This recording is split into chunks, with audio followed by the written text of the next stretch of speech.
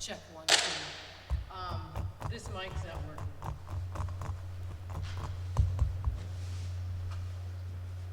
Check. Can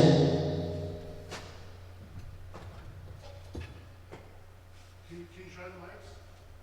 Yeah, they're all working except for. Here, I'll do this one. Check 1, 2. Check 1, 2, 1, 2, 1, 2. Check, check 1, 2. Check 1, 2. Is that on? Check. Is the on-off switch on? Check. What? Is the on-off switch on? I don't think it has one. Hold on.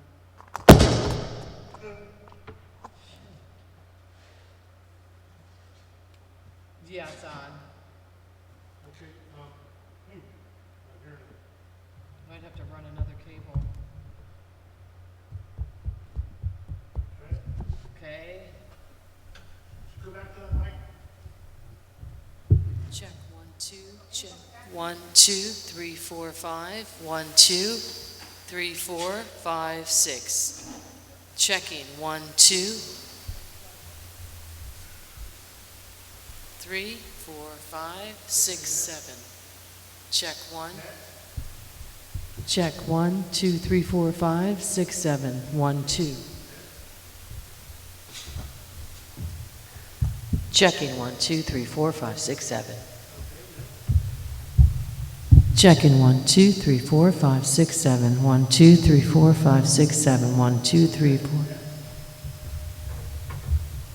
Check 1, 2, 3, 4, 5, 6, 7. 1, 2, 3, 4, 5. Why don't you switch the podium mic and that first mic and let's see if it's the mic. Okay.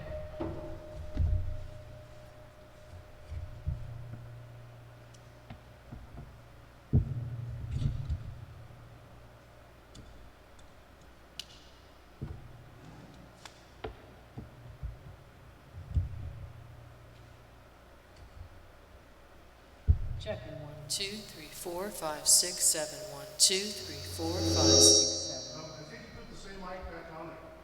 No, I did? Yeah. No, I Try didn't. the podium mic. I didn't. It's a different mic because the tape's in. Try the podium mic. 1, 2, 3, 4. Yeah, you put the same mic back on that stand. This is the mic that was on here because the tape is all the way on it and the tape is halfway off here. But I'll change it.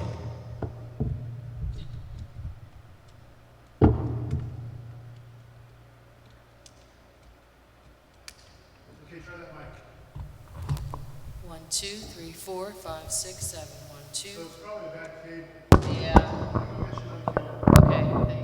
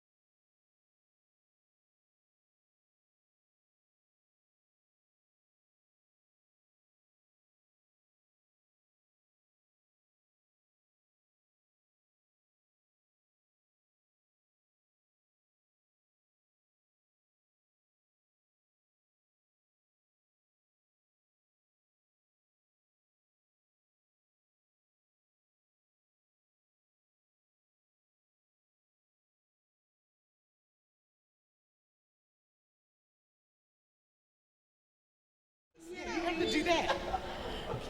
Thank you. You're set. It's just getting me powered up because I could just see my. Oh, is that your stuff? Okay, we're getting ready. Who else is supposed to be here?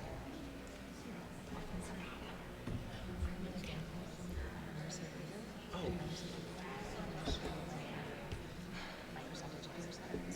Okay, give me the open up, you guys.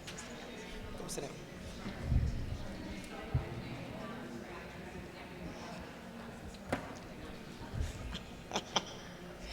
Good morning, everyone. Okay, now listen, this is an educator environment. I used to be a principal, so I have another side. Good morning. All right, okay, everybody say good morning, Dr. Jackie. Okay, thank you so much. Everybody give yourself a hand. You made it, you woke up, you got through. That's a little perky for the morning. It is 10:15 a.m. It is not 8 o'clock. So give yourself a hand for making it through the 405 freeway and some angry people who have other problems. If somebody got mad at you this morning, just understand it was them, it is not you. Okay, nobody's gonna turn our frown, turn our smile upside down. Nobody's gonna do that, right? We're all gonna be happy today. So people are gonna trickle in. So if you look around, you should just be proud that you made it. Okay, so give somebody a high five. And before we get started, you're gonna do better than that. Listen, I learned that whenever you go to a conference, you should meet at least 5 people that you do not know. Now, if you only sit with people you do know, then you left without getting the value of the room, you know? So how many of you brought your cards today? Okay, because this is like a big day. You should have brought your cards. You should have brought your smile. Let me see the smiles. Because some of you are like, It's 10 o'clock, y'all. It's 10:15. We should be perked up by now, right? You should have went to the gym. How many of you had a good breakfast? Okay, good. Okay, very good. We don't need anyone passing out. We don't have any kind of insurance like that. So it's all about getting to know each other. So let's just kind of do that right now. Why don't we stand up and go say hi to someone you do not know? If you have your cards, take your cards with them. Go ahead and pass it out now. It's never too presumptuous to do that. Hi. So I've been working with you for a year. Oh, Yes, we sure. do. Oh, okay. Where's Adam? Adam, Get where up you here, are? Adam. Get over here, Adam. We love a ring light. Oh, a ring light. Oh, should I introduce you to do that? Are you going around to do that? You're more than welcome to Yeah. stay here. Make sure you get your selfies at the ring lights Yeah. throughout the venue. Oh, nice. Okay. The ring light makes it look good. It does. Yeah. Okay, get in What you here. want to do? Oh, should we do a boomerang? What is a Let's boomerang? do Look at my okay. glasses. So boomerang, I'm gonna count to 3. All right. So for boomerang, I'm gonna count to 3. Jack, are you listening? I'm gonna count to 3, and then at 3, you gotta do a motion. Oh, okay. It goes 3, 2, 1. So Oh, does it? after Okay. one, make your Okay, Yeah. very good. Okay, ready? You're gonna touch it. Here we go. Here we go. The official selfie cam. The first panel. The 3, 2, 1. and go. Nice.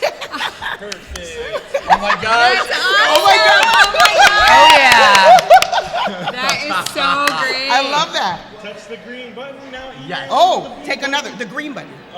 Well, no, let's do that one. Let's Okay. do, because we want it, and then we Okay, want. she's always into she's like, I gotta put that stuff up. That's right. You know, she's You have to business advocate first. for yourself. Advocate for yourself. She's That's a leader. amazing. So you can who hit else the is blue supposed to button be on up top here? and we Just can have us? other Just people us. tap Okay, their good. emails, or you Yeah. can distribute that. That's all. She'll send it. Should I do my that's it. She'll send it Instagram out. link No, too? not yet. Here we go. We can get, those are all formalities for the guests. Everybody, I'm sure will have access to your info. But just for Digital Hollywood to follow you. Right. Oh, flattered. Yeah, I doubt it. My Instagram's not that exciting. You should follow me on Twitter. That's We'll do my. another one, but just Twitter's to, my more professional stuff. You want to type yours in there? Oh, Insta me? is my dogs Okay, yes. and food. Okay, here we go. Add another. Boom. The bottom. Here? Set. Okay. Nice. This is the long selfie stick. Yeah. Actually, holding Shaq it. was using this on Sunday, so Oh. it's 7-footer approved. I need to have that. Where's the .com? I got you. Okay, cool. Do that because I can't take no more. I'm sweating over that. Wait a minute. Okay, and then one more. Where's from Adam's my man name? back there. Let's do it. Adam? Should I send it to Joey just for fun? Hey, don't worry, I'm working. There you go. Hit add another and send it to Joey. Add gold. I like all your stickers. Oh, thanks. Most of them are Did you guys get the chance to hit Complex Con last week? No. No. We're not local, so. Yeah. Okay, you're welcome. I just got here last night. California. Thank you. I know I should have come in a day early. When I saw the weather down here, I was like, I know. I was trying to be a good girl. Yeah, it was beautiful. All right. Social activity for everybody. There's three of them, a floating one, an exhibit hall one. Of these. Okay, great. Can you go around and let people? Yeah. Let's see that email. Take a selfie, you guys. There's a selfie, a big, huge, gigantic selfie stick going around.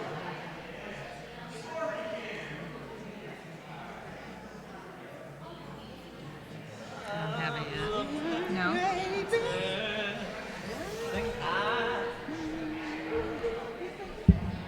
Oh, maybe I shouldn't show the people.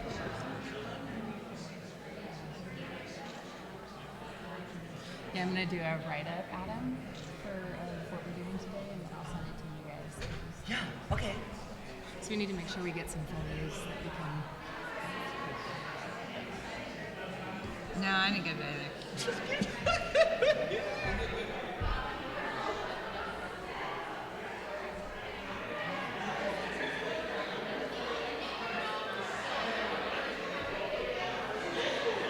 Can you get a better picture of the people?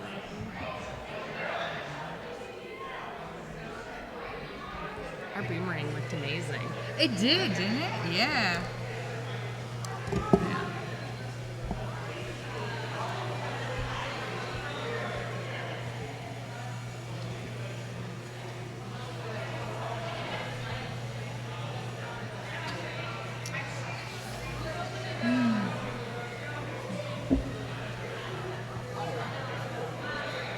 Those lights are bright.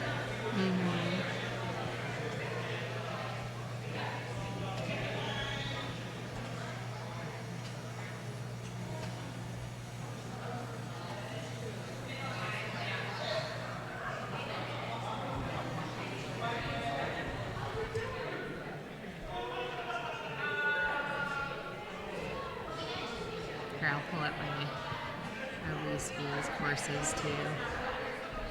Why not?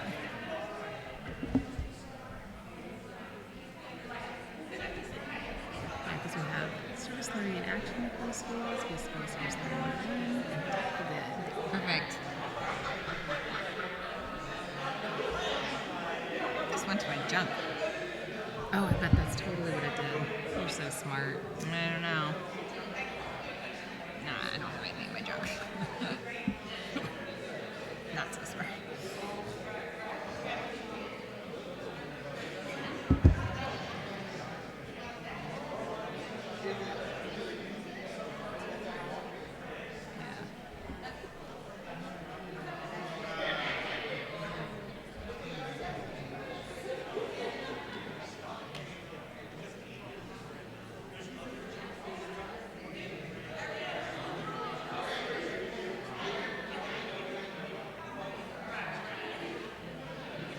Oh, look at Adam.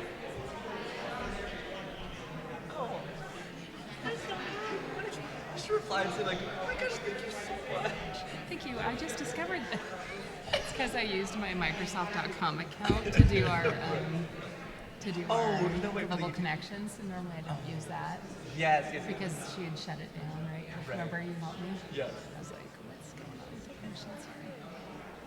That was so much fun. I should show you when you get a chance after this. Okay, we're going to show you. All right. All right. Okay, yes. Oops. But this is what you do when you want people. Yeah, it's good. It's good. Okay, how many of you enjoyed that little moment? Okay, get used to it because this is what you're going to be doing throughout the day. I am Dr. Saylor. That is a good, I didn't know that. That's a good question. Yeah, I am not. They're going to I trade am. places We're in a both- minute. We both trade places. Don't you know? We look alike. Freaky Friday. Okay, everyone. So again, welcome to Digital Hollywood, give yourselves a hand. Now, let me just go ahead and do some quick welcome. First of all, how many of you enjoyed that? Listen, anytime you come to a conference, you have to get to know people. And usually I kind of save that little moment until later, but I think this is something that we're going to be doing all the time. How many of you are educators here? All right, woo! All right, very good. Are you still happy that you're an educator? Yeah. Okay, you have to ask that. That's a follow-up question you have to ask nowadays. Listen, this is the best, I don't know, I don't want to call it an occupation. How many of you know this is really not a job? This is a calling. Everyone can't do it. Everyone can't. You know, they tried. Have you ever met some people who said, I could be a teacher, I could be an educator, and like the first day they left? And like after a month, they're out of there. Listen, everyone can't do it, and it is just an opportunity that Victor Harwood, how many of you heard of Digital Hollywood? I know for many of you, this is the very first time. So I'm going to kind of give you a little bit of a background about it. First of all, you should be highly impressed about all the individuals that are here. So this is like the very first time that educators have been invited into this space. And this is a space that has started over 2 decades ago. So it's like so much that usually I like to speak off the top of my head, but I got to read this because he's out and about. Victor Harwood is the CEO, founder, and president of Digital Hollywood. And he has produced over 200 leading conferences and events for artists, professionals, and top executives around the world. Mr. Harwood is considered a leading authority on the convergence of the entertainment and technology industries, founding and organizing such conferences as where we are today, Digital Hollywood, Media Summit New York, Building Blocks, Advertising 2.0, Digital Hollywood in Europe and London, the Entertainment Global Initiative, Multimedia Expo, Production East at Lincoln Center, and the International Business Space Conference, as well as the New York Writers Conference. That is a lot, isn't it? And he coined the ubiquitous expression, the digital revolution. One of the things that I'm excited about is with all of what I just mentioned, he has now decided since May. How many of you came to the Digital Hollywood dinner in May? If you didn't get a chance to come to that, that was the launch of this. Victor has now decided, and oh my gosh, I see him outside. Oh, he's talking to someone. We gotta get him in here because, oh, he just shut the door.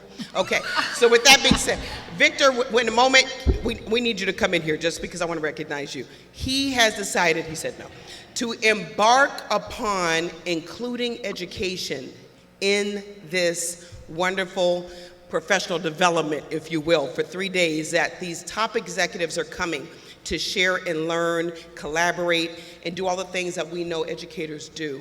And so he called me, and when he called me and I told him I was available, he said, Jackie, let's go and not only be a difference, but let's make a difference.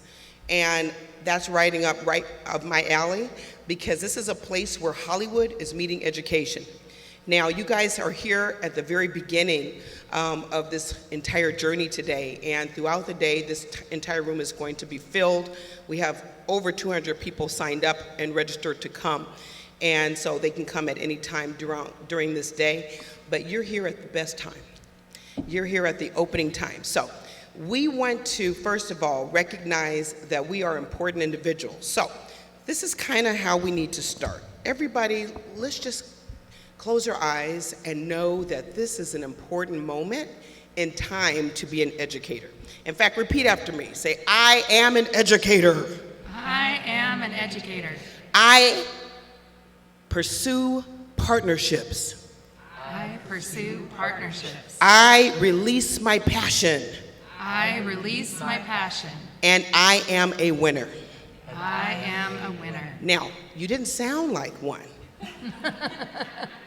But I'm going to tell you right now, our young people are expecting us to come into classrooms and to come in these school buildings and to make changes every single day with passion. And there is no better time, I think, to be an educator than right now, because it is not the same as it was 20 years ago. Am I the oldest person in the room? Listen, when you were my age, you would come into a classroom and you would just sit down and you would be quiet and you would learn. How many of you remember that? Okay. You didn't have a phone. In fact, I just found out on the news this morning that Americans usually look at their phone 52 times a day. So put away your phones. Let's kind of be present today. Let's not allow it to distract us, because what you've done is invest in yourself. You could have been at a school today, you could have been walking your classrooms today, you could have been teaching your class today, but I'm gonna let you know something. There's part of education is when you put some skin in the game and you say, I'm gonna come and be the best I can be so I can pour into those who I am working with. How many of you call students scholars, by the way? Okay, so let me just share a little bit about myself really quickly. I'm Dr. Jackie, and I have been in your shoes, and I will continue to stay in your shoes as an educator. I was a principal for 18 years. Before that, I was a special education teacher. After that, I illegally went and interviewed for a job and became a curriculum specialist. Do not tell anyone, but I did do that. Sometimes you have to just take off work and go interview for something else that you feel you know you need to be. And I said, I know I can be a curriculum specialist. And then that night I had to actually go and learn what curriculum was. After I did that, I just got better. Sometimes you got to jump right in, right? And I found out as being an educator that there was more out there for our scholars than just what we were able to provide. I was in a very tough community. How many of you are in a Title I district, for example? Okay. You're working in some communities that some people just could not survive in. But our scholars there, and that's why I call them scholars, because I believe if you speak to them and you speak life into them, they will rise to that occasion that we call them to be. And so when I was working in a few of these districts that I call kind of challenging, I knew that we needed community partners. And I knew, how many of you know we can't do this work by ourselves? We just can't. It's too hard. It is just too hard. We need some community partners that are going to help celebrate our youth and help us with resources. And so I started reaching out, and do you not know, in the beginning, I was kind of like really bad, so I had like 1 or 2, and then I went back to 0 because those 2 left. And then I looked up and I just continued reaching out and calling businesses and corporations and mom and pop shops and 7-Elevens and Targets. And then I started reaching out to big companies like the William Morris Endeavor Talent Agency. And then I called Sony and Grammy. And I found out all these people really love what we do. And I looked up and I had over 300 community partners. And they all helped me to make an impact in students' lives. And then we did a whole television show when we went around the country called School Pride. You might have heard about it. I don't know if you did. Did you hear about Extreme Home Makeover? You know about that show? Okay, same producers, and we went around the country and remodeled schools free of cost. No cost to school districts. Making changes for schools and just doing big reveals of schools. And so I know it works. And this couldn't have happened today without a partnership. And that partner is Victor Harwood. And then we have some partners who are here today who are great speakers. They are doing great things. I hope they revealed to you some events and activities that they are doing that you might not have heard of. Today we're going to be talking about We Teacher. That is the opening of this. So I congratulate you for being here, because a lot of people, as I said, are fighting traffic, or they're saying, I'm going to come later. And so we know that usually those who come in the beginning really are hungry. So I hope you take this time to develop partners, meet other people you don't know, sit with someone that you do not know, and develop new relationships. And so we have an individual who's going to come up and moderate this first panel. His name is Adam Parker Goldberg, and he wears shorts. Have you seen him? He has on shorts, and he wears shorts. So we met in Canada, and I was like, what you got shorts on for?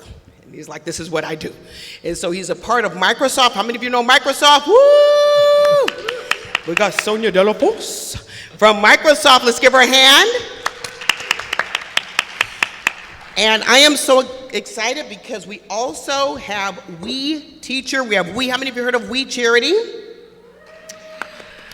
Okay, we got to do better than that. Like, just like pretend we heard of it. Come on. Okay, there you go. Yeah.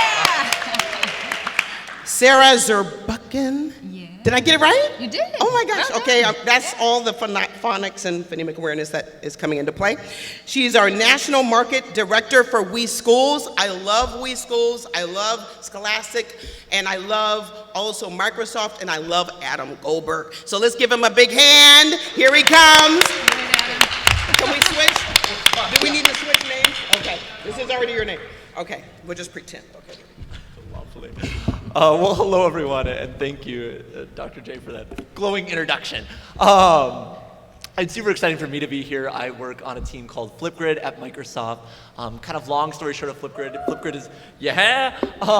is a video discussion platform. We were a startup for about 3 years, and then this past summer, 2018, we were acquired by Microsoft. And Flipgrid's mission so beautifully aligns with everything that Dr. Day stands for and does. It is to empower every individual to share their voice and respect the diverse voices of others. And it also just pairs so nicely with Microsoft to empower every person on the planet, along with We Schools to enable service learning, and not just equipped students with, I was thinking about this last night, that what's so wonderful about We Schools, and we'll get into a little bit more of what that looks like, is that it's not just about volunteering and adding a few hours here and there on top of your curriculum, but really making it a part of who you are as an individual, to be an individual that participates within the community and is an active participant in understanding what that service learning does and means, and how that can not just help others but help yourself. So to start, I wonder if we can kick it off by, do you each want to just say a little bit about yourself and also talk about, well, so Dr. J talked to us, but share a little bit about, your organization. So my name is Sonia De La Fosse. I have been at Microsoft for 5 years, and I manage all of our teacher engagement programs, which I have the best job in the world. Yes.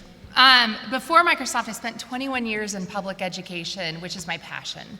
I worked in 3 different school districts as a teacher, as a professional development specialist, as an assistant principal, and finally a technology coordinator. And the scholars that come to us with all of those other issues going on in their life are, when I was an assistant principal, there was probably 5 kids a day I want to just take home with me and love to death.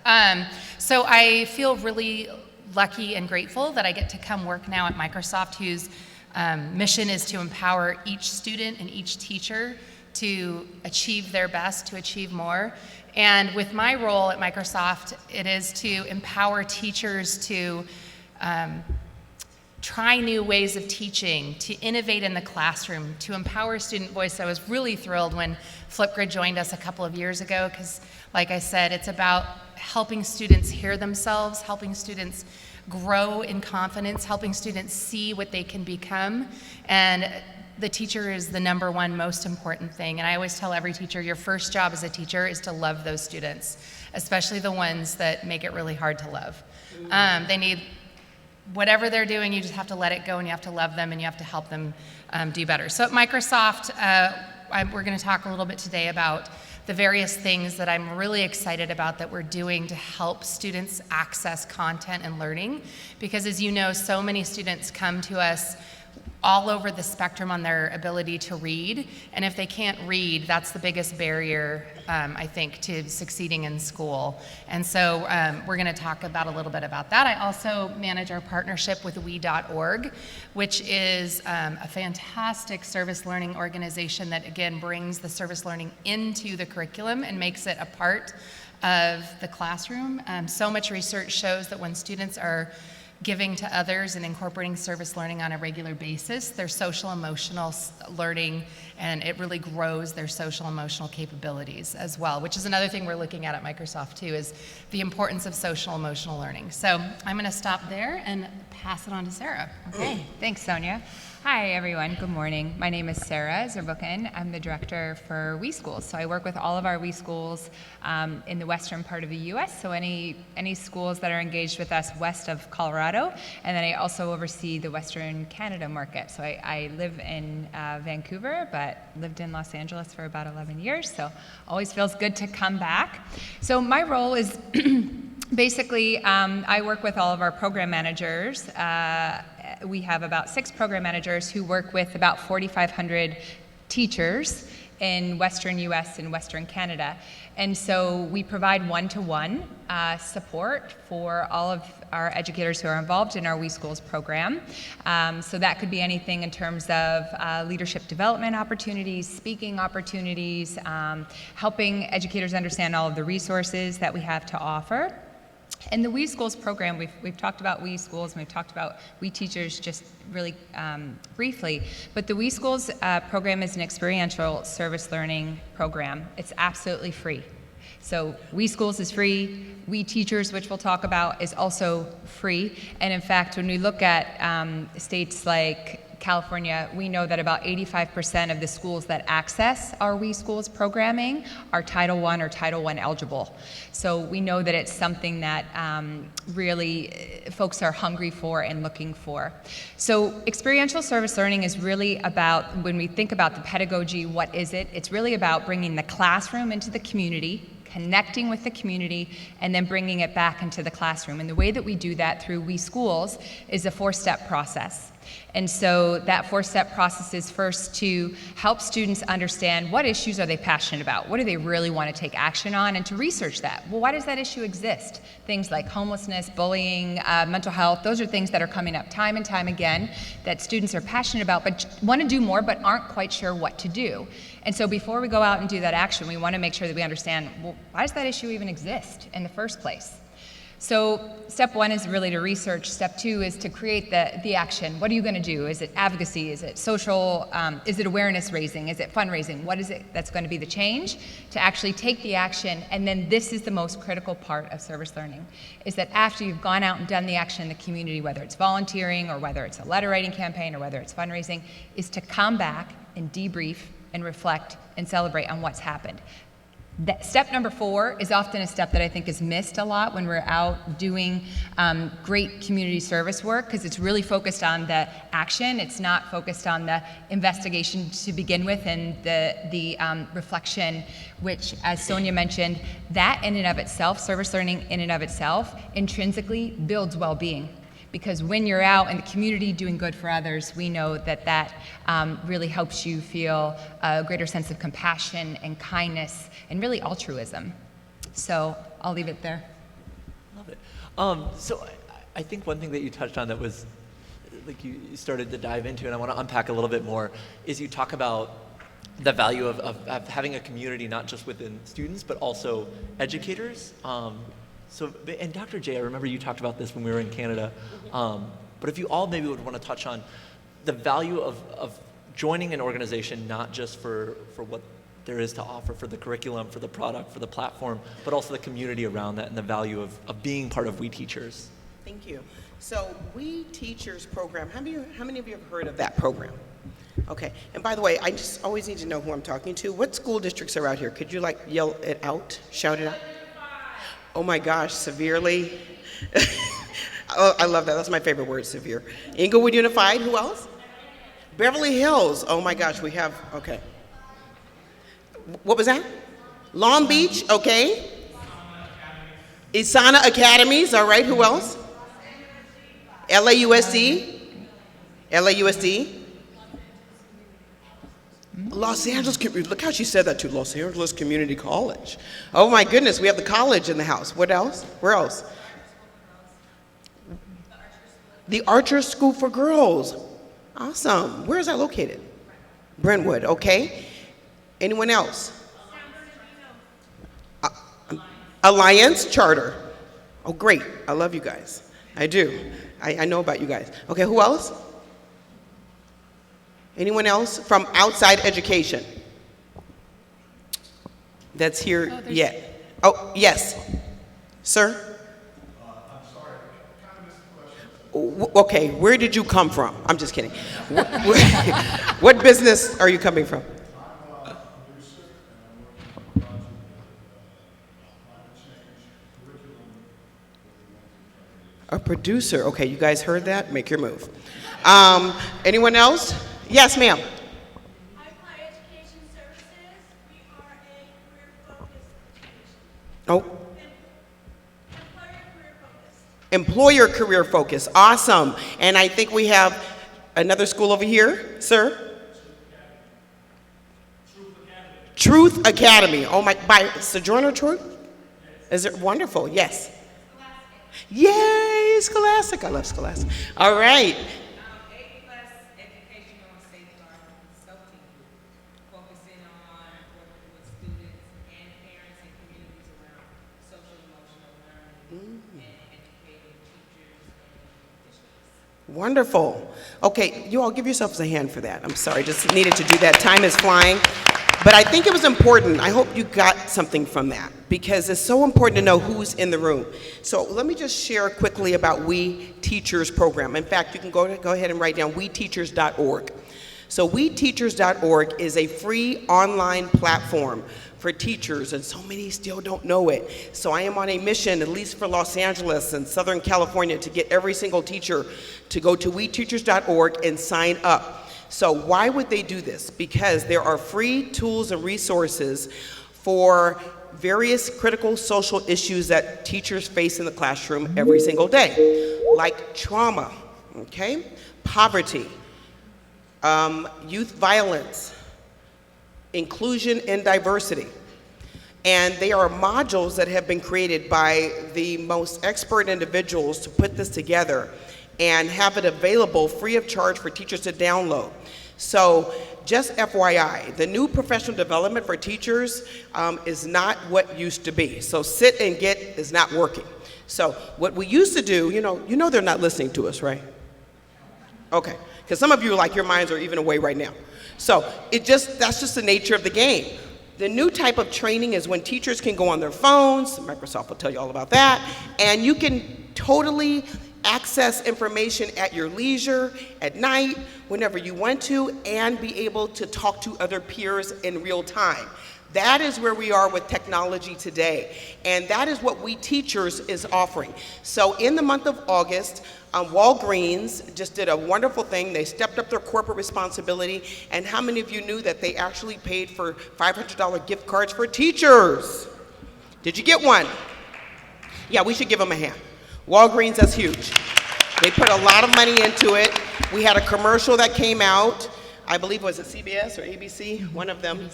But I'm the ambassador of that program for this state. And I am excited because this is something that teachers have needed. How many of you know, we just don't come out of college knowing this stuff. You have to continuously be trained, and we have less and less counselors, we have less and less nurses, we have less and less support in schools. And so teachers are parents oftentimes. How many of you know that? Your sisters, your brothers, your uncles, you are counselors, you're therapists, you know, you're just everything. And so, but yet you don't have that, we don't always have all of that expertise and knowledge. Well, this is where you can go and gather it. So tell every teacher you know to get on weteachers.org, sign up, or they can call me, I have my card, and we'll get you signed up today or any day, because they should know about it, and this is the only way they'll know about it if we share it. So I'm a big advocate for it because we're learning. So I would like, can I be the moderator right now? Okay, I'm sorry, I just turned into your job. Okay, I don't even know why she hired Adam. Sonia Delafosse, go into that, about that. So the other thing that I know to be true, and this is one of the reasons I love my job at Microsoft, is teaching can feel very lonely, even though you're in a school with a bunch of other teachers. You're like, I remember being in my classroom, and maybe the one time I get to interact with other adults during the day was at lunch, in which half the time my colleagues would be complaining about everything under the sun and kind of dragging me down, or there'd be staff meetings. And it was when I found actually Microsoft's teacher community in 2010 that I discovered a huge community of passionate, innovative teachers that were positive, that were forward-thinking, that were willing to try anything to make it work with kids. And I suddenly built my network to the US and even beyond.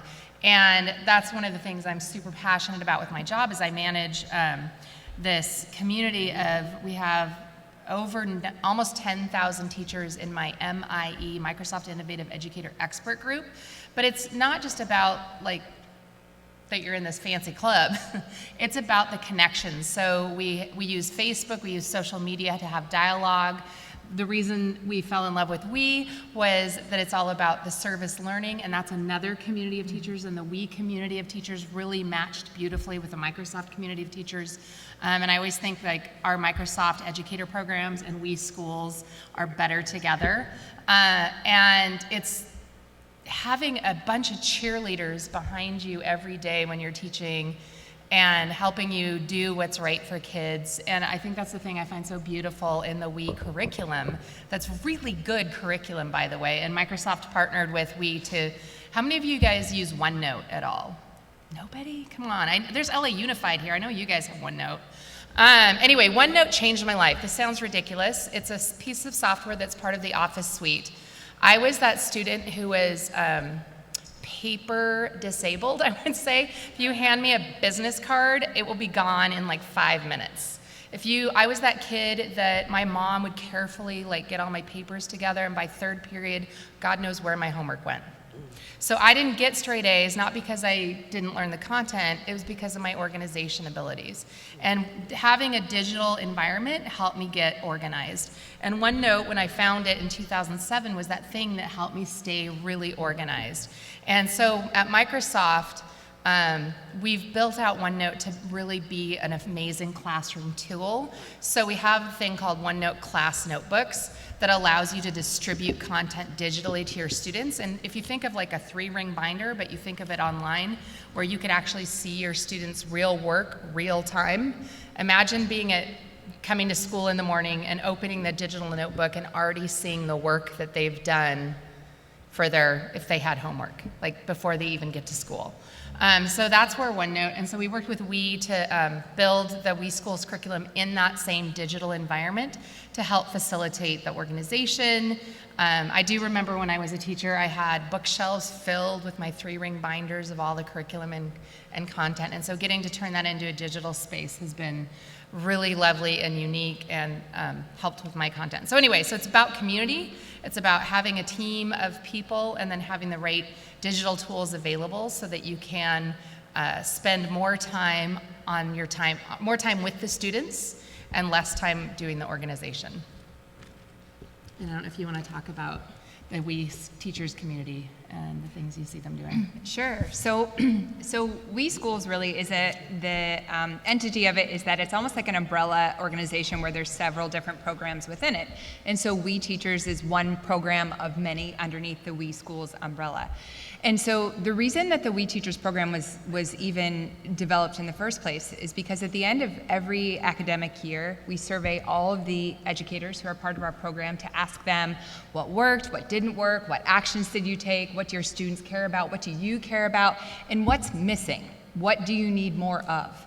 And for the past 2 years, the number one piece of feedback when we said, what do you need more of, was we want more resources, we want more training, we want more support when it comes to social and emotional learning, and even more important, how do we respond to really critical social issues? So how do we, if there's a shooting in our school or in our community, show up the next day in our classroom and help to support the kids within our classroom and the overall school community. And so within that, the We Teachers program was built. So there's 4 aspects of it. There's online training, there's the online community that Sonia was talking about, which we know is so critical. There are two different incredible resources that are currently available through We Teachers, and I have hard copies of them if you'd like to see them after. But the first is a foundational module that's really focused on trauma-informed classrooms. And so that means it describes what is trauma, what do you do if you suspect a student is experiencing trauma, what questions do you ask, how do you navigate that? And then also, just importantly, from the educator's perspective, we know that stress and fatigue and compassion fatigue is real in this field. We know it's real. So there's also information about how do you take care of yourselves? what type of resources are out there for you that are free and that are easy and that are accessible. And so that is another free component of this program. And then the final component of our program, which we just are so excited about, is our We Teachers Award, which is this $500 gift card to Walgreens. And it's through a nomination process. So if you are an educator, you can nominate yourself, you can nominate a fellow educator. If you're not an educator, nominate an educator, because we know that these gift cards, the amount of nominations we've received thus far and what some of the stories that we're hearing of what's been happening in classrooms and how educators really need some more resources to make a difference, especially when we know that educators on average spend more than $500 of their own money every year on school resources for their classroom. We know these gift cards are a game changer. Okay, and so before you say that, by the way, everyone, everything that's going to be told to you today is free. Yeah. Okay, because we know you have no money. So.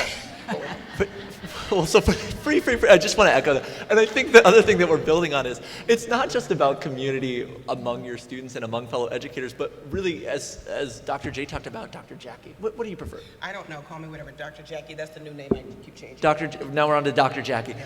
But what she talked about is the sense of community, and not just among fellow educators, but with one another. And I think what's so cool about all of us on this panel, and what Sonia was talking about, is we love working with We Schools as Microsoft, because we've onboarded We Schools curriculum into OneNote. And likewise, we're, as Flipgrid within Microsoft, bringing We curriculum into Flipgrid. And so it's all these tools that we're listening not just to one another and thinking of how we can work with one another, but listening to all of you and listening for your feedback to build out the programs and figure out what we can do to better enable you to empower your scholars. And so with that, free, Yeah. with free in mind, Sonia has some stuff. Do you want to just jump into it? So how many of you guys have students in your classroom that struggle with reading? Anyone? Yeah. Right? Even high schoolers, there's high school students that are still at that first grade reading ability. And, you know, these are lovely and fantastic and amazing. But if you have a student that is struggling with reading, it makes it really hard for them to access the learning. So can someone do me a favor and pull the piece of tissue off of there we go. Let's see, there we go. Okay, so I'm going to show you a tool that we at Microsoft have been doing. This is a completely free tool. It's built into free Office 365. So if you guys have Word online, PowerPoint online, what most people don't realize is Microsoft Office 365, this is Word. It looks like regular Word, but this is just a web browser. And in our View tool, there is, right here, I'm in the View menu, we have something called the Immersive Reader. And the Immersive Reader was built a few years ago in a hackathon when some researchers, dyslexic researchers, partnered with our engineers to say, what is it that dyslexic readers, like what's getting in their way of being able to access the text? And so they built this tool called the Immersive Reader, and now it's actually built into Flipgrid, it's built into PowerPoint, it's built into Outlook, and it's even built into a lot of partner content as well. So the beautiful thing is it's in the hand of the student. So if I'm a student and I'm on my Word document, I can click Immersive Reader, and it goes into this very different look that removes distractions. As a student, let's say I can't even read. The study of Earth's landforms is called physical geography. It will read for you. So if you have students that can't even read, but you have text, you can get it into Word or OneNote or PowerPoint, and now the students can have it read for them. As a physical student, geography. I also can go in, and this was all through dyslexic researchers. I can adjust my text size.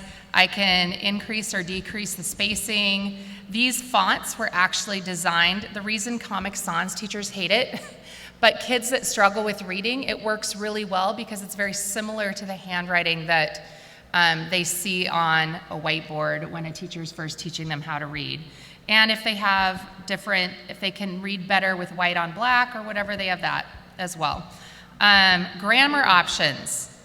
Let's say syllabizing is also really good. So it'll break things into syllables for the kids. Let's say you're working on parts of speech. I can highlight the nouns. I can highlight the verbs, but what if I am colorblind? Don't worry, we've got labels. Let's say I don't like purple, that's okay. You can change the color yourself. So it's all meant to be in the hands of the learners to adjust. And then the last piece is line focus. I can go to one line. Oh, I think it's because I'm on increased spacing. I can go to 3 lines. Wow. I can turn on Picture Dictionary, which is, if I click a word, I get a little picture, and I can even hear that. And then the best thing, how many of you have Earths. students that English is not their first language? I sure did, every year. So what's amazing is it also translates. So let's say you have a student that just got here from Mexico. You can actually go into, look at all these different languages. I'm gonna go ahead to Mexican Spanish, and I can either translate by word. Las formas. Tierra. Or I can actually translate the entire document, and now your students that speak 0 English, if you can get the text into Word or OneNote, and by the way, there's a free app called Office Lens for a phone. Office Lens, look it up. If you snap a picture using Office Lens, you can send it right into OneNote. Or if students have the Office Lens app, they can snap a picture and they get the immersive reader built in. So suddenly students now are able to access content and learning, and so when we partnered with to have the curriculum available digitally, Immersive Reader is now part of a tool that's available to the students for accessing the content. And as you can see, it translates into tons of different languages, and will even read really well in many of them. El estudio de las formas terrestres de la Tierra se llama geografía. In the correct pronunciation, it doesn't sound like Like me. like it used to. So AI has done wonders for things like this. So it also, by the way, exists in, let's see if I can find the right one,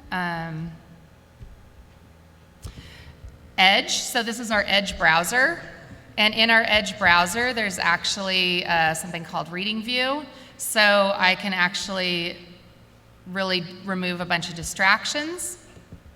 And in our Edge browser, I'll go back, there's actually Read Aloud is built in. Student News Daily. ARC. So if you use the Edge browser and your students use the Edge browser, they can actually, there's built-in Read Aloud built into that as well.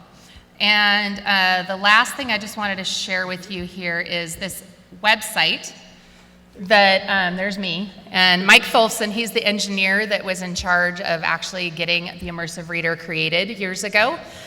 We decided, I did this up in Canada, where I met Jackie, and I had all the teachers coming up to me going, how do I get Immersive Reader? And I realized I couldn't just hand them something to say, here is all the research. So I went home from Canada, and Mike and I banged this out in like 3 hours.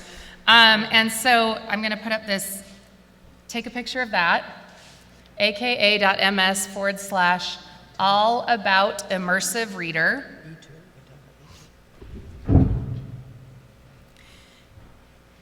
And that will take you to that page. You guys all grab that? I know. Okay, so I'm gonna show you this page really fast. So this is a 15-minute demo. So what I just showed you is just a little smidge. This is me and Mike really digging into all the pieces of Immersive Reader. It actually even reads math. I was a math teacher. It reads like equations and other things as well. If you want to get this as a PDF, this whole page is as a PDF, so if your people like to have something printed, there it is printed. Also, this is a great interactive demo where it says try this out yourself. So if you don't have Office 365 for education, it's built into the education version of Office 365. There's an interactive demo you can try out. It explains what it all does. It explains where it's available. It's in tons of tools. And in fact, tons of our partners, Canvas, I believe, if you have the LMS Canvas, I think just added Immersive Reader as part of the Canvas LMS. So a lot of our other partners now are starting to include Immersive Reader because we're giving it away to anybody because we know that it's really important that students have a way to access content. Here's all the resources. We have a free course on dyslexia awareness that we also partnership with the organization Made by Dyslexia. And case studies and examples. So if you want to have the research behind why this is good, that's on this page as well. So I wanted to show you that. And all of this lives in a free site that we've been working on for the last 5 years called the Microsoft Educator Center. It's hundreds of hours of free content and learning for teachers. So if you go to education.microsoft.com, 100% free. If you don't know anything about WeSchools, we have courses on how to start incorporating WeSchools into your classroom. We have courses on Immersive Reader. We have courses on using the recording in PowerPoint to do a flipped classroom, all kinds of things. So I'm going to type that up here as well. And then I'm going to shut my mouth because we are at time. It is, yeah, another big event we have. I'm going to go education.microsoft. Oops. So that's free online learning for all of you out there and all of your colleagues is education.microsoft.com. And my MIE expert community, we have a big event coming up in March called the Education Exchange. We do it in a different city every year. This year it's going to be in Sydney. The fabulous Dr. Jackie is going to be our opening keynote to inspire the teachers. Adam and the Flipgrid team will be there. And so when you go to education.microsoft.com, look for my Microsoft Innovative Educator program. It's, again, just like the We Teacher program, a great way to get connected to teachers, not just in the US, but globally. Thank you so much. All right, we are at time, but no one can close a room like Dr. J, so I'm going to throw it over to her. Dr. J, so this is the first session of the first day. Right. What can we look forward to today at Digital Hollywood? What should we be on the lookout for? What's in store? Okay, today is a great day. Everybody look at somebody and say it's a great day. Oh my God, look around. Look how many people are still trickling in. Some of you are saying, Dr. J, it's totally too early for you to be talking that loud. So, I'm gonna break it down just a second. We are totally over time. You know, when you start talking great stuff like this, it just goes over time. So I've been, we have police in the room in the back telling me, we got to wrap it up. And she's a very nice police, but she's a police nonetheless. So what we're going to do is wrap this up. Please give everyone else besides me a big round of applause. Get to know them, get their information. Was that information not important? That was critical. Okay, so come back. All day is networking. You should have brought your cards. You should have brought your smile. Make it happen today. Okay, or come back tomorrow, or come back the next day. All right, so we have a next great presentation that is going to happen in the next 3 minutes. And it is called Social Media and Social Change, Developing Ideas and Movements for a More Just World, Exploring the Possible. So please stick around. This is gonna be a day of adventure. Get ready for the ride. Thank you, everybody.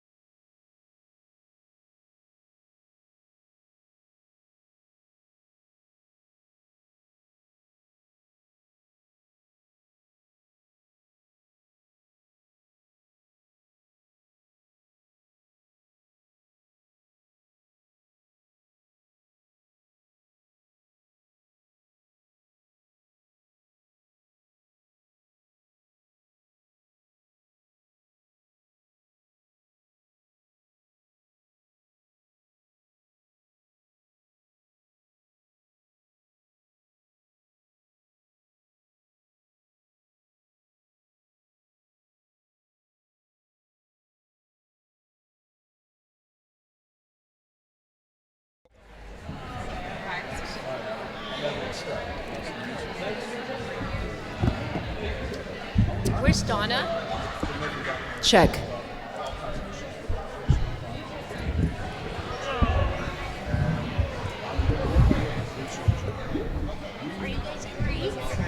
We're so good. You're gonna be great. We're excited. I'm gonna put Donna here. So. Okay, everybody, let's give ourselves a hand. One down. Okay, listen, as this thing happens, let me just kind of share with you. I'm never gonna like calm down. So I'll just go ahead and tell you, it's gonna like get more exciting. So if you wanna stick with me, just like get excited because you're an educator, and you know who agrees with us about all of this is the late great Dr. Nelson Mandela. You know what he said? He said, listen, I never lose. I only win or I learn. Isn't that powerful? I either win or I learn. And so look at somebody and tell them you are a winner. You are a winner. Now look at somebody and say you're sitting next to a winner. You're sitting next to a winner. In fact, just go ahead and reach your hand out there and say, if you want to know what winning feels like, touch me. Because I am a winner. And I don't do anything but win. In fact, I cannot lose because the students are depending on me. The parents are depending on me. Look at somebody. Tell them the community is depending on you. Okay, listen. Okay, I'm the only one excited. Okay, with that being said, I don't know. I'm just so excited to be in education today, more than yesterday, more than last year or 10 years ago. We are teaching phenomenal leaders, young people who are change makers, and they think they can run the world. But you know, listen, that's who's coming into your classrooms today. And so today we're going to be talking about women. Are there any women in the room? Come on, women. Okay, men, do not get jealous. It's just what we do. And I am so excited because we have a great woman here. She's gorgeous. She has on a pink blouse. Okay, she's somewhere around. Oh, there you are. She's right here. Her name is Nancy Yoon, and she is an actress, TV host, Asian American influencer, community leader, and diversity advocate. She is also the founder of Asians in LA. If you have not heard about Asians in LA, I am still trying to figure out why I'm not a member. It may be obvious, but somehow everyone can join, she says. This is a social, let me explain what it is. I cannot just say it out of my head because it is so important. I'm going to read it. It is a social network of Asian American influencers for good.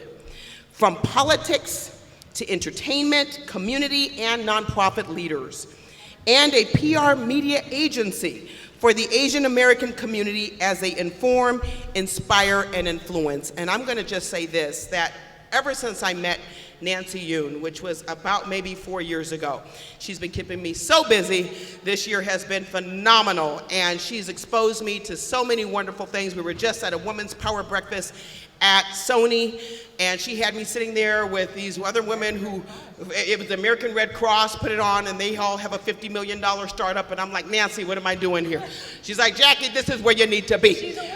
Okay, because I'm a winner, even though I don't have 50 million. So, with that being said, let's give Nancy Yoon a big round of applause. Woo! She's gonna take it from there.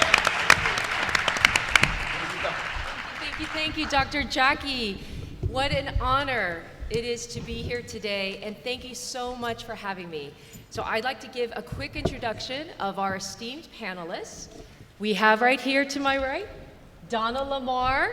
She is the Global Executive Creative Director of Twitter. Let's give her a round of applause. Lena Renzina. She is the leader for Creators for Good for the Ad Council. Shane Redsar, the Director of Content and Strategy at Tiny Horse. And Mark Berkman, he's the Executive Director, Organization for Social Media Safety.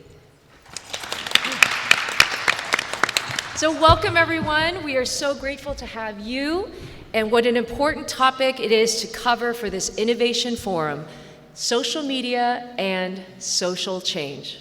So we really have the who's who and the authorities of social media safety, and how we can affect social change on our panel today. What an absolutely important topic it is with everything that's happening to us right now in America and in the world. The power of social media, as I like to say, for social change, the impact of just a few words, or now just like 280 characters, can now push causes and they can start global movements through the power of social media. And with that comes the accountability of how we manage safety and responsibility in this new technology frontier, and how we can use the power of celebrities and influencers, right? Whether it be to launch TV shows or brands or PSA campaigns, as well as one of the nation's preeminent authority of PSAs, the Ad Council. We're going to be able to cover all these topics today due to our amazing panelists. All right. Social movements is the ability to change minds by building a community or share meaningful stories, and has created an interconnected and collaborative world that has created this kind of new hashtag or social activism. Sometimes it's called internet or media activism, right? There's 3 categories: awareness and advocacy, organization and mobilization, and action reaction. So I want to start our panel with some of the most influential hashtags that surround social causes today. And I want you in the audience to think about how it's affected you as we delve into this topic. Are you guys ready? All right, here we go. Hashtag Women's March. Hashtag Me Too. Hashtag Black Lives Matter. Hashtag ALS Ice Bucket Challenge. Hashtag MAGA. Hashtag climate strike. So Donna, as the new global executive creator of Twitter, can you believe she's here, you guys? And coming back to Twitter recently, you are known for crafting the voice of Twitter. And coming from an agency background, you're now in charge of shaping the brand of Twitter. So what exactly do you do, and how do you shape the brand of Twitter, and what are some of your roles and responsibilities as the new Executive Creative Director of Twitter? Well, it's a really long list of things, but really primarily what I'm meant to be doing is everybody uses Twitter. I say everybody because there's a huge amount of people on Twitter, so I'm just speaking in generalities. But lots of brands use Twitter, lots of people use Twitter to get their message out. But how often do you know if the communication that you're receiving is actually from Twitter? Twitter's a tool, everybody uses it. So it's my job and my responsibility right now to sort of craft the tone of voice and the image and the feeling of Twitter the brand, so that you understand when Twitter is taking a stand on something, or Twitter has something to say, or Twitter is highlighting the voices on the platform. It's rare for a company to be around as long as Twitter has and not become like a brand through the crafting of a brand voice. But Twitter doesn't want to advertise itself. I mean, Twitter itself is not advertising. It really is a platform. So I'm here to help shape the platform and the voices on the platform. Great. So Twitter is what is happening in the world and what people are talking about right now. When it happens on Twitter. Over 320 million monthly active users. Twitter is one of the modes of communication that we use today, and most impactful when it comes to mobilizing, creating movements. So please share some examples how Twitter as a platform has impacted our world, whether it's culturally, politically, socially, and how it worked. Twitter's impacted the world in all of those, socially, all of it, right? So before social media, before there was an opportunity for anyone to basically say what they want and react in instant real time, what did we have to do? We relied on the press, we relied on having to wait for information to come to us hours after an event, or we had to wait to post or to actually relay information to other people. We now live in a world where there's instant and open access to communication and to community. That's the other thing. It has allowed access to communities that we didn't have access to. So, I mean, yes, I think Twitter as a social platform, for me, it's like it's social media, but it's social media in the fact that it allows access to basically any community, any thought, any interest, any person, kind of anything that you want. So I think that's a huge, and it's global. Yes. So, I mean, that we haven't lived in that world for a very long time. I mean, there are other social media platforms that do the same thing, but Twitter offers you the ability to have a conversation and to shape the conversation that is being had. So Mark, unfortunately, with the amazing power and influence of social media, we have to also confront some negative and often threatening aspects of the cyber world. So tell us a little bit about the dark side of social media and what your organization is working on to help police the online world. Of course. So first of all, thank you all for coming to this important conversation, and thank you for having me here.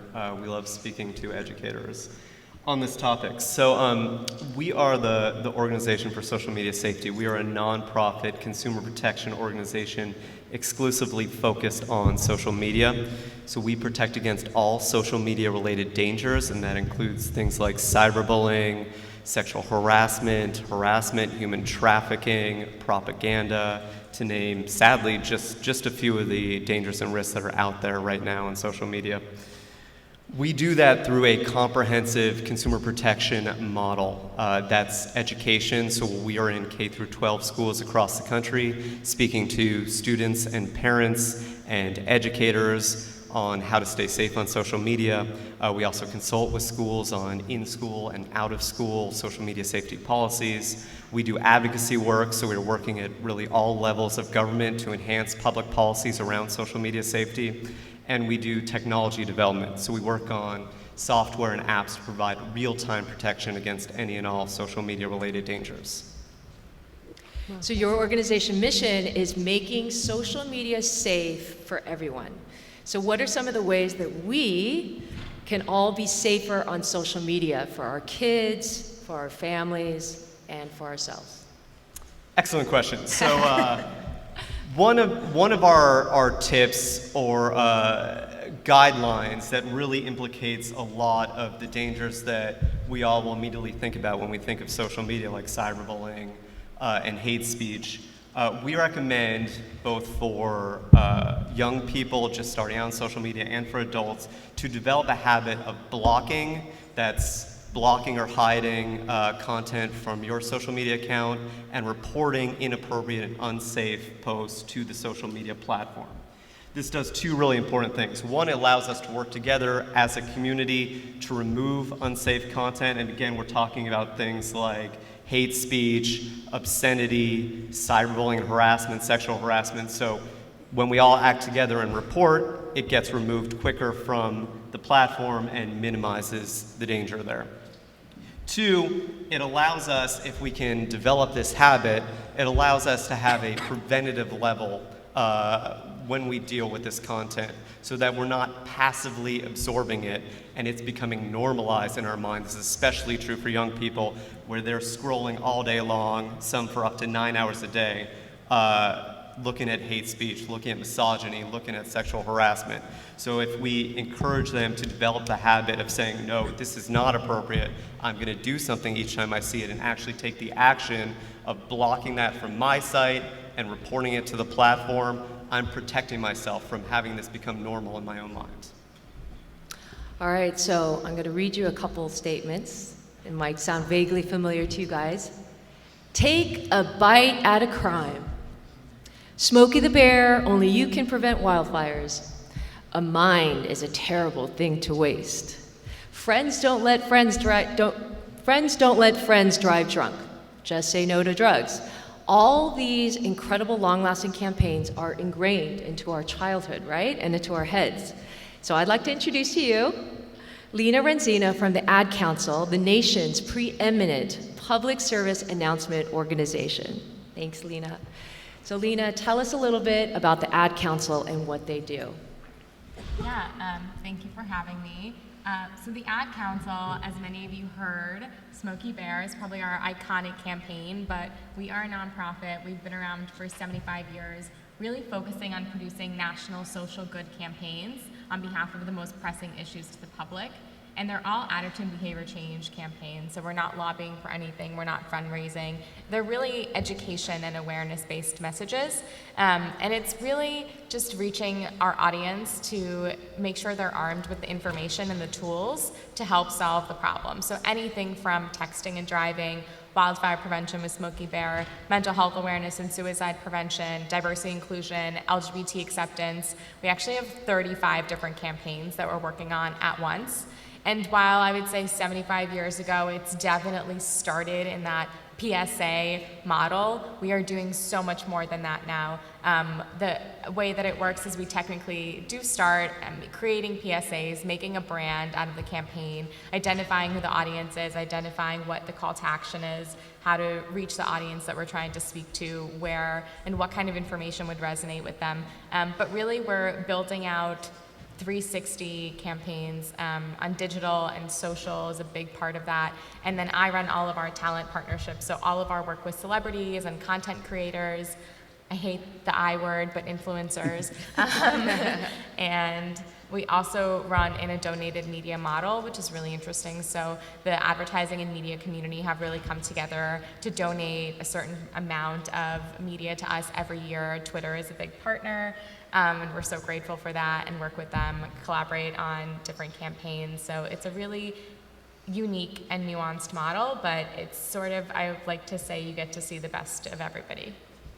So if you look at the Ad Council website and you look at who's on the board of directors and the agencies they work with and the media companies, I mean, these are the who's who of our community and leaders. And how do you kind of pick these initiatives?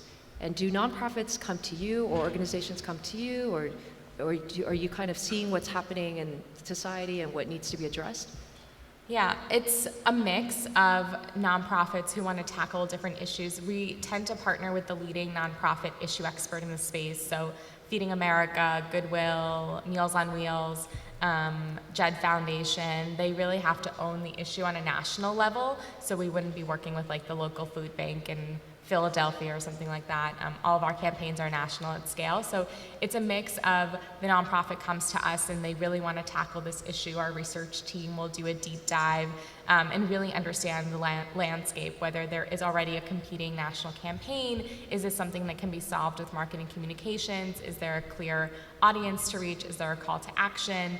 Really sort of checks these boxes to make sure that we can take on the campaign.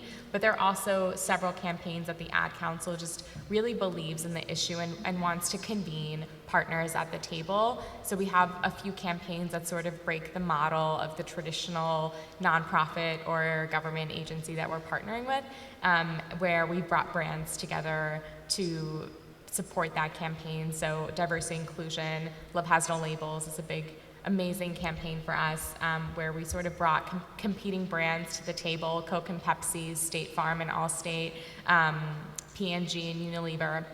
And they, like we said, they are putting aside their differences to really come together on the campaign.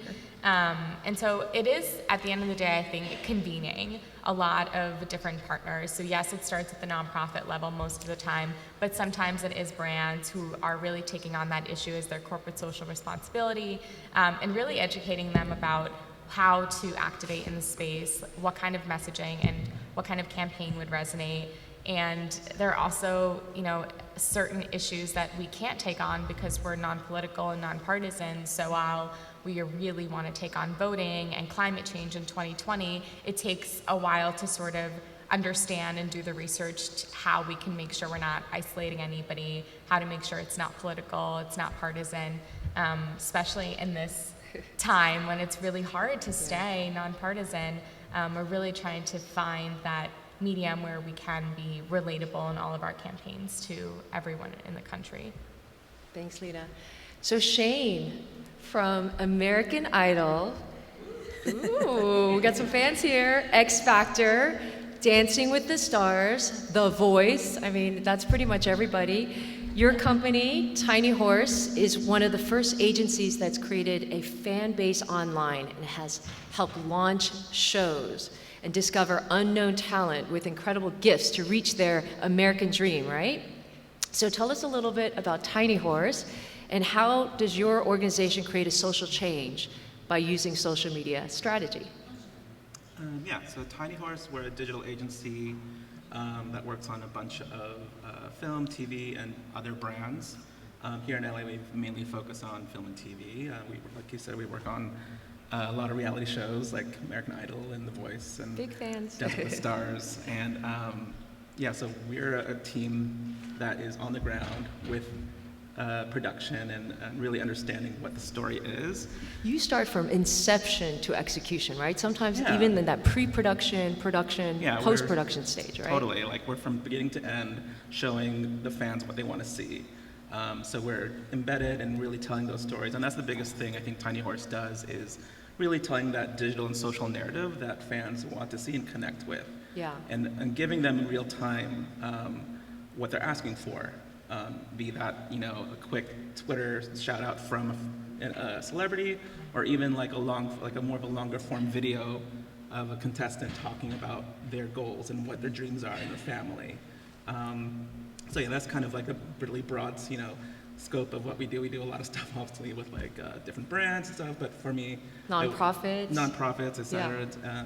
I work with mainly entertainment stuff, and it's been pretty fun trying to connect with, I guess billions of people across the world. And you do a lot of traveling too. Yeah. So I was going to ask you, how do you utilize Twitter for your organization? I mean, it's such a huge tool for you guys when you use call-in votes or live TV or you're working with influencers. Sure, yeah. Well, with reality shows and live television, Twitter is the most active and real-time platform. Yeah. So a lot of times, for instance, The Voice, we did actual live tweeting for voting for people to vote for their favorites. And we, organized Twitter campaigns for each contestant to ensure everyone had a chance. But really activating the fan bases and telling those stories and being able to have their voices heard and actually change the narrative of the story on television itself. Yeah. Which is great. People really connect to that. Can you tell us a specific campaign that worked? I mean, there's Sure. so many, right? We are living with Kelly Clarkson. She's just a perfect example. Yeah, I mean, The Voice, for sure, like, if we had, every season we had a Twitter vote on The Voice. On The Voice, we had, every season you had 5 minutes to tweet out who you wanted to win, to go forward on the next episode. And that really, launched a lot of careers and just really gathered a lot of fans into one place to really tweet out who you want to win. We also did a lot of stuff recently on Love Island. We talked to fans as of five episodes a week. We had to talk to the fans as the shows were going on. It was almost a real live show. It was kind of crazy. So connecting. We're watching it. Yeah, so 5 episodes a week. We were talking to fans online, on Twitter, on Instagram, on Facebook, just really understanding. The main thing is the language and the vernacular of each platform. Yeah. And speaking to those fans directly. Right. So they really have a say. Yeah. So Donna, how is it for you this time? She's recently come back as the creative director of Vice Media. Are you guys familiar with Vice Media? You've seen on HBO? So Vice started as a local culture magazine, and it's grown to a US $5.7 billion multi-platform global media enterprise that's known as the edgy, fearless media company, and it's also known as the voice of the millennials and the Gen Y and Gen Z generations. So coming back to Twitter, what are some of your goals for Twitter's initiatives this year, and things that you've learned from Vice, and things that have happened this year? So much has happened, right, with social media, social causes, things that you may try differently coming back from Vice. Okay, that's a two-parter, I think. Okay. So, what was interesting for me at Vice, because at my heart I'm a storyteller. That's really what I do. I enjoy telling stories. I enjoy hearing them. And I'm very invested in people because that's where all the stories come from. And at Vice, it was really cool because I had the opportunity to work in culture. Like my entire career has been rooted in culture, in popular culture. So I worked at a traditional advertising agency for many years. I worked on Nike, I've worked on Coke, I've worked on, just about any major brand. I've worked on that brand in a particular or specific way. But I'd never been able, or I'd never at the time had the opportunity to work in a publishing company that was literally started as a magazine that catered to the people that the brands were trying to reach. And they catered to those people by actually hiring the people to actually communicate and tell the stories. And the way that those stories came back were real and authentic and so good. Powerful, right? And so I was like, and Vice was on my top 5 places to work. And Twitter was too. So I was at Twitter, and then I got a call, just an unexpected call. I went to Vice for a year because of what I just said, and it's just something that I wanted to experience. And I did, and it was awesome. Like, it was enlightening, and it reaffirmed a lot of things that I knew about pop culture and how we communicate. But then Twitter called me, and they were like, would you like to come back? And I was like, yes, of course. She's that good, you guys. She's being humble right now. This lady's a rock star. Go check out her site. I'd love to come back because Twitter is a platform that you can take, that I can take personally, all of the information and knowledge that I have from a career, and put that all into one platform, one brand that espouses my values. So, I mean, that's really why I'm back. I'm able to work in a place that espouses my values.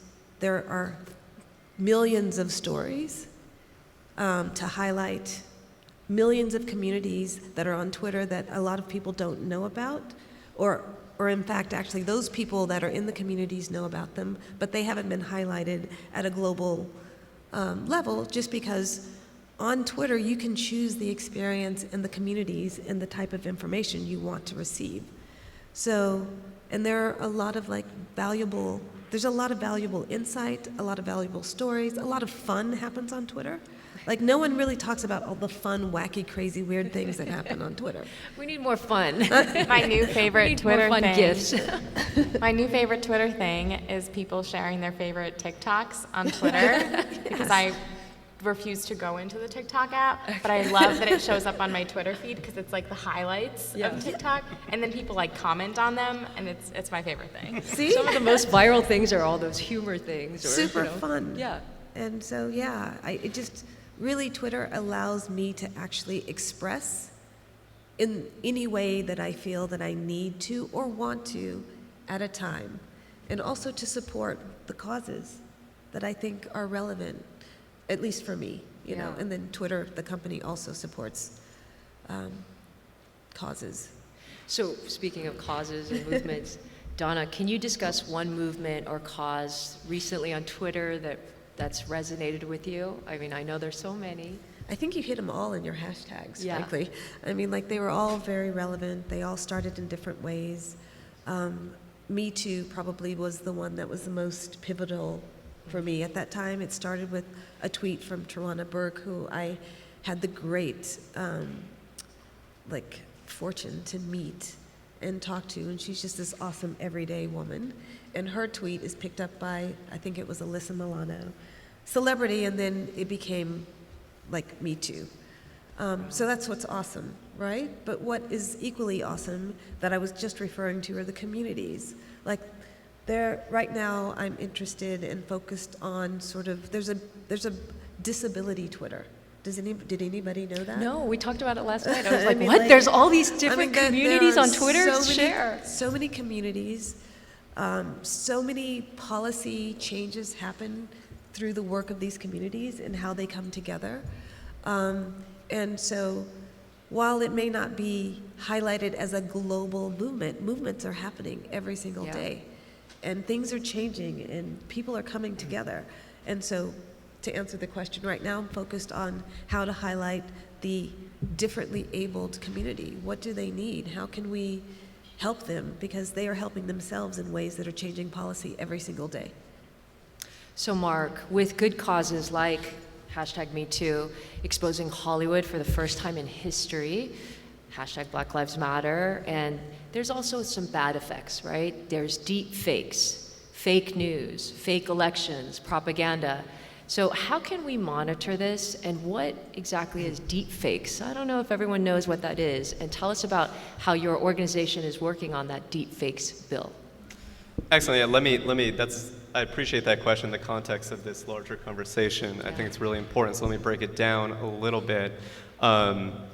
When we talk about movements and change, we have to recognize that not all movements are good and not all change is good. So to get absurdly simplistic about it, or ridiculously simplistic about it, we could say that there are really three types of movements and change we're talking about here. There's the good kinds, where we have the ALS Ice Bucket Challenge, creating awareness and raising funds for important research. And then we have movements where there's not really consensus around the movement. So probably the most well-known example, you have pro-choice, pro-life, that probably splits people in this room.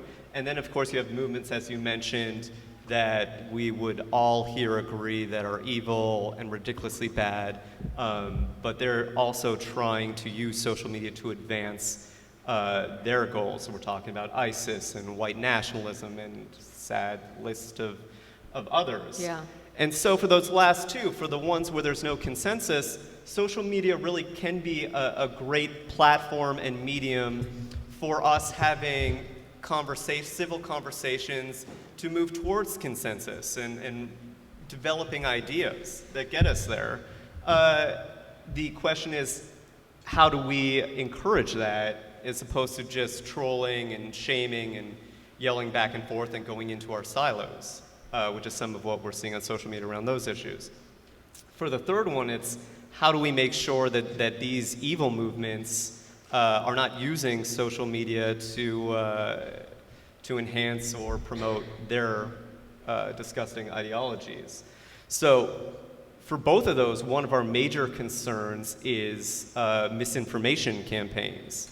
You can see misinformation campaigns around that non-consensus level, that they can unfairly or improperly move the public, and it's not based on rational conversation.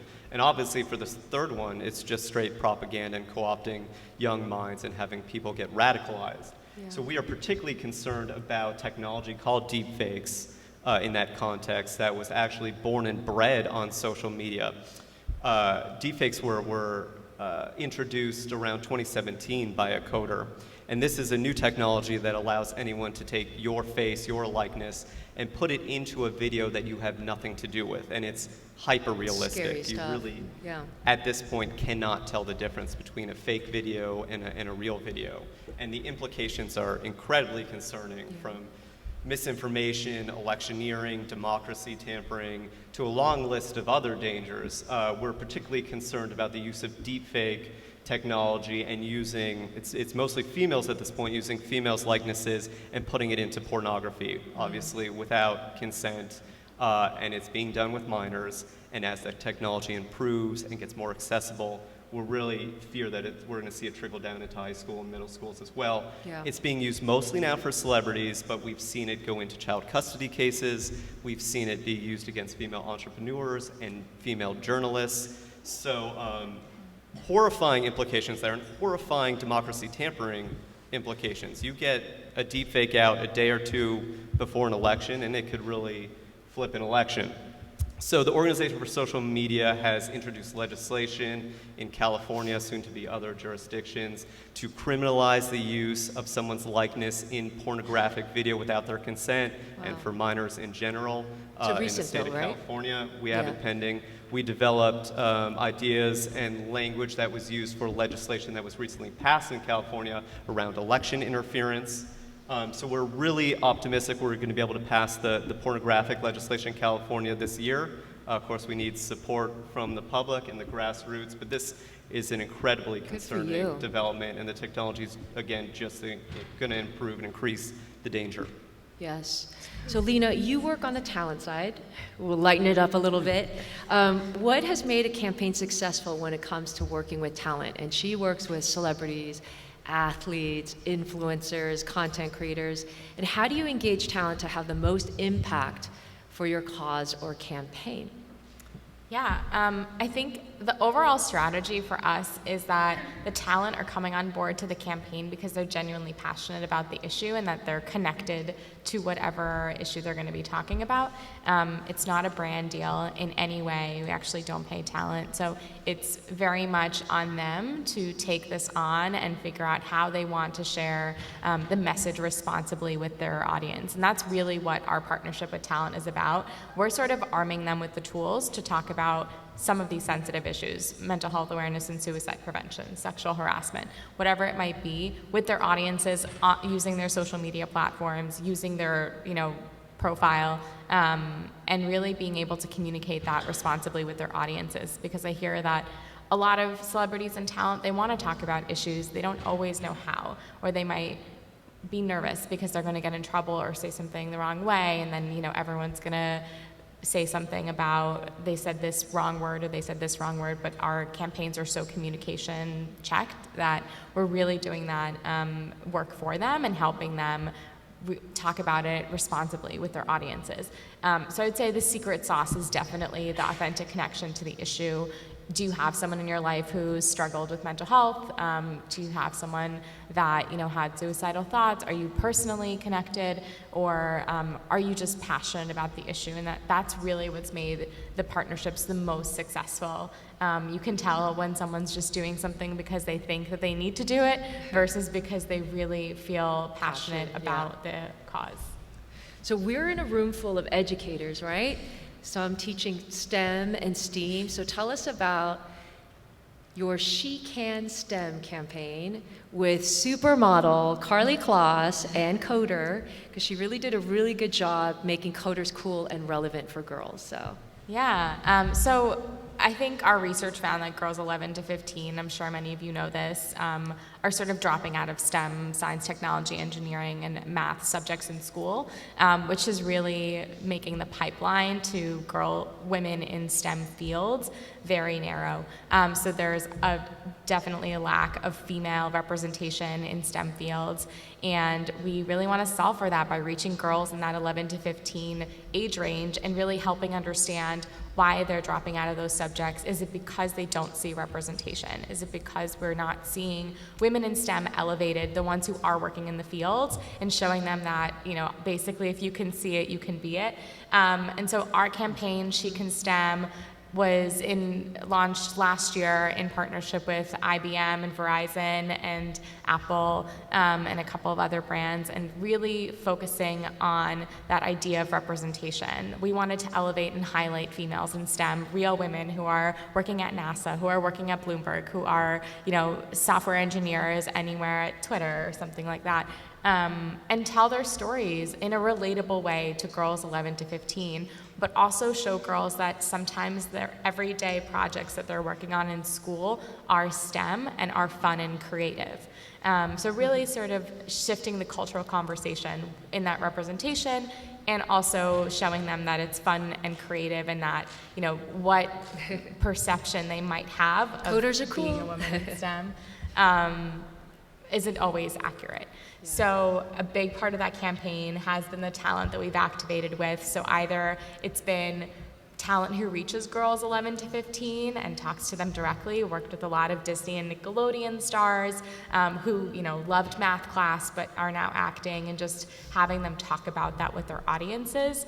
And then a lot of talent who are doing STEM every day and are making it a part of their brand. Carly Kloss being a big part of that. And Code with Klossy, her nonprofit, has been a partner on the campaign. We launched something for National Pi Day this year with all of the scholars who are a part of their coding camps, and really highlighted their stories, and then of course the work that Carly's doing. But on top of that, we also partnered with content creators who are doing DIY projects or are really in the tech space. So really highlighting them and their stories and the fun that STEM can be for girls. So these educators can have access to these PSAs and campaigns, right? So how do they go about that? Yeah, absolutely. If you go to our website, adcouncil.org, you can see all of the campaigns that we have, and you'll have access to any tools and resources. Yay. A lot of them can be used in your classroom. I know our Love Has No Labels diversity inclusion campaign has specifically like a college toolkit that we can share, and also our suicide Different prevention initiatives that are appropriate. Yeah. Can I just say too, I've seen these ads work. My daughter has seen these ads and looked at them and then gone and grabbed a math workbook. Unfortunately, I can't help her with any of the problems. They have it $1 billion works. of earned media can really change the way people think, Like, I can't forget Just Say No to Drugs, Smokey the Bear. All those things are just constantly ingrained in our heads.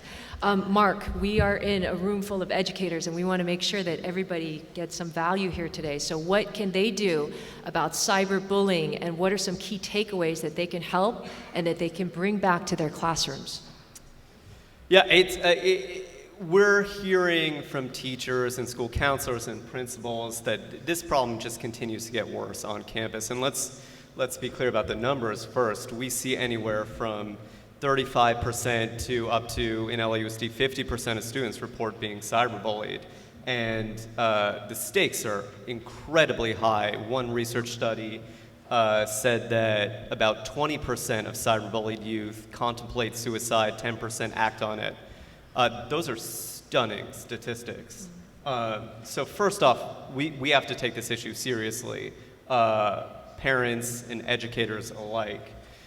Probably the best tip I can give to teachers and people that are having day-to-day interactions with students on campus that aren't necessarily where they're holding the phone, so on many campuses they are, we have to have a very good policy on campus for traditional bullying, meaning we have to call it out every single time that we see it, every staff member on that school. And that doesn't necessarily mean disciplining or consequences. It means calling it out to the students and reinforcing what the values of our community is, and reinforcing a message of empathy, and also reinforcing a message of being an upstander if you have a student that's not particularly involved in the bullying.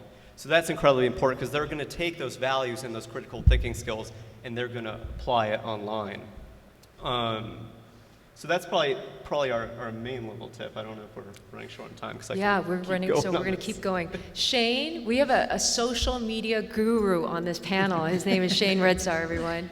So, Shane, when it comes to social media strategy and how to reach an audience, we've all seen next generation of leaders and activists like Greta Thunberg, right, have the power to affect social change. So how can young leaders or students create a social movement or help a social cause using social media? Yeah, sure. So I think the biggest thing to understand is, when you're on social media and you want to reach a large audience, is to be authentic and tell that story. Yes, that's a key word, everyone. Remember that, authentic. Because when you saw her, you really felt her story and her narrative, and you really were, either way, whatever you thought, you were compelled to listen and hear what she was saying. So I think that's the biggest thing, is to really tell that digital narrative and understand who your audience is, and picking the right platform as well is a big thing as well. Twitter's obviously live. If it's a visual medium, Instagram's great. Facebook is great for stories. But yeah, just really understanding what is your digital narrative, your digital story, and how it's going to connect with your audience. Great tips. Donna, Gen Z is the largest generation yet. It's the first minority generation where everything is inclusive, everything is fluid. So tell us a little bit about creative ID and building a brand for yourself for the next generation. So about a year and a half ago, while I was at Vice, Vice published this report basically on Gen Z. And going through that report, I was just struck by the very real thought, and it's just a real thing that's happening, that Gen Z is the very first generation that has grown up in social media entirely. Wow. And so they've grown up understanding what branding yourself means. I mean, a lot of us didn't understand that, you That's know? true. Like, we were taught that in schools. Like, they've grown up branding themselves, they've grown up finding themselves in social media. Yeah. And so I don't know exactly, like, I coined creative ID because I feel like this generation and somewhat the millennials, they have a creative ID, so the ID that they put on their social media handles and they're out in the world, but we all have our core internal identity. We have that. Right. And that used to be going out into the world and figuring things out, making huge mistakes. But now, all of that happens on a social media platform. And so, creative ID, I'm like, it's a real thing. I think it's a real thing. But I don't know how to address it, but it's something that I think we should think about. So you guys don't know, but she is a true creative. You have to check out her website. I was so blown away. She is a producer, a director, a content creator. Donna, I've read that one of the things that drives you to create is the excitement of making something new and the desire to leave something positive and good in the world. I'm telling you, she's pretty special. And one of your favorite quotes and heroes is from writer Octavia Butler, who said, "She believes that God is change, and that everything you touch, you change, and that everything you change changes you." So Twitter is all about making change and have the power, responsibility, the accountability to help change our global community and the world, dealing with the issues and causes that arise every single day. Donna, would you say that you're here for a reason at this time and place in your life? I certainly hope so.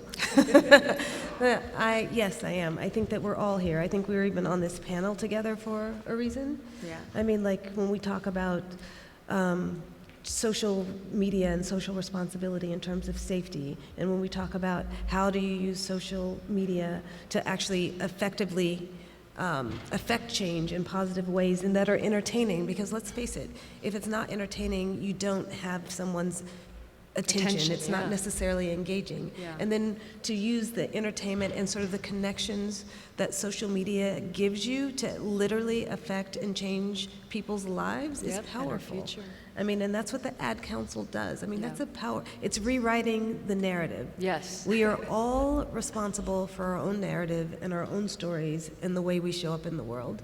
And we shouldn't let other people do that for us. That's right. So social media, especially Twitter, has the ability to instantly communicate, mobilize, galvanize, unify our global community, and can be used for creating great social change from political, social, cultural, and it has helped shape elections. It's altered Hollywood for the first time in history. From hashtag #MeToo to hashtag Black Lives Matter, social media is creating social change and shaping and changing our future as we know it. So now we've run out of time, but I'd like to thank our incredible panelists so much for sharing their knowledge, their wisdom, and their expertise on social media and social change. Thank you, Dr. Jackie, Victor Harwood, Digital Hollywood. Thank you, everyone, for letting us share on this important topic. Thank you, everybody.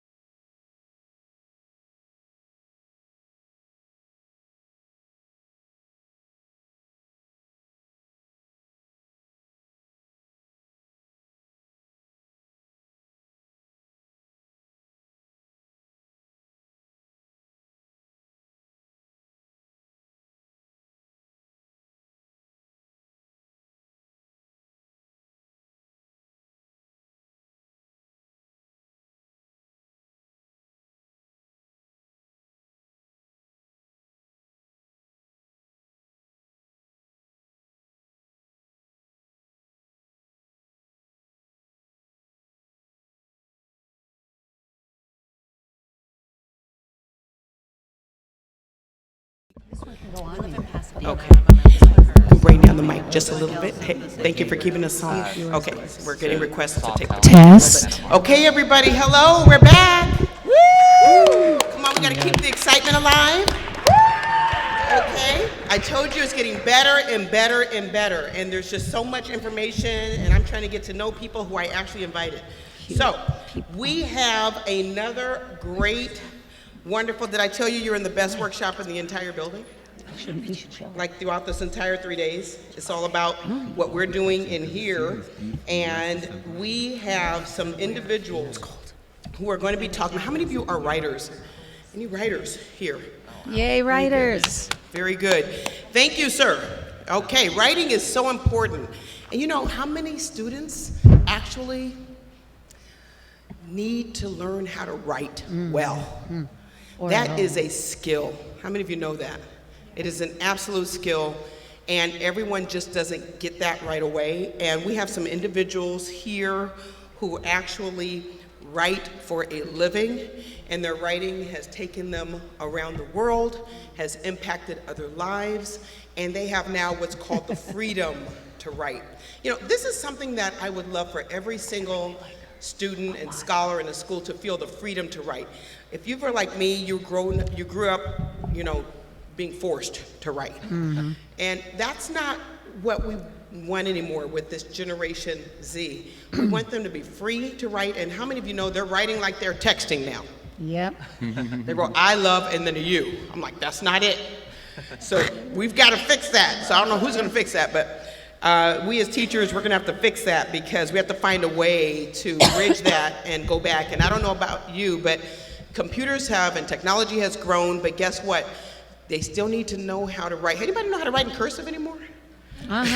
Sorry, okay. That showed my age, I know. But cursive, you know, I never kind of got it, but it's something that's still around. It's part of state standards. It's part of the Common Core standards, actually, to still teach children penmanship. So it is necessary for us to be able to still understand that writing is such a huge deal. And today we have, I know in your program, you might have seen a different person, Natasha Rousseau, as being the moderator of this particular presentation and panel, which is about Inspiration Workshop, Freedom to Write, Let's Get Going, Educators Meet Hollywood Professionals, and we have some Hollywood professionals. We have some Hollywood, and by the way, can I just say this? I'm actually writing a book this year. Nice, woo! Yeah, girl. Sorry, it has been a labor of love, and it's just great to have an editor. Okay, that's a whole nother piece of conversation. So we have Mr. Winston Perez, who I just met, and I'm blown away by the work he has done and is doing. He's all through Hollywood, works on a lot of movies, television, and he's also the author and the brainchild of concept modeling. And he's actually writing a book. He's made a lot of money, doing a lot of things, New York Times book bestseller, just a lot of great, this is a person, we could not have had a better moderator to lead this group. And so we also are going to hear from some wonderful individuals who themselves by right, individually and collectively, have done so many wonderful things, not just for themselves. They're very humble people because they are doing so many things to impact youth. And I always say, if you can ever do something to pour yourself into youth, that can also grow up and begin to pour into someone else. You are not just a role model, you are a real model. Yes, girl. Give these real models a hand. Yes. Aww. These are real models. I know some of them very personally, and I love making friends, so we're all gonna make friends today. So let's give a big round of applause for Winston Perez.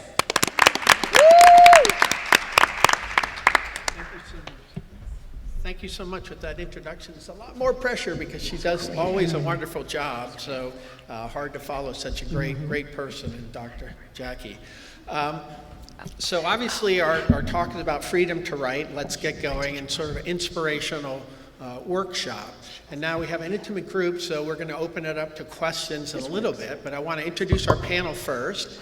And there are three subjects underneath that that we'll be talking about. One is sort of freedom aspect. The second is sort of innovation.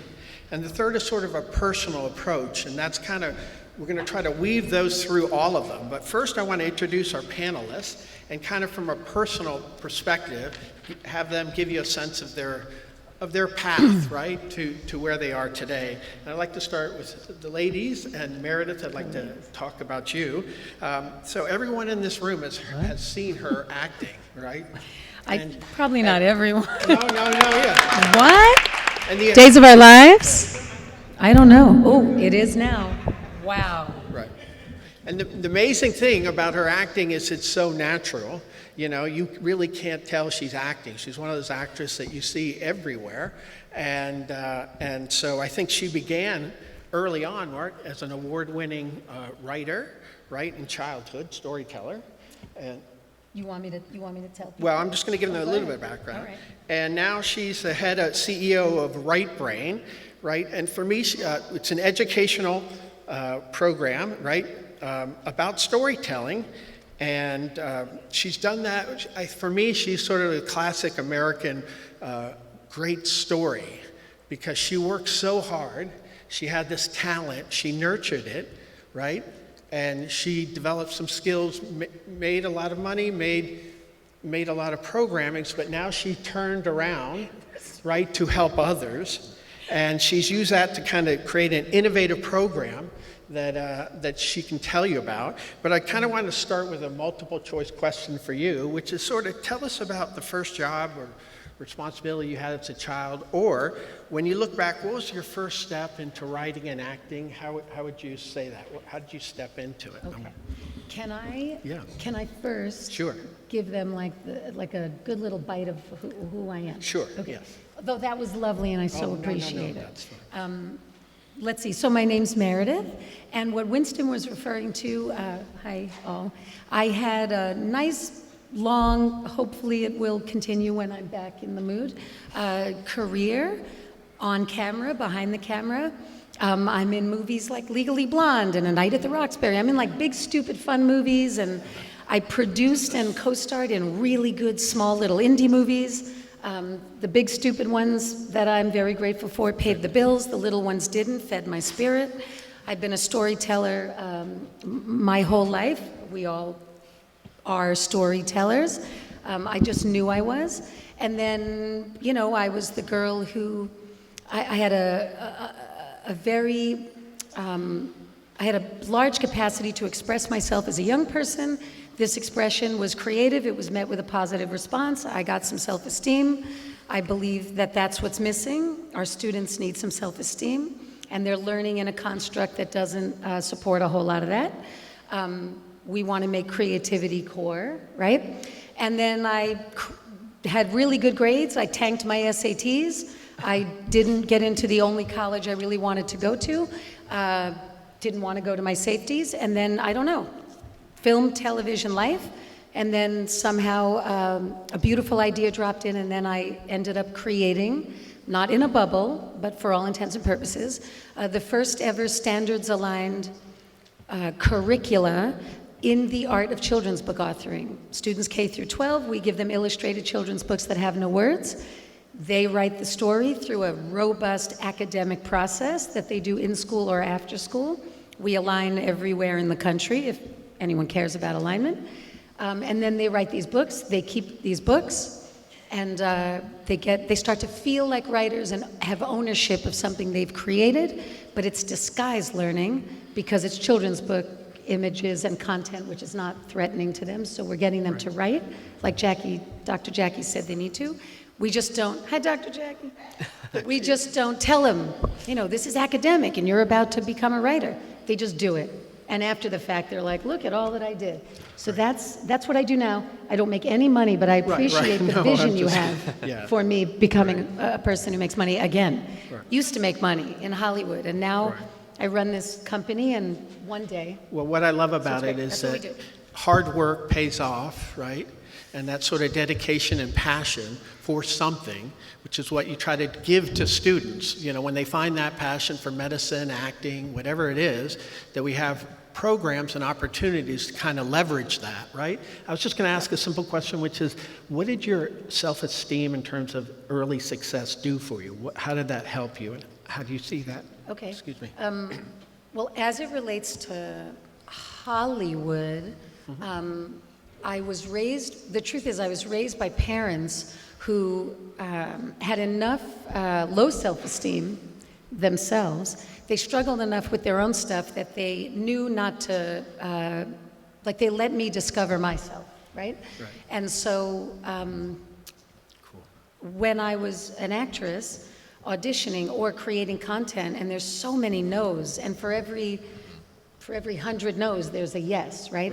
But the no's, and this is transferable, I think, anywhere, right? The no's, even if you're an educator, the principal, the district, the no's can really beat you down. But if you know who you are, what you are, and what you have to give, I think you can be pretty resilient. Yeah, so, and when you're strong and you're smart and you're direct and you're a chick, you gotta, you can be a little more beaten down.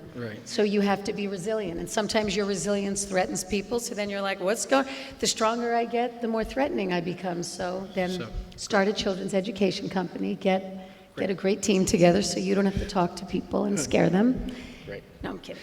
So self-esteem just helps you, I think, for me, it helped me show up and not take things personally. I try to live in the world impersonally. Very great. Is that a good answer? Yeah, Winston? perfect. Actually, you want to hear the stories because when you face those no's, then you realize other people face that too, right? And so, Rowan, I want to introduce you. You help her, right? You work on the right brain. And also, you're a writer. And so, you've done 2 coffee table books, is that right? And obviously a children's book, a youth book for Disney Publishing. Right. And so tell us a little bit more about your background, but I think you're giving kids of all ages a path, right, to authentic creativity and self-expression, but I'd love to hear about how you stepped into this world. Well, something else I do, which is a big part of that, goes along with all of this, is I teach kids in juvenile halls, and I teach creative writing to them. So obviously, that's the freedom to write part comes in. I got into this because I was passionate about writing as a kid. I wasn't a kid who was great at expressing myself verbally or in a way that took up too much space. So writing was really for me the way that was most comfortable and most authentic to express myself. So I really get a lot out of working with kids who have that trouble expressing themselves with the world and using writing as their vehicle. Great, and that's what we want to see, right? This concept of mentorship. I think Stephen may be talking a little bit about mentorship programs. And so that ability, everyone sort of joined together, right? We're in that struggle, we face the no's, but we start to advance, and we need to turn around and help others behind us, right? Who are overcoming those obstacles as well. And so I also want to introduce now Tracy Kardash, and she's involved with PEN American, which is a program that stands with writers, novelists, essayists, journalists, poets, and playwrights, right, who face kind of persecution, right, and they do that around the world, too, and they also celebrate writers. So we have that serious element of what happens and the freedom to write, and I wanted to find out about your organization and the programs that you're doing, but for me, you're an advocacy warrior. You've been there in the front lines, right?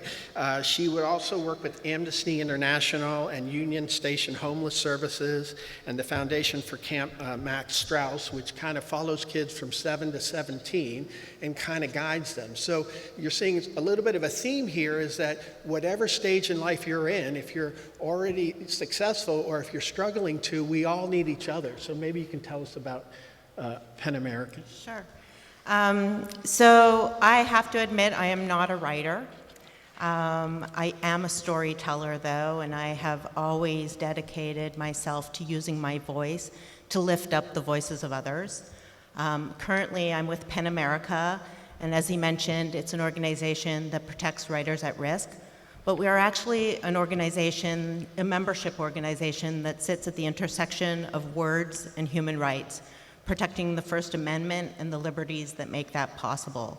And we do it through a number of ways. We publish original reports around fake news, news literacy, online harassment, tools for people to really understand who's behind the different media organizations, how they're funded, what ethics policies they have in place. We have 7,500 writers around the United States. We're the largest of over 100 pen centers internationally. And we work to advocate for the freedom of writers, journalists at risk. We are currently involved in a lawsuit to protect journalists here in the United States. As many of you know, individuals like Jim Acosta and Brian Karam have lost their press passes, and we stand with them and behind them in ensuring their ability to report. We're also working internationally to free writers like Oleg Sentsov, who's a filmmaker who was recently released in Crimea, and who was on a very long hunger strike, and who will actually be visiting Los Angeles in January for any of you who would like to meet him firsthand. This gentleman almost starved himself to death to stand up for writers and artists at risk. We advocated for the release of Wallon and Chassa'ou, who were Reuters journalists released last year, and others, including the Saudi Arabian women who are on the forefront of the driver ban. In addition to that, we are in schools. We have a program for the last 29 years called Pen in the Community, and we bring professional writers into schools to work with students over a 10-week period. At the end, an anthology of their work is published, and we do a lot not to edit the students, but to allow them to find their voice and to be able to tell their own stories that are often underrepresented. We do this not only in Title I schools, but we're doing it in community centers.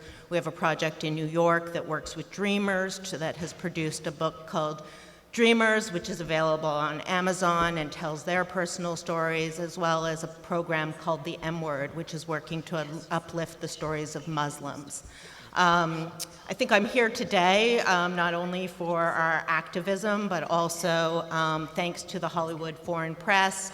We're launching a new branch of our Pen in the Community program, which will be a journalism in action program, and we're going into Title I schools starting in January to teach journalism, to teach about free expression, to teach about news literacy, and to publish a newspaper with the students that uplifts the stories of their communities that are not yet heard. Fantastic. And just in terms of your youth, what was your first inspiration that you kind of wanted to be, an advocate in some ways of? Do you remember that? Yeah, actually it started with a lot of no's. I got involved in campus fundraising at the University of Toronto for the Jewish community and heard a lot of no's from alumni. And through that was opened up to the incredible network of the Jewish Federation and how they were really supporting Jews internationally who are at risk. I got involved with the campaign Operation Exodus that worked to bring Ethiopians to Israel and help to settle them there, which was just an incredible experience to see them come off planes and buses into apartments that were set up for them to integrate into Israel, and was really just moved by the fact that we had this ability to take people out of countries where they were endangered and to make space for them wherever we could. And that just caught on. I thought that was important work. I did it for a long time in the Jewish community, and then got to a point where I felt that my reach could go much broader than the Jewish community, and that there were people all over the world who needed this kind of assistance. That brought me into homeless services right in my own community of Pasadena, but eventually to Amnesty International, where I raised money within the northwest part of the country, doing major gift fundraising to really help save people all over the world. And I think coming to Penn most recently, a year and a half ago, we do an honorary dinner every year, and recently, honored Ava DuVernay and others in Beverly Hills. But last year, I had the great honor of recognizing and honoring the work of Ai Weiwei, who I had advocated on behalf of at Amnesty for his release from house arrest, and then had the opportunity to present him with an award here at the Beverly Wilshire Hotel thanking him for all the incredible artwork that he's put out into the world to tell the stories of refugees and others who are at risk. So these things come full circle. They may take years, but advocacy works, and I hope that all of you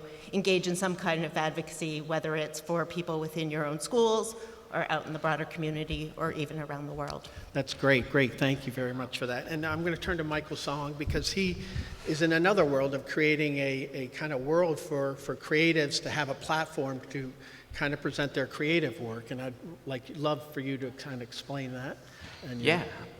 So I'm editor-in-chief of a company called Tapas Media. We're an open platform for creators to publish webcomics and web novels.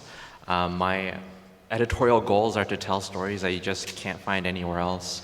And the only way to do that is to diversify who the creators are to better represent the world at large. So we're home to over, gosh, I'm gonna get this number wrong, but 50,000 creators, I believe, last time I checked. It might be more now. We publish over 70,000 original stories, and we try to work with first-time writers, professional writers, or even hobbyists. Anyone who wants to get their voice out, we try to support them with the open publishing platform. Great, great.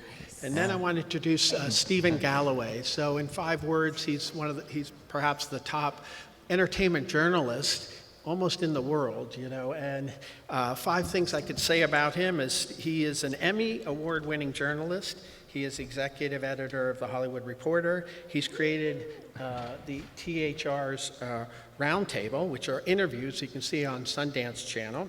He's also created Hollywood Masters, which you can kind of see on Netflix, which is another interview series. And the people who he's interviewed are from Spielberg to Oprah, she mentioned, and all the people that I could go on for forever on that. But I think so many people have seen his work, and I think everyone here should watch those tapes. The thing he brings to the table that I notice is a great passion for your work. You know, you create an incredible environment that's fun to work with. And so I think, you know, part of our work in the future in entertainment is inspiring others through our own passion. So maybe you can explain a little bit about your background in terms of where did you start with the passion? I started, funnily enough, as an actor. And I was a teenager and I was doing okay in school. And the principal of the school said, and I loved acting, and he said, I'll always let you have time off if your grades don't get any worse. They weren't that terrible, but you know. And so I thought, this year I'd better do some homework. And suddenly, I was first in a few subjects, and then of course you want to stay there. And it was a great lesson because if you can find somebody's passion, they will then motivate themselves. Yes.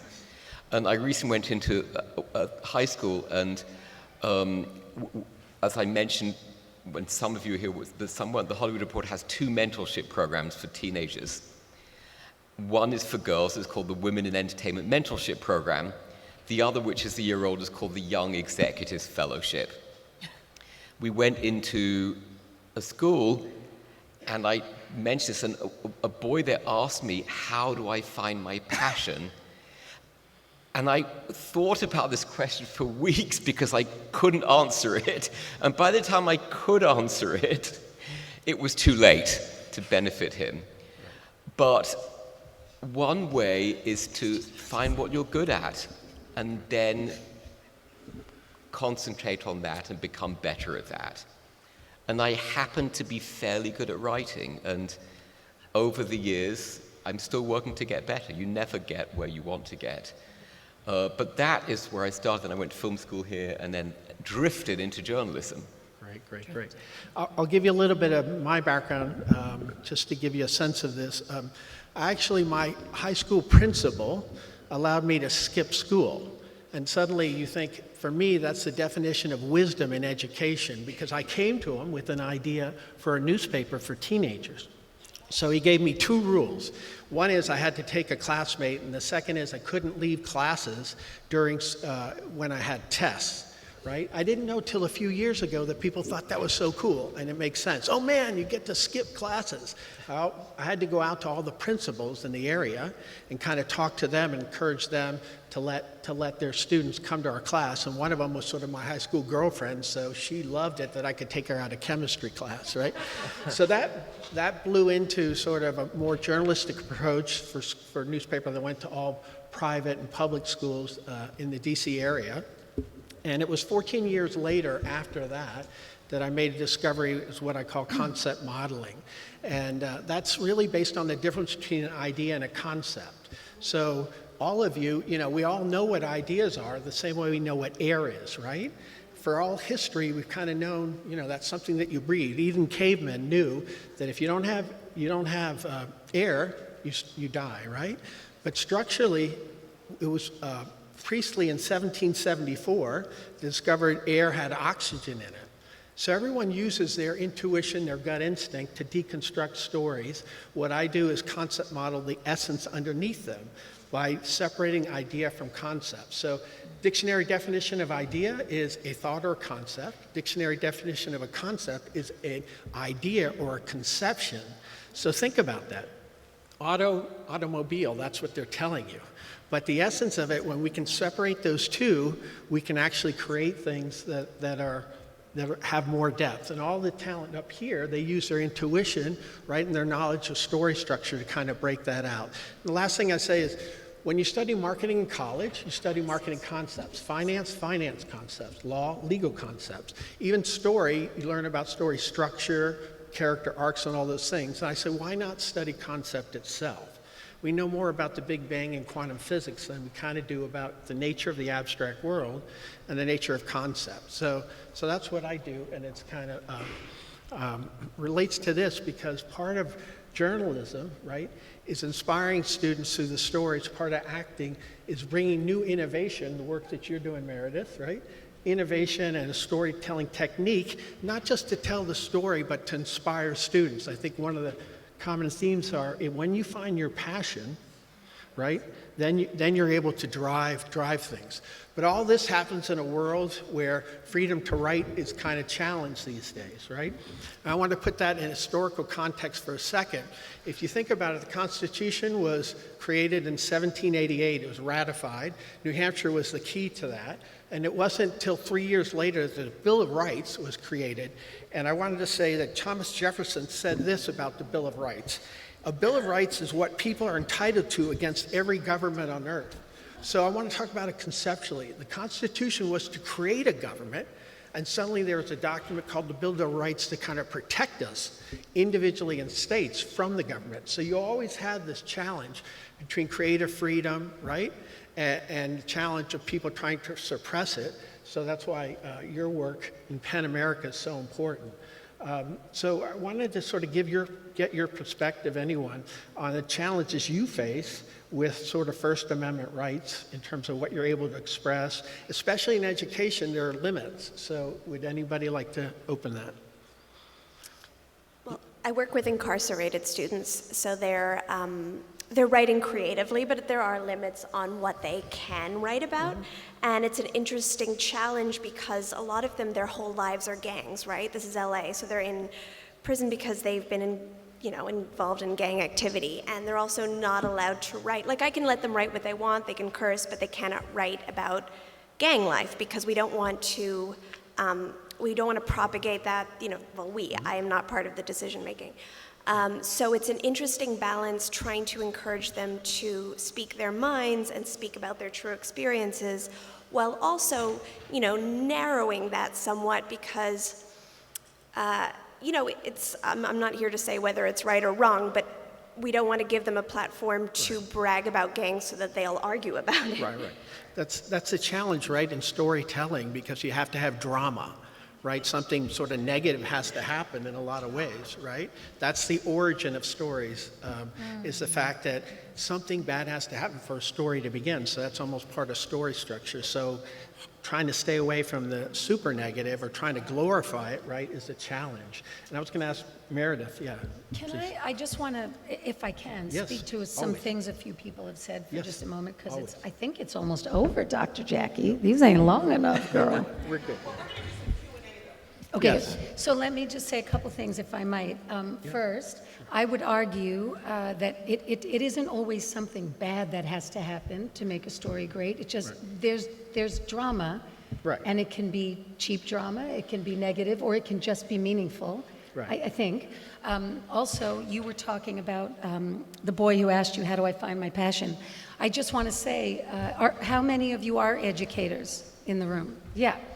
I mean, we're raising a generation of young people who I think are becoming less and less able, not by their own fault, but just it's the way it is, less able to identify their intuition, to process their own feelings, to track and notice the emotional arcs and experiences and passions of other people. They're face down in a device of some kind 24/7. We all know it. I don't know what I would do without mine. But we are all, well, some of us are old enough to have lived long enough without that constant. Right. So I think, I know for me, I know for you because I know you, I would imagine for you from your story, certainly you from your story, you were so concise. We appreciate you. Amazing. Not Jewish, the Jew not on the panel. Not the Jew. Is you go all in, like you're all in on whatever inspires you for a second, right? If it inspires you for a moment, go all in, and then you'll know. Get out, right? Kids today, it seems every experience they have, every thought they have, every idea, every experience, it's short, it's gig experienced, and it's short form released in social media, and everything is bite-sized. And I think that there's this false sense of being connected to the world because of YouTube, because of social media. There's like a false sense of connectedness, and I think, personally, that their worldview is sort of, if you can imagine, look at this room, right? This is a big, expansive room. A cell phone's this big. So their worldview is sort of shrinking with the size of the actual devices, right? I mean, I'm being metaphoric, but it's kind of scary literal. And if these kids don't start to learn how to slow their brains down so they're not so fast processy distracted, which is what's making them depressed, which is why they've all, you know, if you're in schools, they got a learning disability, someone slaps, if they were diagnosing young people like they are now when I was a kid, I'm sure I'd have had it all, right? They'd have called me this and that, I'd have had a specialist, an EIP, when the truth is, I was just creative, and I was constantly receiving. I was in touch with my I knew what I intuited, what felt good. I went for it. Kids today, I just think educators, parents, we have to help them slow it down so they can feel who they are. If they can feel who they are, they can maybe connect to something. If they can connect to something or someone, be of service, whether they're paid or not. I think that's how you find your purpose. And without it, you're depressed. And if you're depressed, someone's going to call you depressed, and you're going to get a drug, or you're going to get a personal. So with the information age, right, there's so wanna much say stimulus with your phone, right, that they're kind of getting addicted to it. And so I think this is where writing can make a big difference, because it's a quiet endeavor, right, stepping away and kind of going deep into a subject, right, and kind of.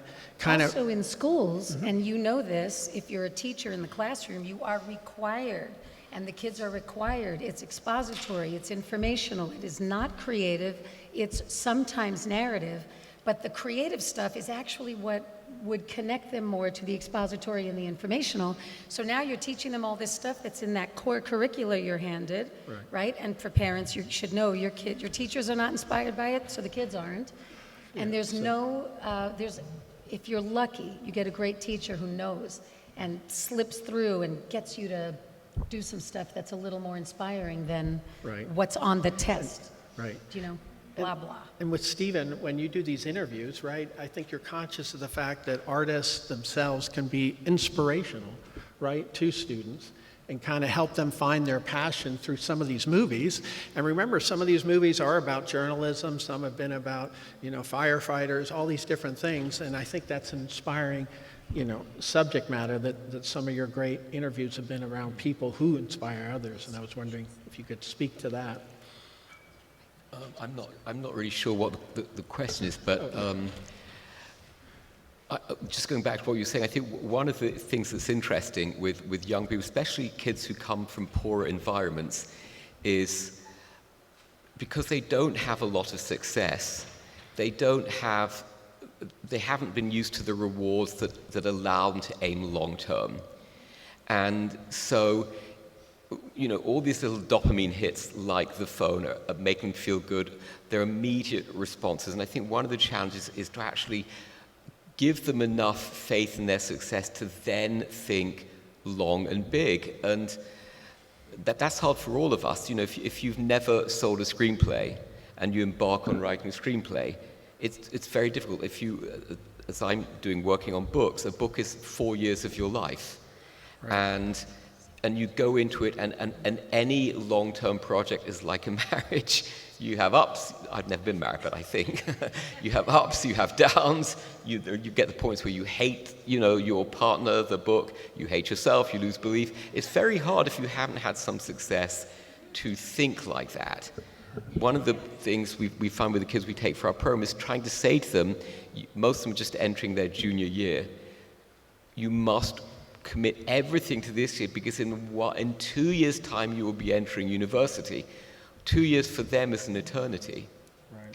So I don't know how you as educators change that, but the only path I see that is trying to give them some sense of success and then lengthening the carrot from the effort. Right. Lengthening the carrot. Also, can I say, success is not, and I know you didn't mean this, it's not defined by I go to college. Like, not all of the kids you serve will go to college and they get to like themselves and they get to know their value and they get to be big contributors in the world without necessarily a college education. I think that's super important because there's so much college and career focus, and that is an instant way to feel terrible about yourself as a high schooler, is to know that that's probably not your path, but everyone thinks it should be, and I think that your worth should be. Yeah, and I think if you hear stories of just regular people, also famous people, they find that thing that they love to do, but they're also the pride in terms of their work, right? So one of my high school friends, he actually ended up as a carpenter, but he had such pride, right, in terms of his work, and he built a family off of that. So everyone has their own path. It's trying to find that passion for it. And Michael, I was going to ask you, you create a space for creatives, right? And so I was wondering, how does that help their self-esteem and gives them an opportunity to have feedback? So maybe talk about that. Yeah, I mean, I've been an editor and overseeing the platform for about 8 years now. I started when we had 4 artists. We now have over 50,000. So as much as I have knowledge to impart on them, I think I learn more from these younger writers every single day. I think if you were to map out the trajectory of Tapas and all the stories that we tell and divide it between like good emotions and bad emotions within the stories, you'll see that over the course of Tapas, it strays really into the direction of good emotions. And I think these storytellers, especially younger storytellers, are deeply empathetic. I think they're actually very well connected to one another, and they're very responsive to each other's emotions. I think we've stewarded a really interesting group of creators where majority of them are under the age of 24. And we're looking at stories that they're, how do I put this? I'm a huge pop culture junkie. I love pop culture, but growing up, I always felt like I wasn't really well represented in pop culture. So I think when I look at Tapas and all the creators right now, I see people that want to interject their voice within the popular culture. And I think for the most part, yeah, they're deeply empathetic and they're creating stories that they want to connect with each other, and I think it's really beautiful. Right. Yeah. I think if you think of the word freedom, it's related to friends. I don't know if you know that, but it's this concept of friends, we belong, right? And so freedom is about belonging to a group, to a society that is free. Liberty has the connotation of individual freedoms. But when you have these groups where there are freedom, right, to kind of express themselves, it strengthens the whole group, right? And it brings them together to be able to support each other and learn from each other. And I think that's what's happening, and that's what the digital age allows you to do. And I think Also, if I can say, these kids are very blessed. I was this kid, she was this kid, I'm sure you all were, to identify, to know as a young person, I am a creative. I am an artist, or I am a writer. To know you're a creative, that's freedom. So the kids in the kids under 24, right?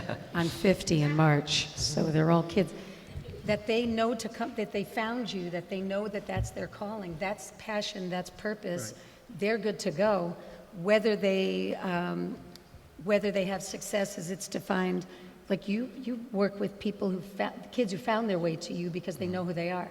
So right. I just want to say I was speaking to, and I was that kid, but I'm speaking to the kids we serve who may or may not know that. And if they do know that, does the school structure, does the system, because this is an education and entertainment, right? Does it allow for them to find their way to him? Do you know what I mean? And do you have time with the 40 students in your class to help that kid find his way to him? Do you know what I mean? Right. And can you become him for them? Right. Yeah. And remember that when we're doing creative things, it may not be where you end up totally, but you can apply it to everything, right? A database manager that I did a concept model on, he said it's the most creative discipline I've ever seen. And that's fascinating because you kind of have to take the data and be creative about what the essence is, right? So you can re-communicate it in a way that people understand, right? And so I kind of wanted to throw it out to some questions if people have questions. And by the way, ask us whatever you want this to help, because I'm actually not too sure what the theme of this panel is. Yeah. So any way that we can help you. It out. Right. We just want to say fun stuff to inspire you. We don't know. I know you. First of all, thank you so much. Thank you, Dr. Jackie.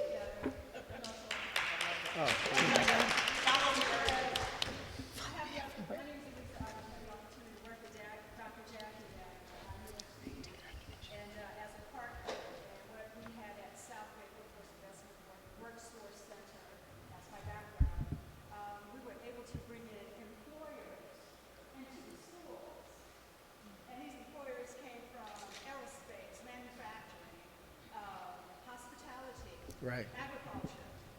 Also brought in some friends who were in the entertainment business. Right. And summer school, Cincinnati Valley, they have a comedy. So I would logistically bring in the right speakers. Fantastic. Students really love this. Yes. So if we could do more of that. Right. Schools that have students with barriers. Right.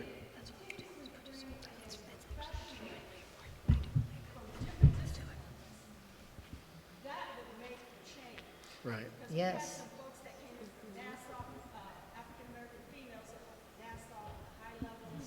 Right. They talk to the engineering students in middle school, so they have to start studying engineering actually in middle school, and that's how they stay interested. Right. They start down here. Right. And we can offer more and more programs. Right. Thank you so much. Yeah, thank you. Yeah, there's so much inspiration that comes go from ahead. ordinary jobs. Yes. Jump in. No one can hear you, and it's important what Here, you borrow have a to mic. say. Here you go. Here. Take this microphone. Here you go. Take this. No, the importance of self-esteem, confidence, and the freedom to be able to write, especially when you're young and everything like that. How do you get around the catch-22 that we're now at a time when you do put writing out there that you're so vulnerable to these attacks that are happening and everything like that, that actually will take away your self-confidence and put yourself in fear. I love the idea of the journalism because you're actually focusing outside of yourself, which works as a segue. But how would you work around that issue? Thank you. Well, I'll answer because I've been attacked and am attacked. And one way around it, unfortunately, is you don't do massive social media. and they have to understand that. The second is to educate those kids that social media is designed for being attacked, that people come out no matter what you've done and attack you. So I try actually not to look at it. One sad thing we have at the Hollywood Reporter is we removed our comments sections because the biggest stories often are ones that, do you all know who Drudge is, Matt Drudge? Yeah. Matt Drudge is a conservative web page editor who links to other stories of interest to his absolutely massive audience. So every time we run something that might appeal to someone with a conservative point of view, he will link to it, and then we get an enormous readership.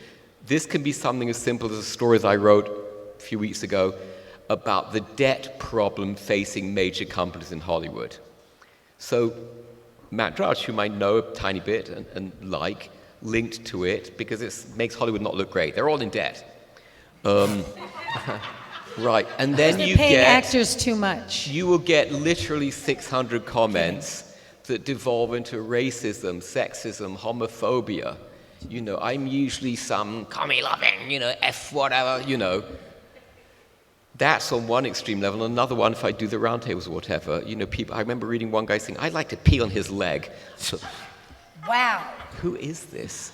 So if they know this is simply part of what goes with the territory and don't look at it, they'll actually be better off. There is a second thing, which is legitimate criticism. And it's good to teach them that this is, by the way, I've taught writing, and I remember many, many years ago somebody gave me a great piece of advice, which is about relationships, going back to writing being like marriages. For every bad thing you say, you actually have to say 9 good things. So you will say, by the way, we went into a school to interview kids the other day, and one of the counselors complained about the person from Big Brothers Big Sisters and I, how we'd done an interview. We'd said to this girl, "You're great. You're going to go to a great university. Your GPA is fantastic. We love you. You have a wonderful personality. You wrote your application essay so well. Would it be a good idea if you just cut back on the cheerleading?" So she went to him afterwards, because she loved cheerleading, and had only taken, he claimed, had only taken this. But when you impart that criticism, better tell yourself, say 9 good things. And I know I'm very used to editors slashing my work. And, you get their critique, and if they have not said to you, "This is actually the greatest thing since the King James Version of the Bible." Hey, they didn't like my work. So I would say, keep off social media, number 1. Number 2, recognize it for what it is. Right. And number 3, constructive criticism is good, but when you're delivering it, deliver it with a lot of love. And just quickly, I'll point you all again to PEN America's website, pen.org. If you look for online harassment manual, it's a wonderful tool that is available to all of you that will give you ways to really unpackage online harassment, how it's happening, what is happening, how to build allies online. So I highly encourage you to take a look. We've been doing training in newsrooms and at the Annenberg School, LA Times and elsewhere on it, but the tool is available publicly online. Great. Thank you so much. Just to wrap it up, all about it, it's freedom, right? And we all belong together, right? And that's kind of encouraging, right? And be positive. I think that's the other message, So whenever there's something negative, remember there are 9 things behind it that are positive. So we can use that to inspire people to bring the rest up. And so I'll leave it to Jackie if you'd like to polish this up. But thank you.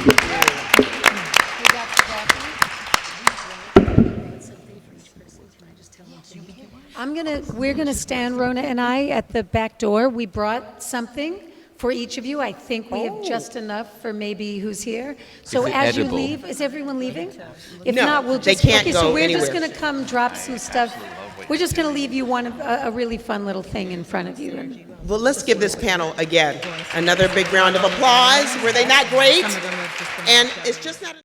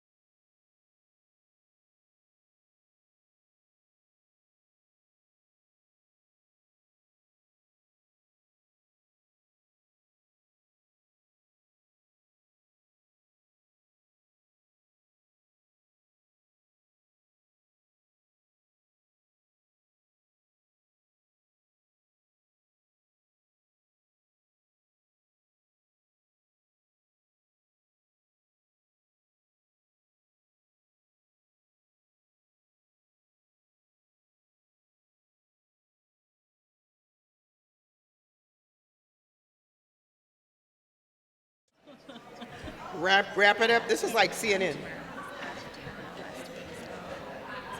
The inbox looks crazy right now. Yeah. On? I can't see. I can't see far away. I can only. Okay, this is it. This means do it. Okay. All right, everybody. Hello. Welcome back. Let's give ourselves a hand. Woo! This is getting. How many of you are enjoying your day? Okay, come on. Let me get a hoop hoop. Is this room not gorgeous? This room is beautiful. And look behind me. Look at this just gorgeous lush. We're in the best room in entire digital Hollywood. I'm serious. And I don't care what workshop you go to. I'll say it. Have I said it already? This is the best one. You have launched on and embarked on the best one in the house because we are talking about education. And we're just grateful to Victor Harwood, who is the president and the CEO of Digital Hollywood. And this is really the first time that he has converged education with Hollywood. And how many of you know partnerships work? Partnerships work. It's all about community engagement. And it just doesn't work. It's a win-win situation. And I wish more of us in education, when I say us, realize that I believe that the business community is waiting on our call. And when we call them, they're glad because we can do better together. And so I just want to encourage all educators. Please raise your hand if you are an educator here. All right, very good. Well, I learned something about the word education. Marty, where are you? Here's Marty. He teaches me. Marty, raise your hand again. Okay, there's Marty. He taught me the root word of education. Everybody say ejuke. Ejuke. No, you gotta say that with like some, say ejuke. Okay, that means to pull out of students. Isn't that wonderful? That is our job, to pull out talent, to pull out knowledge, to pull out creativity, to pull out possibility. Oh my God, are you guys excited about? We are ejuking. We gotta stop ejecting, right? Listen, many of us think that as teachers we're just pouring in. No, that's not our job. Our job is to pull out. And how many of you remember a teacher in your life that pulled out of you? Okay, yell that teacher's name out to me right now. Who? Miss Bennett. Miss Bonds. Okay, who else? Dr. Brown. Dr. Brown sounded severe. Who? Your wife? Oh, geography teacher. Okay, very good. That's right. I remember. Hey, how many of you remember? Listen, it was a teacher that did it for you. And you'll never forget it, right? So that is our job today. So we are excited to have our next panel session that is going to ejuke something out of us. And that is women in investment, education, technology, and entertainment. Women are running the world. Sorry, men. We're out there. I turned 50. Everything about me is getting bigger. Anyway. Moving on. In a great way. I'm excited about that. Investing in the future. I think the biggest thing that's getting bigger for me is just my ability to take a risk. In fact, look at somebody and say, it's time for you to take a risk. This is it. You cannot grow if you don't take a risk. And we're going to hear from some great women who have taken many risks in the name of good. And so we have some individuals who I'm going to allow the moderator, the wonderful, very intelligent, beautiful moderator who's going to come, Hannah Bolt, who is the chair, entertainment and sports section, PRSA, and moderator of today's panel. Let's give her a big round of applause, Miss Hannah Bolt.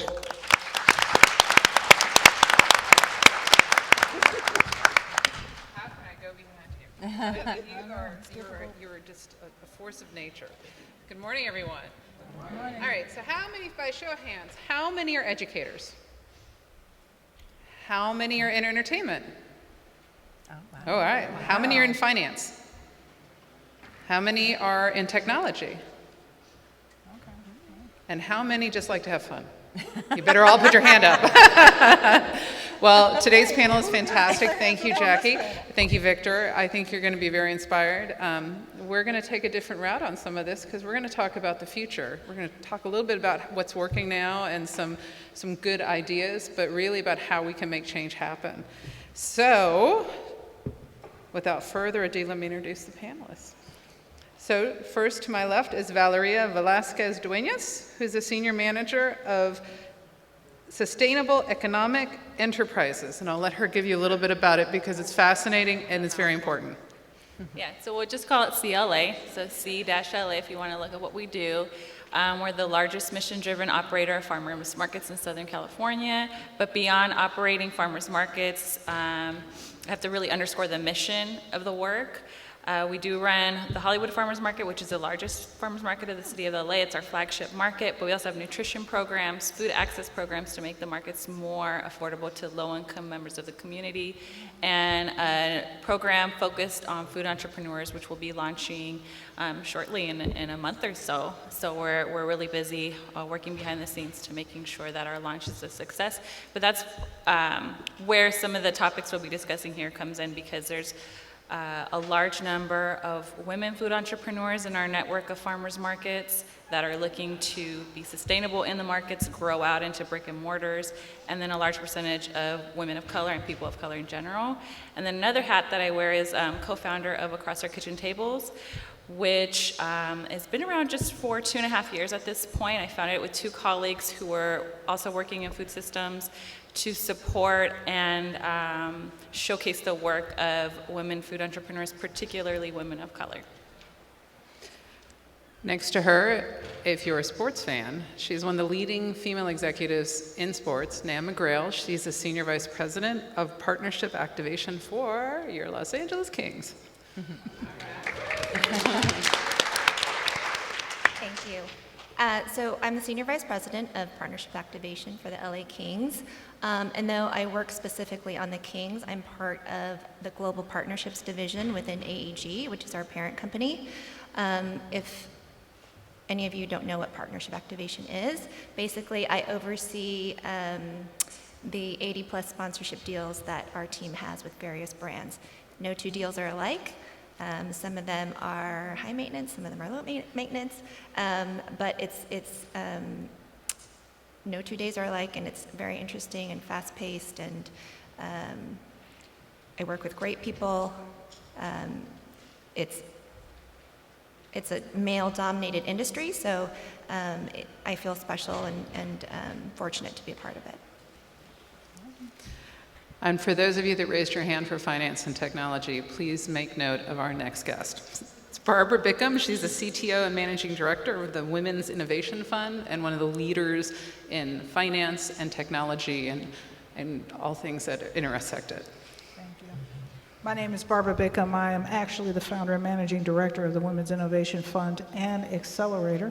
We do 3 things in that fund. We're an Opportunity Zone Venture Fund. We're raising $100 million to powder companies. We use co-working and acceleration techniques on emerging tech. So we concentrate in the blockchain, AI, AR, IoT spaces and all intersections of those.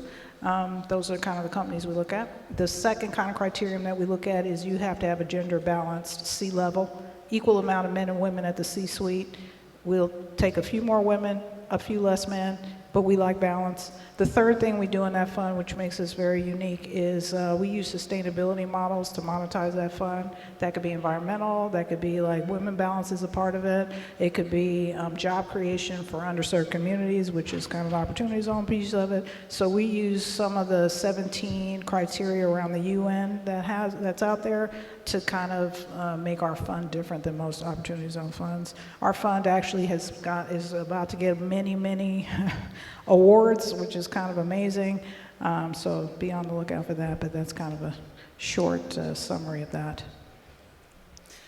Next to her is the most amazing Miss Beth Kearns, who's a venture partner in Touchdown Ventures. Again, for those of you looking in finance and technology, she's your girl. That's true.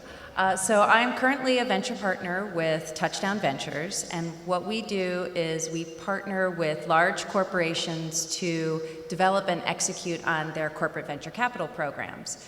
So actually Fox, where I was previously, was one of their clients. And so to give you a sense of what corporate venture capital is, it's just an opportunity for large organizations to tap into all of the wonderful innovation that's happening within the startup community to help accelerate their internal strategic initiatives.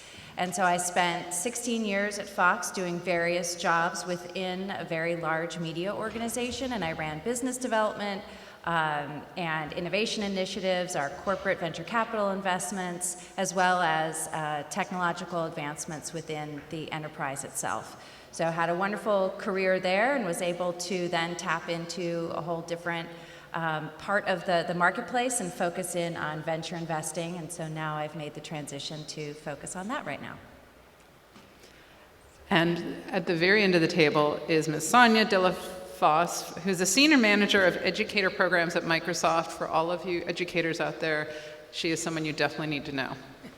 Thank you. Yes, so I've been at Microsoft for 5 years. I spent 21 years in public education in Washington State before joining Microsoft. My background was I was a math teacher, and then I was an assistant principal and finally a technology coordinator for a school district. And now I manage all of our teacher engagement programs. How do we support teachers and help them do amazing things, engage students? How do we I work really hand in hand with our engineering team on ensuring that the tools that we're developing are truly beneficial for teaching and learning experiences. I work with our marketing team, and because I actually have that on-the-ground experience in schools, I'm able to provide that like kind of real world, this is really how that's gonna run down or how it's going to show up in front of teachers or if it's actually going to be useful or not. So it's been an amazing journey to get to where I am. I feel very lucky, and I work with a ton of amazing, brilliant women. In fact, the team I work on is 100% women, which is quite unusual at Microsoft, and I feel really lucky to be surrounded by strong, great women. And at Microsoft, we still have a long way to go getting more women into the high level, the C-suite, so to call it. So one of the topics that we had a lot of discussion about before we came in here was that of balance and culture, and not just work-life balance, but workplace balance when it comes to equality, inclusivity, and diversity within the workplace. So I'm going to ask this as an open question to the panel. Does equality mean balance? And where are we when it comes to building equitable and diverse workforces out there, from both the C-suite down to entry level? Do you want me to take that? You start right away. I'll go first on that one because I have a couple of balanced stories. The reason why we believe in balance is because we see life as balanced. You know, there's not, you know, as much as we love Wonder Woman, it's not, there's no, I mean, place like that I know of. I haven't found it. And then, you know, so we think that life is balanced, so that's why we do balance. But if you think about in technology, I'm actually also in a CTO forum. There were 4 women when it started, now there's 8.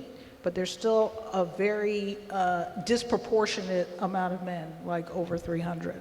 So if you think about balance, how do you balance things back? You have to include the men, and you have to have men helping you foster in the women. And so that's kind of why I look at balance, because it's always been imbalanced. I mean, I've been in the technology my whole entire life. So I've been in the complete imbalanced place. So the reason why our fund existed is we looked at things and we said all the statistics are proving if you have women at the C-level, your company's more profitable. If you have women at the C-level, you're raising more money. If you have women at the C-level, your culture is better.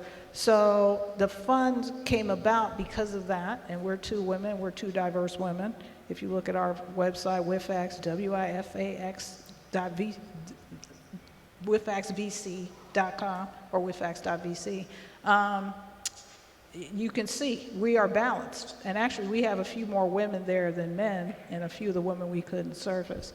And so balance is important because in order to create the next set of investors, how are you going to do that if they're not at the C-level or at a level where they can be on a board or at a level where they can kind of move to the next level of their evolution in their life? Because you got to think about it, we're here for so long, and you want to have the ability to try and do and be other things. Like, what's the next natural evolution? If you were the CEO or female CEO of a company, what's your next evolution? You're going to be on a board, you're going to start powdering things, you want to become an investor. So how do you go about doing that?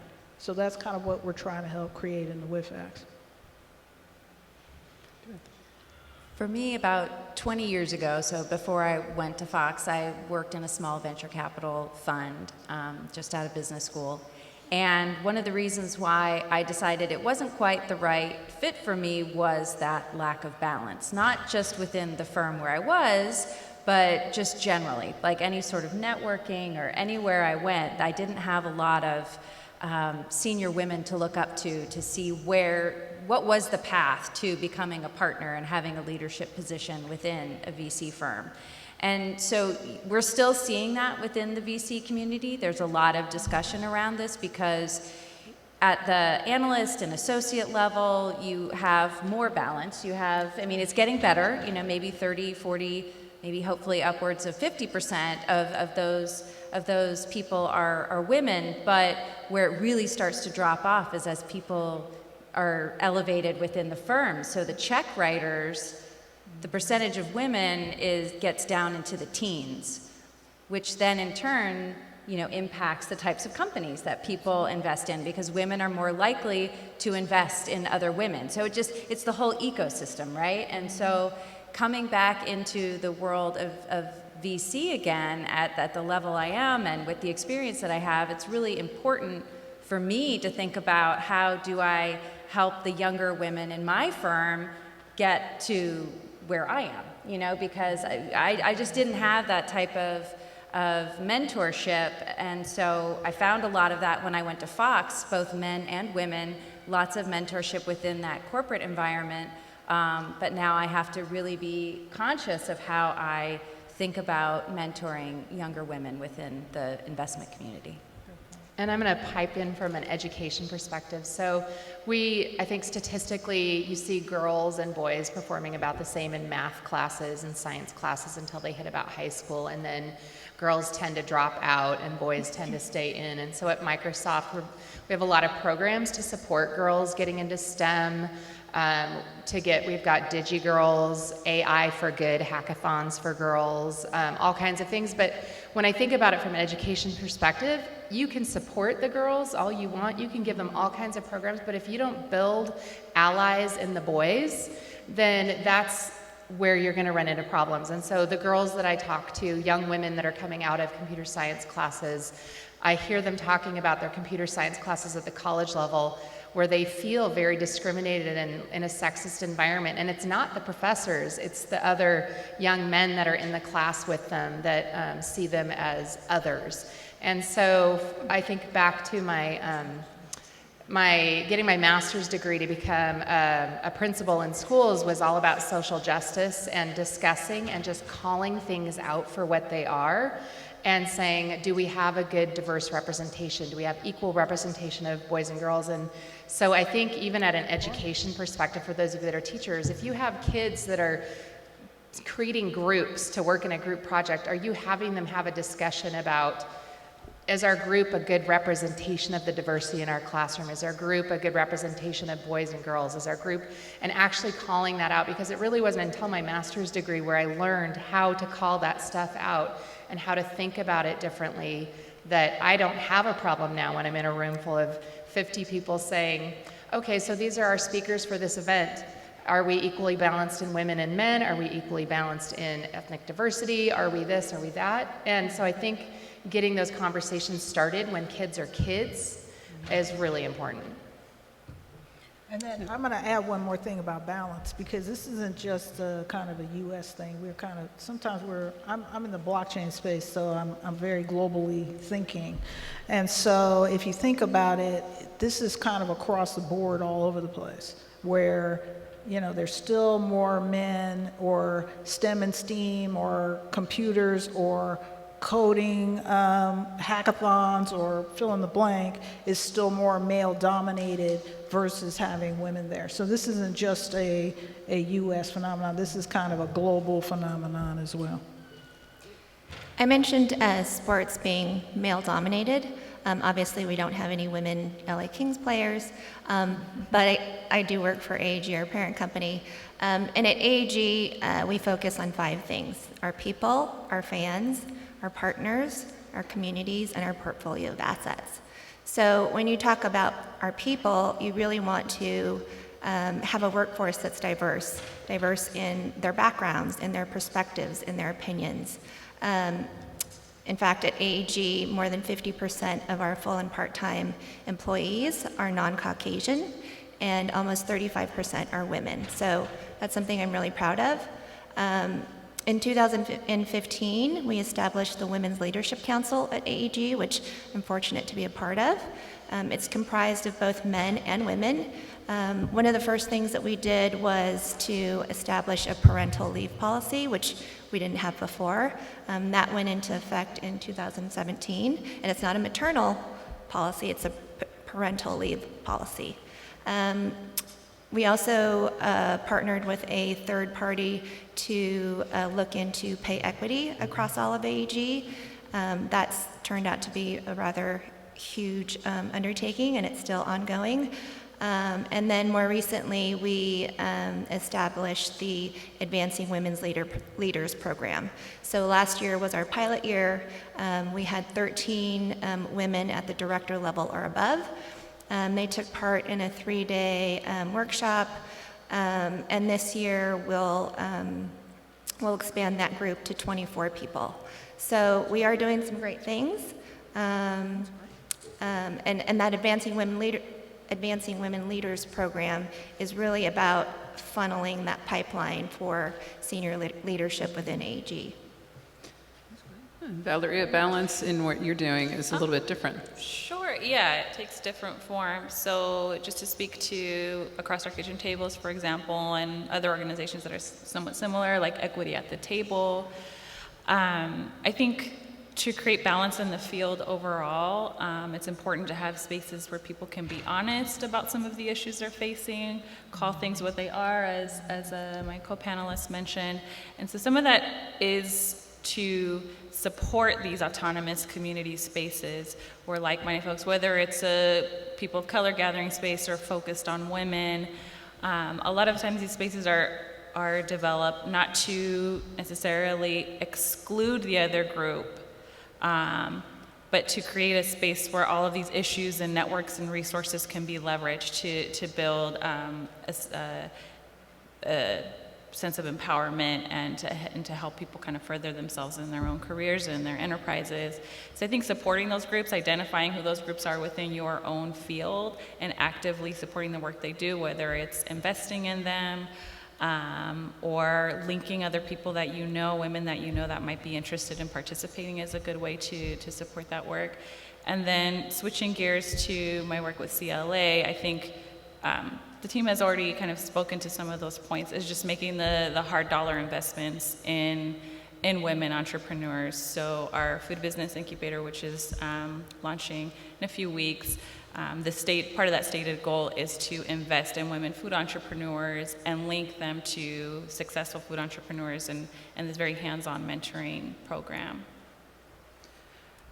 The C-suite, it's something that we would all like to see grow when it comes to female representation. What do you feel is the best way to go about growing it, but also making it become more inclusive of women of all races and all backgrounds as well, in all job categories, so not just CEO, but also technology, engineering, etc.?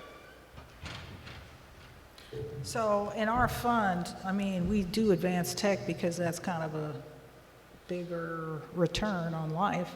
But I mean, we look at sustainability as well. So that could include the food people. Mm-hmm. So, I mean, we look at you as a company, and if you come to us, we don't really look at you as like, okay, you're this kind of founder or this kind of founder. We look at, can you execute on your vision of your company?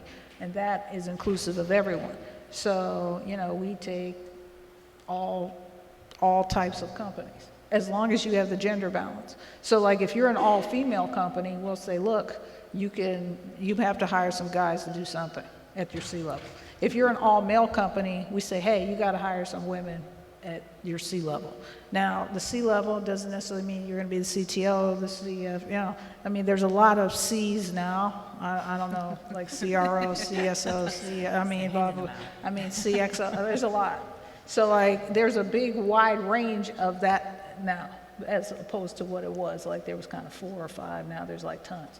So you should be able to find somebody to fill in like the marketing, or, you know, if they are so inclined for that, or the sales, or, you know, there's other opportunities at the C level than just like this tech, and I get that. So that's kind of how we look at the balance. And I really believe that when there's like, for example, we have an opening on our team currently, and instead of just trusting magic people to fall into place, take a look at our team and say, what are we missing? What views are we not representing? What's missing from our team? Can we go out and seek candidates and recruit and like send, do you know somebody, we're looking for somebody with this background, or somebody, you know, our team is too white, we need people of color to be on our team, or our team is too female, we need a male on our team. To actually go out and look for that and invite people to apply. The only reason I'm at my job is because I was invited to apply for it. It didn't occur to me to apply for my job. And I think a lot of people, and especially women, are in that place of feeling, gosh, you know, I just don't have the resume, or I don't have the credentials to go there, but an invitation to apply will suddenly make them. And how do you coach a woman or someone of a different background to feel confident, to grow confident, to interview well? Because I think all of those skills are really important in women getting into those places of power. If you want to be on the C level, you have to be confident as heck, and you have to be able to speak up, and you have to be able to speak well, and that just stuff doesn't magically come. That comes from experience and mentoring and coaching. And I think it also calls back to what I was saying earlier about the ecosystem, the broader ecosystem, because if you have more women who are investors, then they're going to look at it with that very critical eye of like, what does this team look like, and how do they work together, and is there enough diversity of thought to really make this company a success? But then there's also looking at the boards to ensure that women are represented on the boards, because I mean, there have been a few times where I've looked at some of the big blow-ups that have happened with companies, and it's like, well, maybe if there had been a woman on the team, or, you know, like if they might have asked the question about whether or not those decisions made sense. So I think that it really is about the full ecosystem, and then within larger organizations, I think it's very much incumbent upon the HR teams to think about succession planning and to sit down and really design their organizations in a particular way, understanding who their talent is and the depth of their bench, and ensuring that you have the diversity on that bench so that more people are getting the opportunities. Because you know, that's how talent can emerge, because like you said, you're often invited to apply for something, and so how do you go deep into an organization and recognize the talent from all different aspects and help them move along in their careers? I can speak from my own experience. So I was a stay-at-home mom for 10 years before I joined AEG. I didn't have any experience in marketing or sports, and my former bosses sort of took a chance on me and believed in me, and I'm thankful for that. But had I not been given that chance, I wouldn't be here today. So, you know, you need to recognize talent, sometimes hidden talent, and you also need to make it part of the culture at your company. Having people of diverse backgrounds, different experiences, different life experiences, different stages of their life. I was 37 when I started.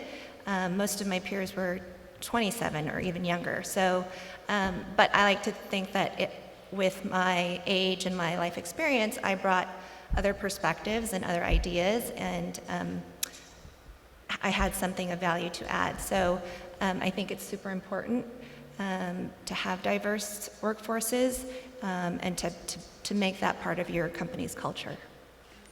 I appreciate what you said, because I as folks were talking, I was thinking about how important it is for recruiting managers and HR departments and executives to consider applicable skills and think outside of the box in terms of who they're recruiting, where they're looking, and even like some of the fields people are coming from. Because I think that while it's great to mentor folks into like how to interview well and how to prepare themselves professionally, it still sort of like privileges what we think like the default success story is, which tends to be white, tends to be male, and speak in a certain way. So I just wanted to kind of like second that. I think it's important to think outside the box in that way too. We also encourage our people to, be members of WISE. I don't know if any of you have heard of that, but it's Women in Sports and Events. It's really a place that, an organization that helps women navigate their careers, make connections with their peers, and they champion the hiring and advancement of women. Within AEG, we have employee network groups. So we have women at AEG, we have parents at AEG, we have pride at AEG, we have emerging leaders at AEG. So there really is a place for everybody to have a voice and to feel empowered and to feel like they have an opportunity. One of the things we talked about is how we actually go about having more balance and diversity. So one of the two subjects that came up was, one, is it inherent in people right now to have inclusivity and diversity, or is it something that needs to be mandated so we can actually start to truly see a balanced workplace across the board? Ladies? I think mandates are sometimes what you need to do. I mean, as evidenced, by our recent history in the United States, there will always be sort of these forces that are looking to dig into the past and scale back the progress that's happened in the last couple of generations. So I think that those mandates need to exist for many reasons. But I think some of these things can also be taught, like when we're talking, taking a step back and looking at individual corporations and organizations and just speaking to that. A colleague of mine is doing great work to teach male allyship in male-only groups and spaces at universities, at larger corporations. It's called the Real Talk Project, so I highly recommend that you look into that if you're interested in bringing that sort of training into your space. And that's also going back to that point about supporting spaces where people that have similar qualities, whether they're all male, all people of color, all women, et cetera, because that's where some of like the meat comes in and some things that people might not be comfortable with about speaking to if it were like a mixed group, for example. So I'm fully supportive of male groups also getting together and talking through those issues and trainings and things. And it's trainable. Absolutely, it's trainable. If it's not trainable, we're in trouble. And I think, but it takes concerted discussions, and it takes open discussions, and it takes creating an atmosphere of the fact that it's okay to call it out for what it is. I think I think back to my master's degree experience in which I had people of all diverse backgrounds coming and sharing their stories so I could understand diverse perspectives better, because I have my very siloed perspective on how I was raised, and so I think that's really important. And I think helping men feel comfortable in calling it out, saying, there's too many men here, what are we going to do about that? Right. And I think for men it can feel uncomfortable, at least the men that I've talked to. They have a hard time. I actually had a man ask me not too long ago, can a man be a feminist? And I thought, of course. Like, 100%. Why not? Like, why, just like we should all be, like I can support LGBTQ, I don't have to be that, but I can support it. I can support all kinds of things that I am not. And I think helping men feel that they can be supportive of women and supportive of helping women grow is really important and something we need to look at strongly in our society. And I think that also speaks to other types of mandates, whether it's parental leave and really allowing men to lean into that and to take the time, because so that the burden doesn't always fall on the mother to take that time off. But then also just creating a culture where you encourage men to be parents too. I mean, I still have seen different people within various organizations say like, wait, you're going to take 2 weeks off, you know, and to a man, and that's just not fair, because we you know, in the home we need that balance too, and it's all about an ecosystem, a really robust ecosystem that can support every individual to be the best that they can be, and so recognizing that sometimes, you know, gender lines and what we stereotype as gender is much more fluid, and we should be able to take on different things at different times, and not have to think about what exactly our gender is determining us to be. I love that.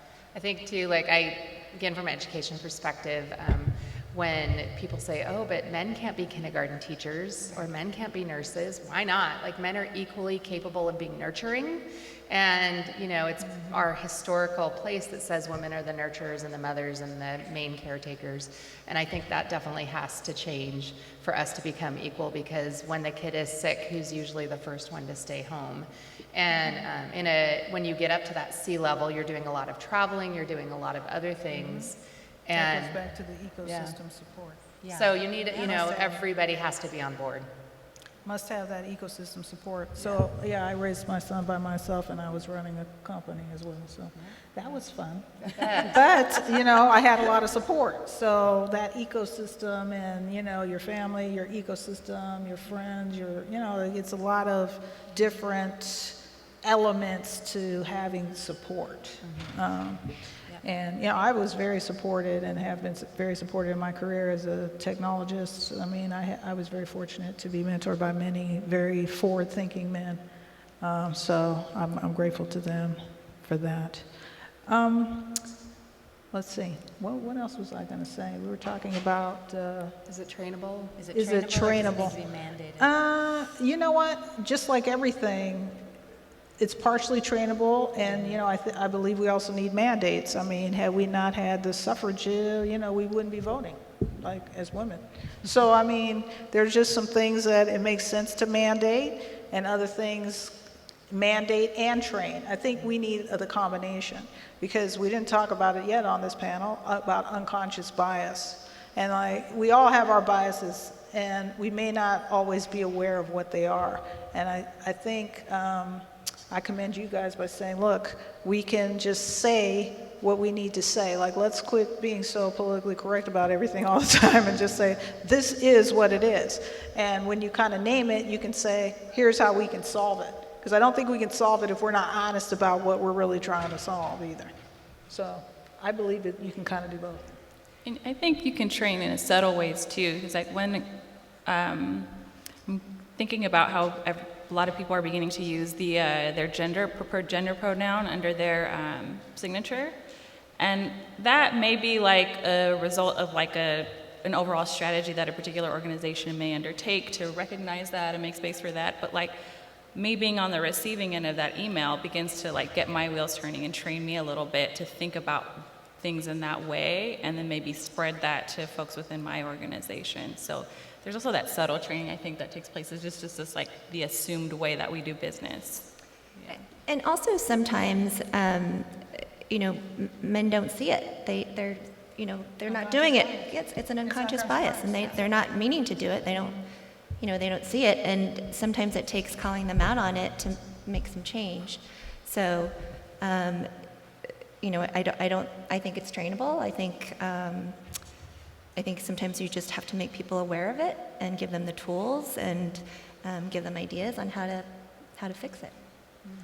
And I think too, like at Microsoft, it's very much a part of our culture now that we're nowhere near where we need to be in terms of gender equity, and yet it's something we talk about all the time. And in fact, our annual goals, we actually had to say, how are you this year going to go out of your way to improve the diversity or to be more equitable? And we had to state that, write that in our annual goals this year. And when we reflect, we have to talk about how are we doing that. We actually had a 3 hours values conversation on our teams that was absolutely brilliant and funded. Like, are we being respectful? Are we being accountable? And I think that was definitely mandated by the senior leadership. And it's trickled down because it has to be. The senior leadership has to say, this is an important part of who we are as a company. And you, if you're going to work here, need to believe it, and you need to breathe it, and you need to own it. And I actually had a boss a number of years ago say, if you don't believe it, I'll help you write your resume. You can go get a job somewhere else. And so I think I just feel really lucky to work for a company that believes in diversity, believes in equity, and sees as a core part of how can we create tools for a world if our company doesn't represent the world. Very important. So how do we walk the walk and talk the talk as far as bringing women up, and not just bring them up, but not having the attrition, right? Because sometimes you can bring women up in an organization that just are not ready for a female workforce at either a managerial level, a senior level, a C-suite level. How do we collectively learn to pull each other up and obviously continue our career path so that we're inspirational, right?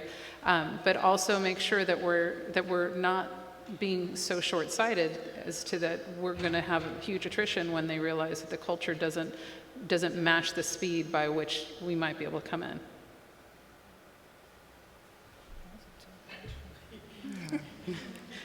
And with that, I stumped I everyone. mean, that was tough. I guess I'll go for the tough question. I think on our side, we are walking the talk. Like we say, hey, we're gender balanced. We are gender balanced. My partner is a Latina person. I'm an African American person. We have, an equal amount of men and women. We actually have more women than men. We can't service some of the women because of their jobs. So, I mean, we just said, look, if we're going to do this, we have to do it the way we said it, or else it's kind of like bogus in our minds. We said this is not the authentic thing that we're trying to represent, and if we say we're this, we have to represent what that is. And I think you just have to be authentic in what you are. And if you say you're going to try and balance things out, I'm not saying these things are easy, by the way, because that was a tough question. I'm not saying these things are easy, but I think if you just start to be more mindful about it, you can change it. So I had a conversation over the weekend. I was at Startup Weekend Santa Barbara, and I was one of the judges, and I was having a conversation with the organizer, and he's created kind of an organization, and he said, we got no women on this organization. He said, we got no women, and he said, we're going to go off and have some tough conversations about what do we need to do to include more women either on the board or in the organization, and that's someone being mindful about it. He said, well, how do we do it? I said, well, have the conversation and then just do it. I said, you know me, I'll come on your board or whatever. I know some women, they'll come on your board. I said, this is how you do it. You just have to do it, and at some point we need to stop talking about it and just do it. That's it. When you talk about attrition, I think, a lot of women leave the workforce when they start having children. I mean, we talked about, if you're both working and your child is sick, it usually falls on the mother to stay home. At AG, I mentioned the parental leave policy. Along with rolling out those programs, you have to make it acceptable to take advantage of those programs and not stigmatize people for taking advantage of those programs. It really is from top down. You have to encourage people to take advantage of those programs, and that's how you will retain talented women, and that's how you'll attract talented women. And I think, too, the other thing that popped in my head was in education, to become a principal, you have to go to school and you get trained on how do you actually lead people, not how do you manage a building, but how do you foster and cultivate the people that are the teachers in your building. And that's like a skill that you are trained on and you continue going to school for. And I feel like in the corporate world, that's definitely a lot of people end up as managers because they were good at their jobs, not because they're necessarily skilled at leading people, which is a very, very difficult thing to do well. And I think it's really important too that companies invest in how do we help our managers be good coaches, and how do we help our managers be better mentors, and how do we help our managers, because I've had both great managers who are mentors and coaches, and feed me what I should be doing to help me move forward, and say, this is where we sit down and have a discussion on, okay, this is your career path and here's how I'm going to help you get to this next level. And I've had managers that just let me do it on my own and figure it out, and that's very different. So I think it's about training our managers as well and the leaders to be good coaches and mentors. And to be coaches and mentors for others, I mean, I mean in terms of like different genders, different ethnicities, to really think about, again, it's just kind of about this ecosystem and helping everyone thrive. And I think that, while I think I said earlier, I want to make a mindful effort to help younger women in the investment world, but I also want to make great connections with men too, because I've had mentors who are men and women, and I think that it's really important for men to also see women as mentors, and that that's a relationship and a partnership that can be really worthwhile for both, and that those are important connections too. I think we have time for a couple questions. Right here. Sort of to piggyback on your question, I'm an actor and also an entrepreneur, and this is digital Hollywood, so I guess I'm wondering, have you guys thought about the role of storytelling, right? Series, movies, sort of our larger mission to bring women up, because I'm personally very passionate about that, and I'm passionate about it because I think it's very effective. If we see more movies and series of women who are CTOs or CEOs or investors or entrepreneurs or what have you, then I think, because a lot of times people don't have a chance to get to a real person, but it doesn't mean that they can't be mentored by a piece of content. And I'm just wondering if that's something that you guys think about, because I know that investing into content is like a whole another game, right? It's just, you come from the venture world and, I've invested. I have I have a life in content as well. We all had other lives. Yeah, and when I was at Fox, certainly too. Yeah, you were at Fox, so you know all about content. That's a good question and point. I think we all have our. We didn't go all into our stories. I mean, we all have stories up here. Each one of us. They're all very unique. And storytelling is a powerful way to convey ideas. It's a way to convey thought. It's a way to inform people. It's a way to educate people. It's a way to express opinions as well.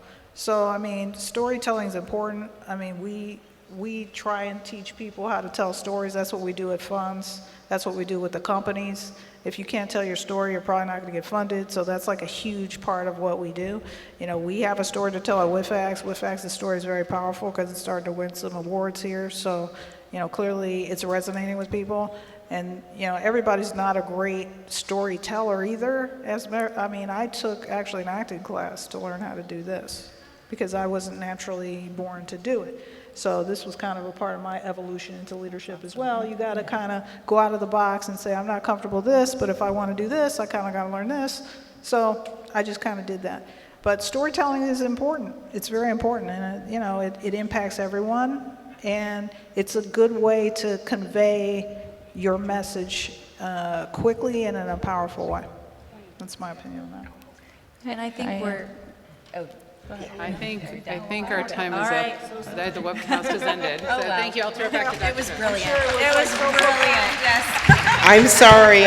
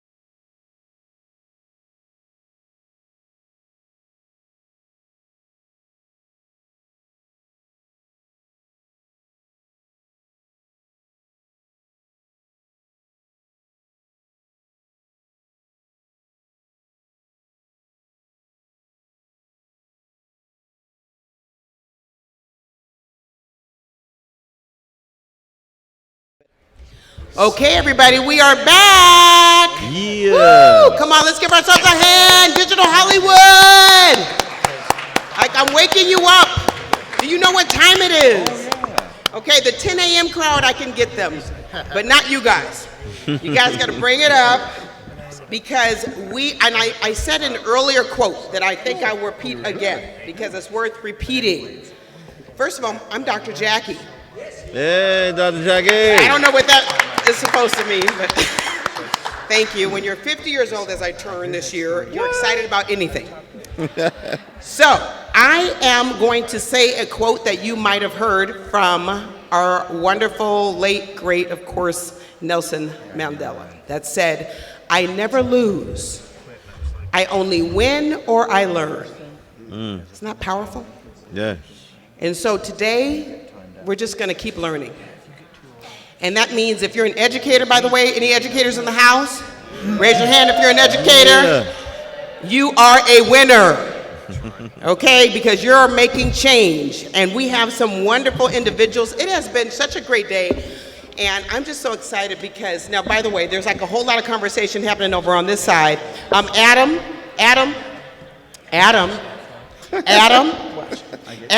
Okay, see how long it took? I know how you were when you were in school.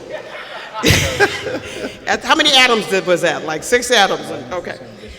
All right, listen, he's from Flipgrid, he's from Microsoft, so I totally forgive him.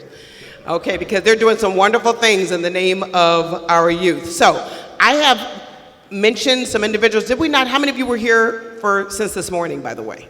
Wonderful, you've been hanging with us. Have you enjoyed it?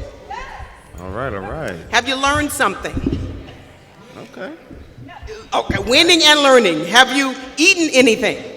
Okay, because I forgot all about the eating. I don't know how I forgot about the eating. But I had to go out there and eat something because, I'm all excited. And I had to remind myself that it's also about wellness, right? Facts. And I didn't want to fall out here. So as individuals are trickling in and out, because that's exactly what Digital Hollywood is all about. How many of you, this is your first time? Okay.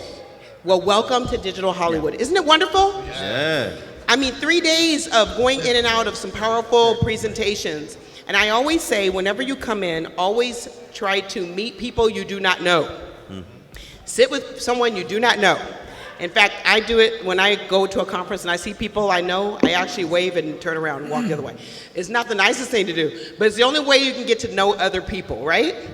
And so there's a lot going on all over this entire campus. And the reason why we're here is because of the brainchild and the knowledge and the genius of one man called Victor Harwood. And Victor Harwood, yeah, you tell him, come on, listen, we need to give him a hand. He's not in here, he's everywhere. He's walking around.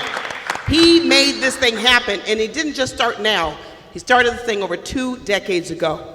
And he is, I think, the leader of any producer who can put on an event where individuals come, particularly from the world of Hollywood and AV and VR and entertainment and tech, and now embarking on merging all of that with education.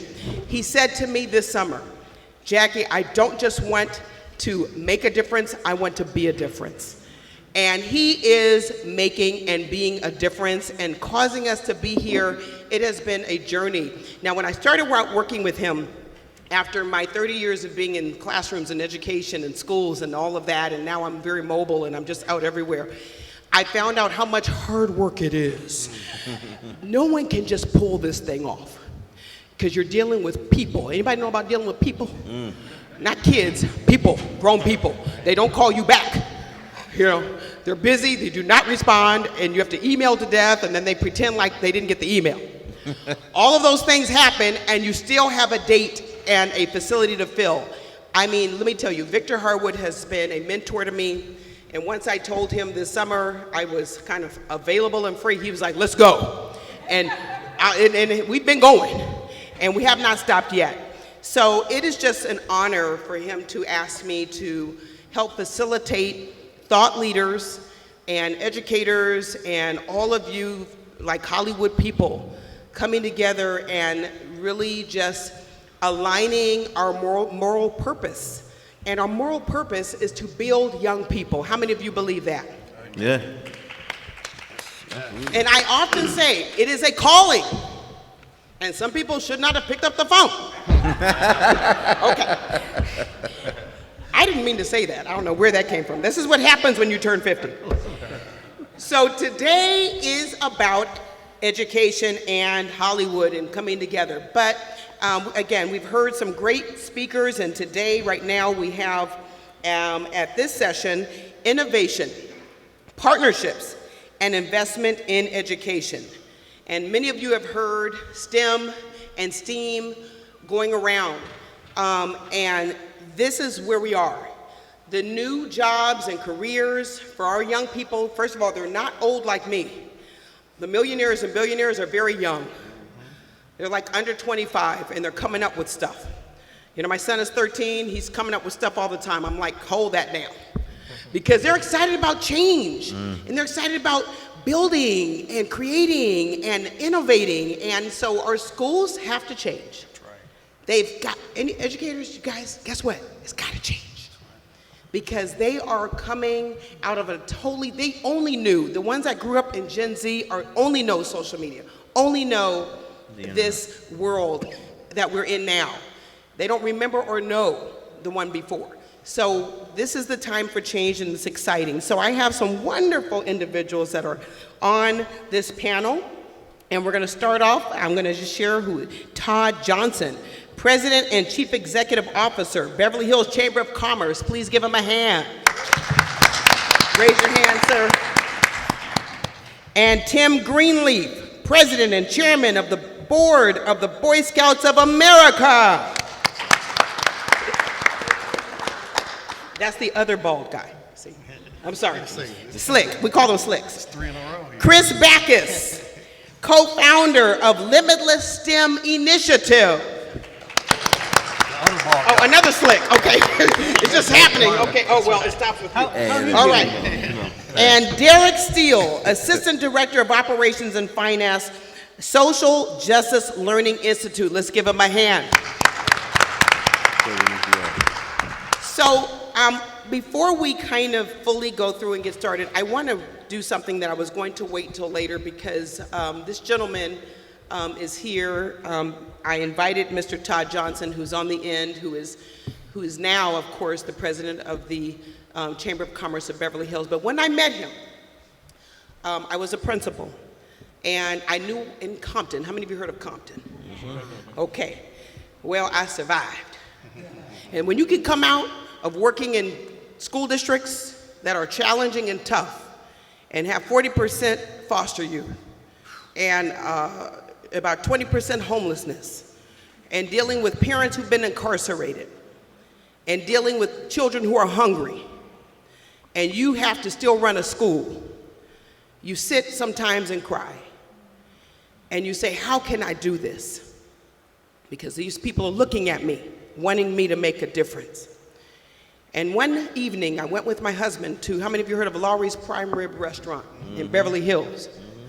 Okay, I've been there once or twice. And I told my husband, I want to go there. We don't have a lot of money, but let's go and eat all we can, because this might be it. And we took my 2-year-old son. I'm not alone. Some of you know this story. You have the same story. This is the truth. I brought my son. He was very little at the time. And he was walking around eating on this steak that costs at least $45. And you know, I said, he doesn't even know what he's doing. So I began to think, my scholars, I call them scholars because I believed if you've spoken to them, they will rise to that occasion. And I said, I wonder how many of them would have this opportunity. And I thought maybe most of them would not. So my husband looked at me and said, I know what you're going to do. You're going to call the restaurant. I said, yes, I am. And the next day I did. And I called, and of course, you know, you get someone who answers the phone who's supposed to block you. And she said, who are you? I said, I'm Dr. Sanderlin. I said, I'd like to speak to your general manager. She said, does he know that you're calling? I said, yes, he does. Right, I don't think he knew, or I just figured he should be expecting somebody to call him. Yeah, facts. And do you know, I got through. You might have to fire. Did you fire that way? Okay, because you're not supposed to let people through. But she let me through. I guess it was the sound of my voice. I said, yes, I'm here to speak to her. Maybe she thought it was a complaint. She didn't want to deal with that. And the next voice I heard was, he was out of concern. Yes, because at this point, who are you? I said, I just want to quickly say, this is the moment, everybody look at somebody and say, you got to think quick. Got to think on your toes. Yeah. And I said, I just wanted to call to tell you we had a wonderful time. It was just beautiful, and I knew there was an intelligent, handsome person who was overseeing this facility. I knew that was going to work at some level. And he said, who are you? I said, I'm Dr. Sanderlin, and I, work in Compton. But I know you don't know where that is. He said, I know exactly where it is. You're off the 105 freeway. I said, I bet you've never been here. And he said, I'm coming. Make a long story short, very short. This gentleman pulled up to my school in a beautiful sports car. He got out. I could smell his cologne before he even got to me. Cufflinks, sharp, clean. And I did not know what I was going to talk to him about. Look at somebody else, say, you may not know. You may not know. But sometimes you don't need to know. He came to me. He says, what are you going to do with me now? I said, I don't know, but just come to my office. And I said to him, and I'm just going to say this, and I hope it doesn't offend anyone, but most of you would know this. I said, listen, my students all believe that every, white man has probably been rich all their life. He said, let me tell you my story. And he told me about how he saved coins and jars and kept them and saved many coins and just grew up and then started, he didn't grow up with a silver spoon in his mouth. And then he started working, and he grew up in the food and beverage business, and he did every job in the restaurant. I hope I'm not wearing you all out. There's a purpose that I'm telling you this story. And then he became the general manager of Laurie's Prime Rib Restaurant. And I said, that's it. Come with me around to every classroom, and would you please tell your story? And he did. I know this man was busy, and he went around to every classroom. And he entertained all the questions from my scholars, even the inappropriate ones that said, how much money do you make? I said, I'm going to kill you. The kids can embarrass you. You can't do nothing, I said, don't ask him that. It was too late, And the next thing I know, he was about to leave, and I said to him, stand up, just a few. I said, I just really appreciate you, and but I know you have somewhere to go. And he said, but wait a minute, what about you all coming to the restaurant? I said, sir, we don't have no money. And we don't have a budget to go to Laurie's. And he said, and I'll never forget this, and this is the part that I might cry. He said, you don't need any money. You know me. Here you go.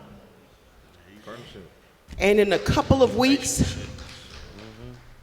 we were on our way to Beverly Hills in a rickety yellow school bus, going down La Cienega.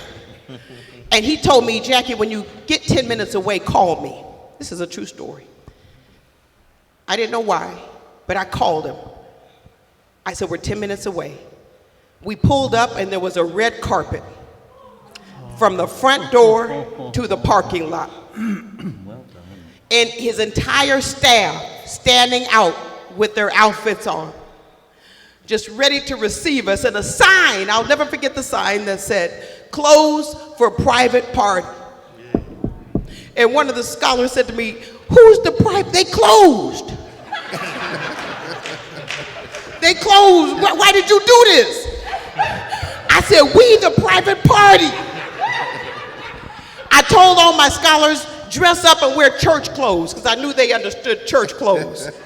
And they wore dresses and, all kind of cologne that they shouldn't have been wearing. And this one boy, he came out, Dr. Branch, with a suit, a hat, and a cane. And no socks. I said, oh, I didn't tell you to do that. I said, no. He said, this is all I got. I said, well, come on. And Todd and his whole staff came, and we clutched arms, and we walked down that red carpet. And every paparazzi was out there taking pictures of us and made us feel special. And I'm going to just end it by saying this. That was 10 years ago. Every single year, this man called me and brought my scholars back. Every single year. I never had to call him and ask him for anything. And we not only got a chance to eat there, he showed us and took us a tour of the entire restaurant. He taught them how to make a spinning bowl salad. They wore a chef's coat. They saw the kitchen, and they finished up eating sundaes, and they brought us out shrimp. And every time I saw one shrimp on a child's plate, I said, you better eat that shrimp. Because this thing is expensive. This is a partnership we cannot mess up. And I just want you all to, I want you to come here, please. Please come, Todd. Let's give Todd a big round of applause. A standing ovation he needs, really. I was gonna wait till later. I have something for you later too, but I don't get a chance to always, I tell this story everywhere I go, but he never gets a chance to hear me tell it. And sometimes it's opportunities, and I hope the rest of the panel does not mind that I took this time to do this, because sometimes you have to do things when you know the opportunity presents itself. This is a picture of the scholars with him there.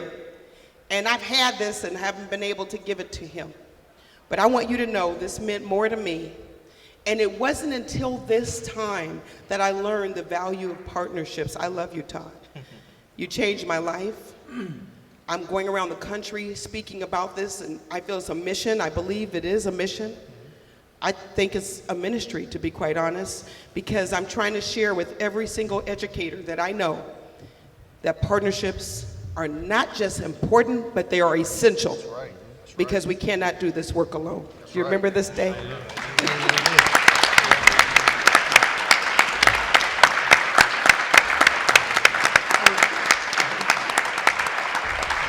So how many of you want to go to Lowry's tonight? Come on! Can we get a discount? No. See, I've already ruined the partnership. That's how it works. Okay, you all. Did somebody get that picture? I hope somebody got that picture. Okay, thank you so much. Let's give them another hand.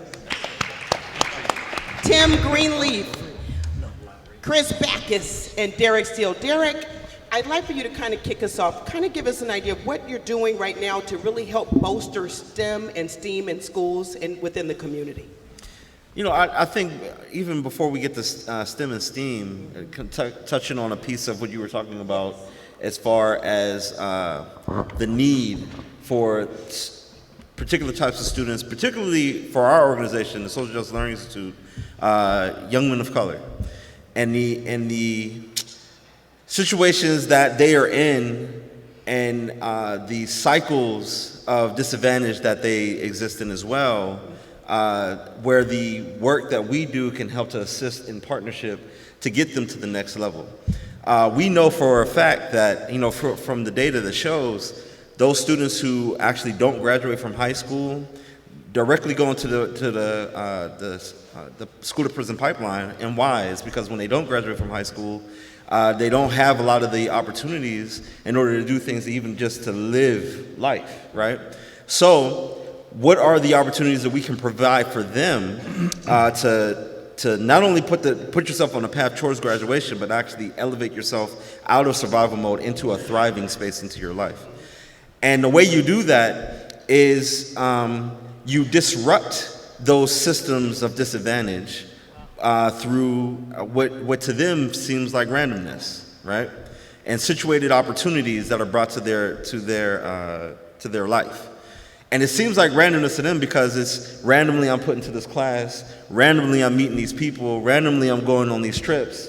But it's actually a systematic approach from our standpoint of how to actually elevate them beyond the systematic disadvantage that they had. So STEM and STEAM is a very important piece of that, because it's not just putting them on a path, but putting them on a path to where?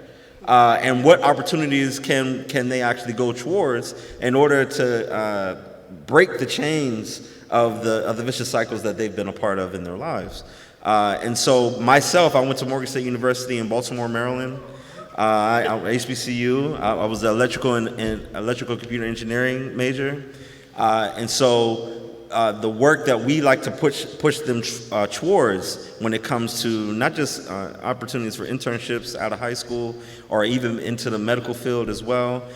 There is a knowledge base of things you need in order to even walk into those doors and walk into those facilities. And that is a basis in science, a basis in technology, a basis in an understanding of what engineering looks like. And creative mind, right? The arts part of this is a very big deal too, because that creativity, it spurs the innovation that can actually come out of our communities. And you know, in communities of color, there's a lot of innovation, and I can go, and I won't, but I can go on and on about the different types of entrepreneurial efforts that have come from our community just because we're trying to make ends meet, you know? So how do you actually connect those dots to the things you know, to the opportunities that exist? And that's part of the work that we do at SJLI to connect those dots. Wonderful, thank you.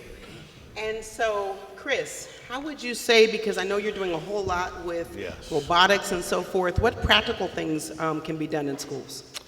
Well, I think you guys hit it on the nail when you started with partnerships and innovative partnerships who don't look at, or who look at the landscape and say, why don't our students have that access to those same opportunities? Limitless STEM Initiative, that's exactly what we do. We come into a city and come into a communities that I'm from. I grew up in Inglewood, California, went to Westchester High School, USC Entrepreneur Program, and got my master's in education from Cal State Dominguez Hills.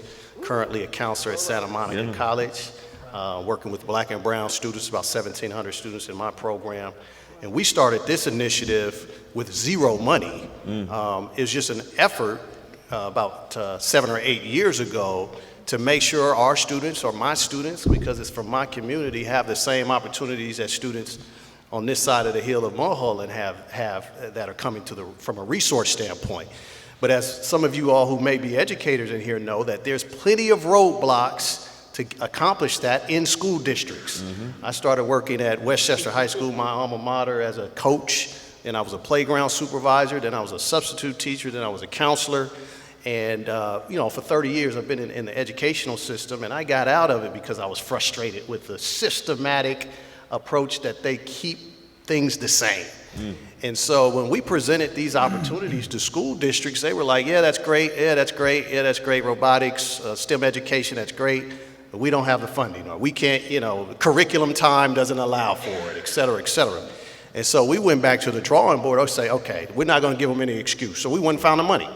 So, you know, one of the first ones that we did was with Dr. Jackie and some of the board members of Inglewood Unified, and we said, look, we have the program and we have the money. You can't say no now. And so we took $25,000 from Verizon and $25,000 from AT&T based on the relationships that we've created over the year. And, you know, they were having the same problems getting into those school districts, so we became the conduit to make sure that we partner with the schools, bring the funding, bring the curriculum. No excuse that you say, well, we don't have curriculum. Well, we have certified curriculum that are meeting all of the standards that you say that they need to meet. And there is no excuse. You will take these robots. And Dr. J, she took them. She made sure that they took them. So we identified about 3 or 4 schools that we launched and piloted with. And we've been working with the middle schools, elementary schools, and we do some after-school programs. We're expanding now with after-school all-stars created. You compete too. We absolutely do. So what we do is if any of you guys are familiar with the AAU programs with basketball and some of the AYSO with soccer, you know, they have elite teams that they get sponsors for, and they travel around the country with sponsors like Nike and people like that. So we did the same thing. So we incubated an elite team from all the students at the schools that we work with and the after-school programs, and we said, let's take the top 7 students and let's put some money behind them. So we traveled in some robotics competitions the first year. We also take our students from all of our programs to Burbank every semester in a local competition, regional competition. And so we just took those students and gave them the resources. First time, 4 years ago, they finished top 10 out of 28. The second year they finished, I think it was number 5 in the regional.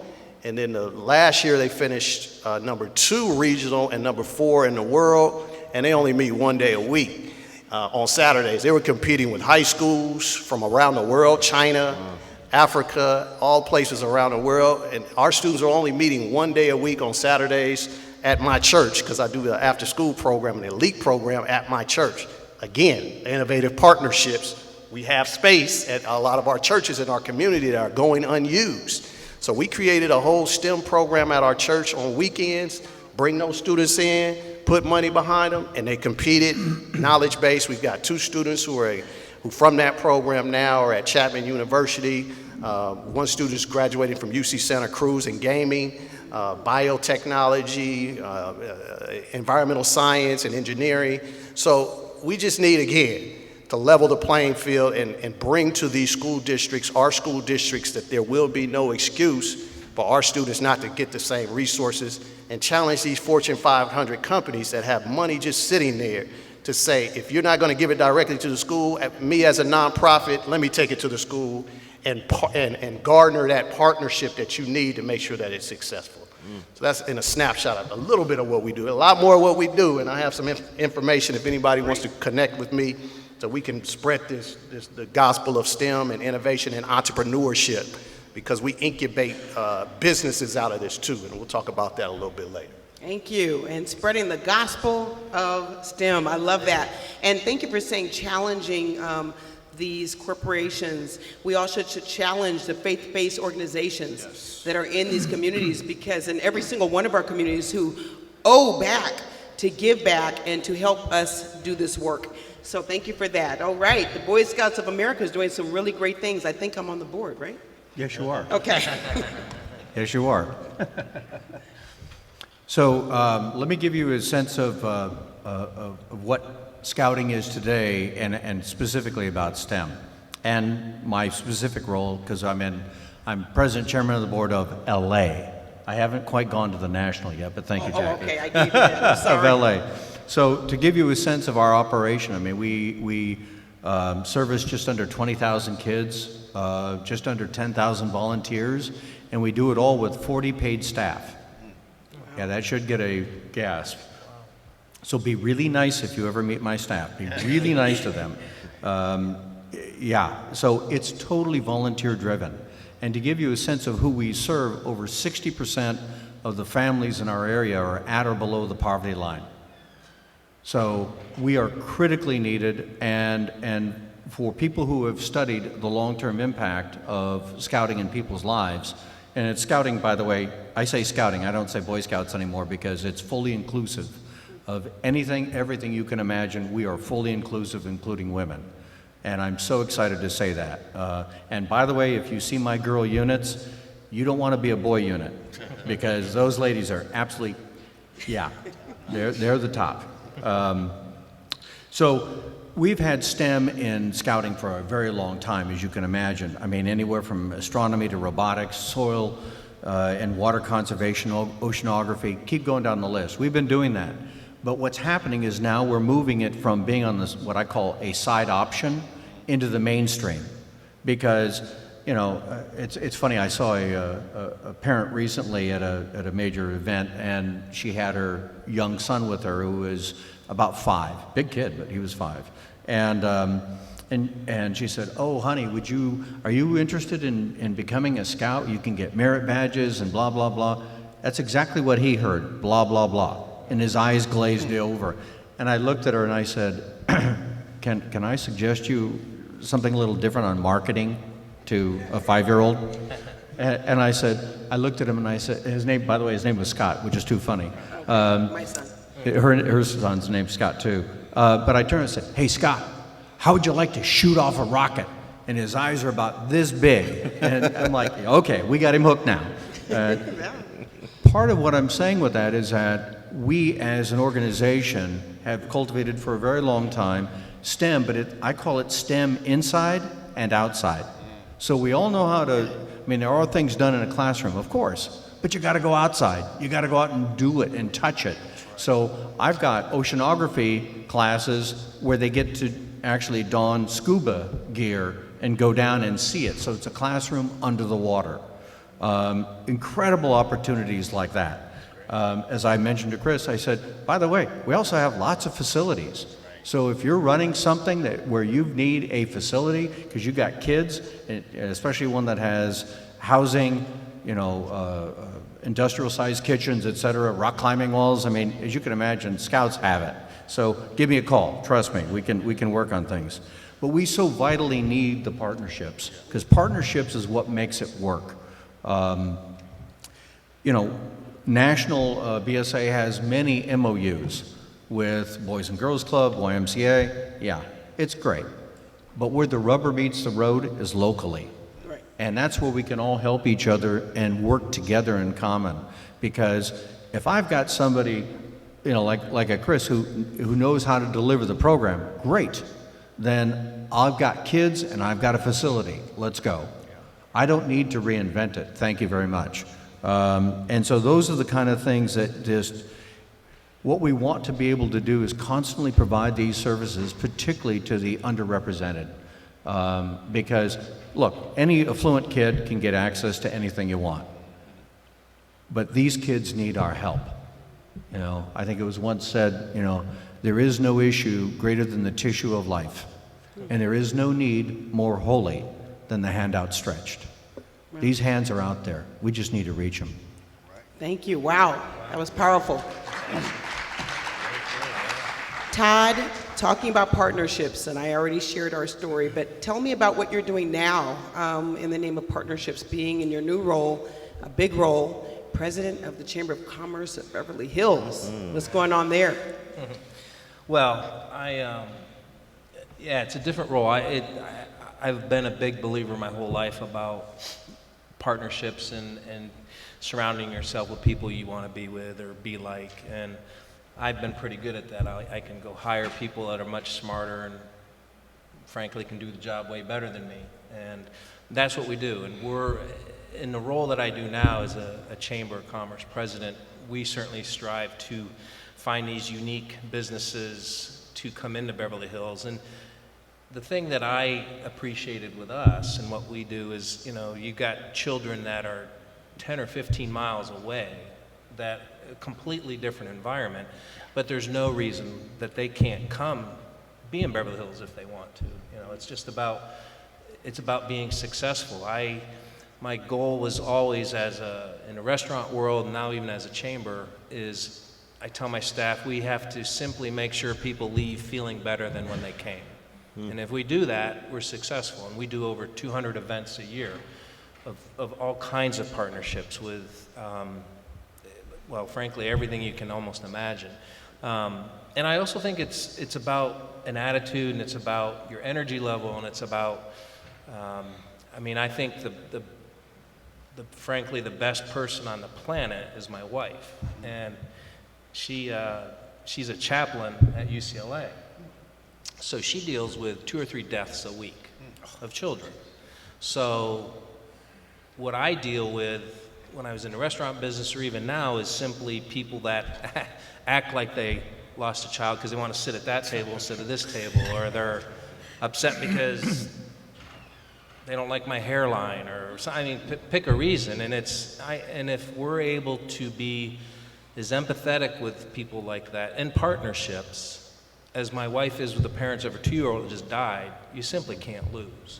So it's really about developing these relationships, which that's what I am good at. And I'm astonished of the quantity of money that is out there and that is available to help organizations.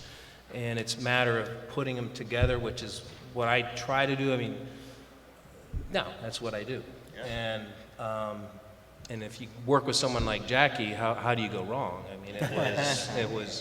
That was a great, we had a lot of fun doing that. So, and I think there's a lot more to come to do. And I think what all you guys do is really unique stuff. I'm coming at it from a business side because I work with all these businesses and Rodeo Drive and all this visionary, thing, but people are people. And it's really a matter of developing that relationship that you can do anything. You truly can do anything, and that's what I strive to do and try to be half as cool as you. So. So I want to ask anyone who would like to answer this, because I drive past a lot of schools that have, big banners.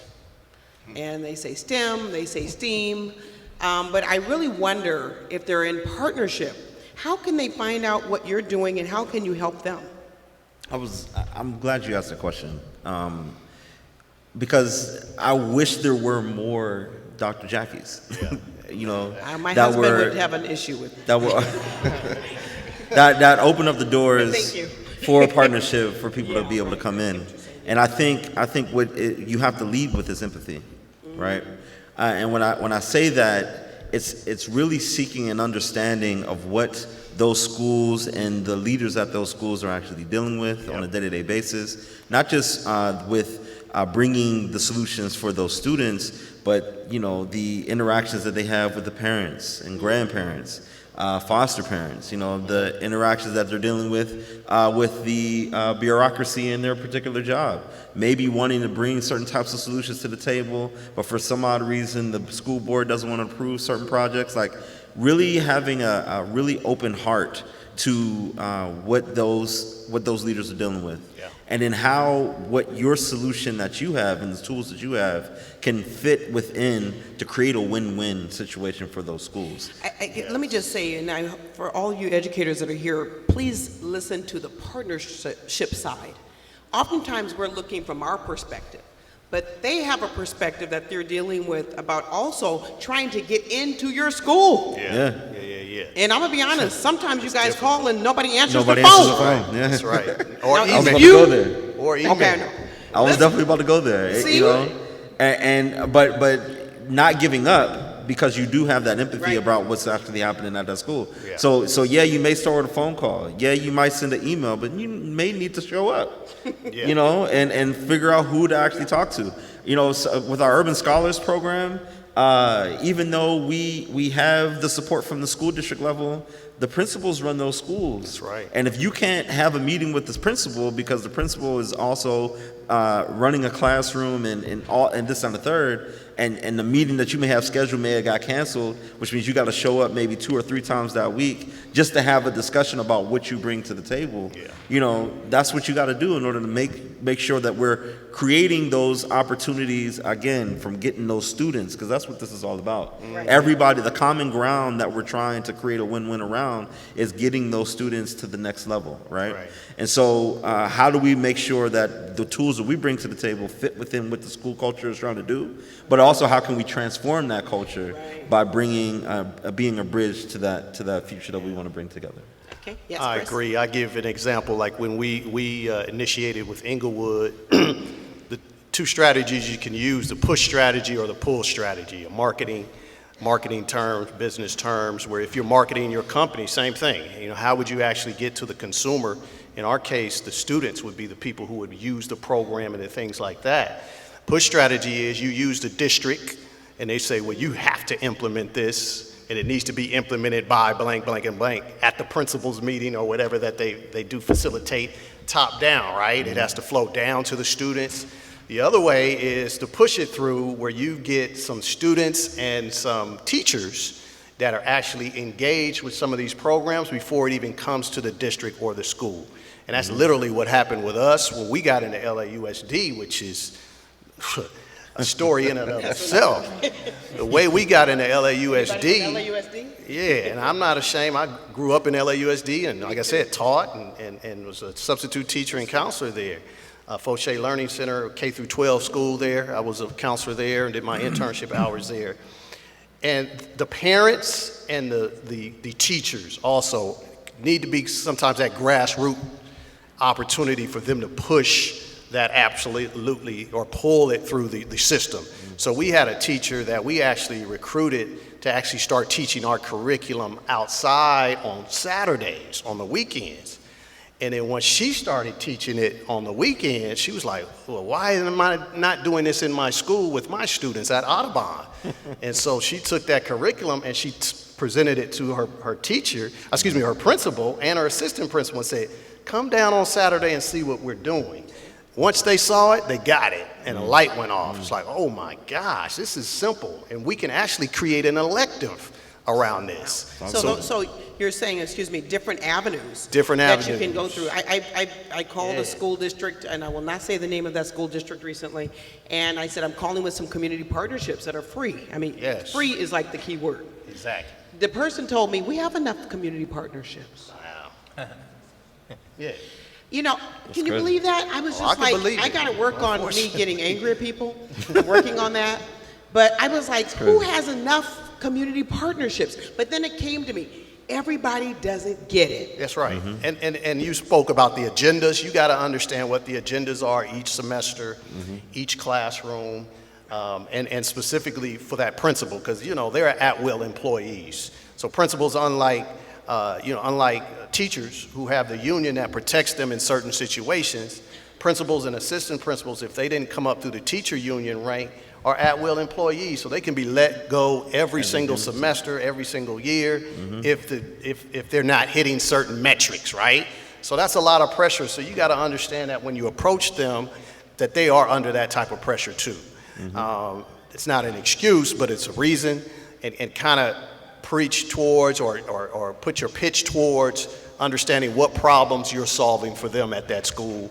Even as a principal, obviously you're solving problems for the students, but let's keep it real. You know, if a person is trying to feed their family and they've got a, nice $100,000 job, which a lot of principals make, you don't want to disrupt that cash flow. And I'm gonna keep it, we're gonna talk as real as we can on that. And so people, self-preservation is a part of it.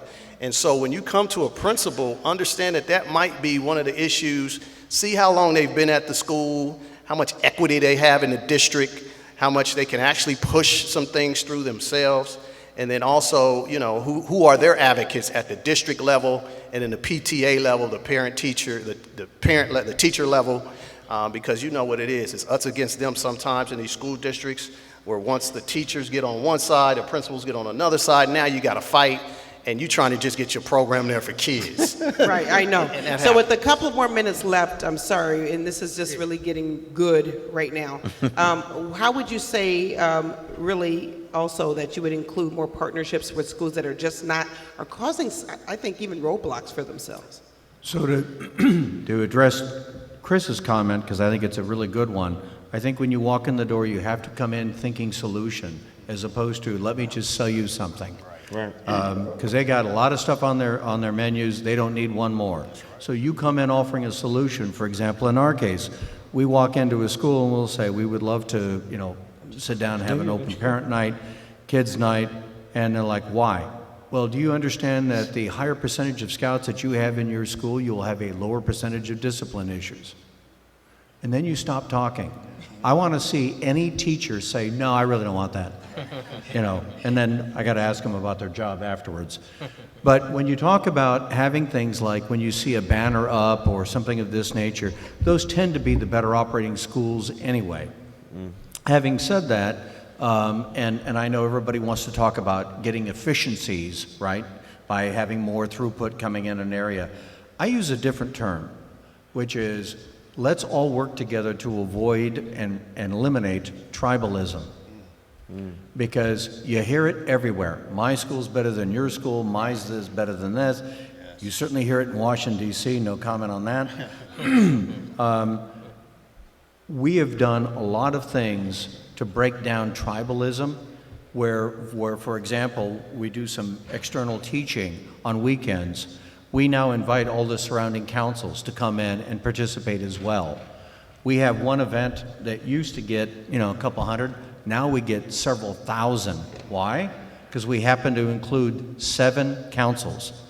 That's over 100 miles when you think of that. So what we're trying to do is, again, use that one really good school or one really good program, leave it there, but then invite everybody else to come see it and then fill it. And then even if you have great students coming off from that, you say, hey, why don't you mentor these guys coming in from another area? That's the way it works. Well, thank you. And Todd, I'd like for you to give us the last nugget of wisdom here before I can open it up for a couple of Q&As. Let's see, wisdom. Well, I think when when you are going out for partnerships, because myself, I'll have a lot of people that call and want, what is it they want? What is the perception that they're looking for? And I certainly, I think it's important to come in, as all of you have said, with this idea and put yourselves in this, because again, I'm just astonished of the quantity of money that's out there that's just needing to be put together with the right programs and the right people, and it is all about people, and you know, and it's all about taking these kids, all right, because this little girl, I remember her saying to me she was going to be president. I said, well, I will vote for you, especially now. So. But one of them gave you a $1 bill. That was all. Yeah, I go for a tip. Give him a tip. Give me a tip. Did you keep that? I think you framed that. I still have the dollar. You still have that dollar? I put up. Yeah. He said, So- Dr. Jackie, you told us to give a tip. Yeah. But you know, I just think that I guess I would just say, yeah, obviously never give up. And it's just if this door closes, there's another one over there. You just got to go after. And and it's all about just sticking. And what I do is try to connect the type of business that I know, you know, LVMH, these guys, that guy is the second wealthiest man in the world. They bought Brooks Brothers on Rodeo Drive for $250 million, $250 million for a building. These kinds of companies want to invest in communities and want to invest in different programs, and it's just a matter of meeting the right person, and that's certainly what I try to do, is connect you with them or vice versa. So never give up. That's interesting. Right. Wow, that was a great way to end. Let's give them a hand. And this is something else I've learned, and I'll tell it to all of my educator friends out there, that not only want to help, they have to. Yes, yes. They have to.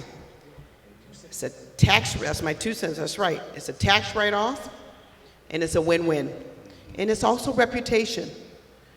I spoke at different companies this year, and I'll just give you an example. I spoke at the Walgreens Leadership Conference this summer, and spoke to every CEO, and the owner of Walgreens invited me, who's the 57th richest man in the world. And I listened to him tell all of his team and says, we have to engage the community. And they are oftentimes calling me and a lot of other individuals saying, how can I do this? Where? But they're looking for what? A worthy cause. Right. So we heard some words today. We heard want. You got to know what you want. And you'd be surprised about how many people do not know what they want. They'll say what I need, but this is a very different thing. Yeah. What you want is a different conversation. Effort, it takes work. You coming here, showing up, was a big deal for you.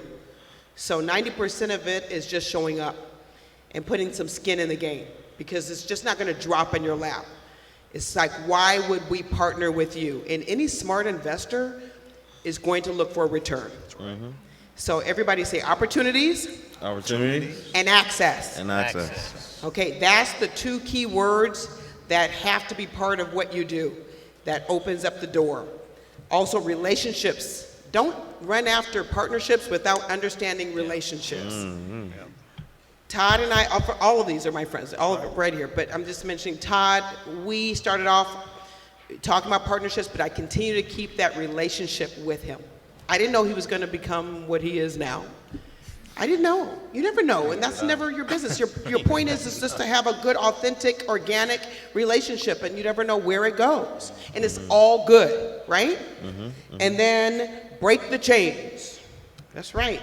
Listen, sometimes we're our own worst enemy. Yes. So find the secretary at your school, educators, and tell them to be nice to everybody who calls. And tell them to pick up the phone and welcome people. How many people have been in an office where it's not welcoming? It doesn't look welcoming. Nobody cleaned up. Papers are everywhere. Listen, that's a bad sign. People turn right around. So we have to really start just seeking out relationships with everyone. Any questions? Yes. Can you speak loud, because we don't have a microphone out there?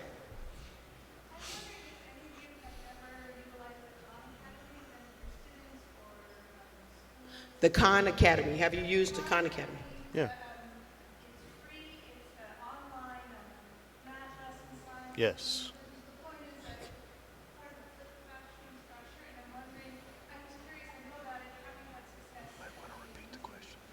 She's asking About the Khan Academy, they turn you Khan off. Manor. They're very severe here. So Sorry 'cause about that. I think I'm the only What mic did I that's on. say? You want to come up to this mic or just try that mic? Hello, Mic hello, check. hello. Okay. Yeah. They Mic yeah, check. boy. Okay. She asked about the Khan Academy and had we used or had anyone used it? Yes, in my current position as a counselor, we have a lot of math at Santa Monica College. We have students who need math tutoring, et cetera, et cetera. We use it as we give it as a resource, a few other online resources to prep for to remediate or to get skills built up. And so we've used that a lot. We've used some of the other online portals also, like code.org for the because we code in C and C++ and also Python with third graders all the way up to college age. So we actually add that to some of their curriculum and do some remote learning. They're on the computer a lot anyway, so maybe using that as an advantage to build their skill sets at intermediate time with math especially. And the advantage of STEM and robotics and coding language is that it is really a mathematical brain that you're developing at the same time. We have students doing 130 lines of code in the third grade, so that's really like writing a mathematical equation, checking the parentheses, the brackets, the semicolons. So really, once we get them hooked on that, then we can translate that over to, okay, you can do the same thing with division, multiplication, et cetera, et cetera. So we do supplement some of the educational learning with some of the online platforms. How long has Khan's been out? A while. It's been out a while. It's long been time. pretty And it validated. just continues to get better and better. each Anyone year. else? Because we're about to wrap up. Anyone want to add to that? No, I'm good. Okay. Ditto. If you have, okay. Any other questions, we're going to have to meet with right afterward because we're going to need to set up for our next panel. So let's give our panelists a big round of applause. Thank you so very much.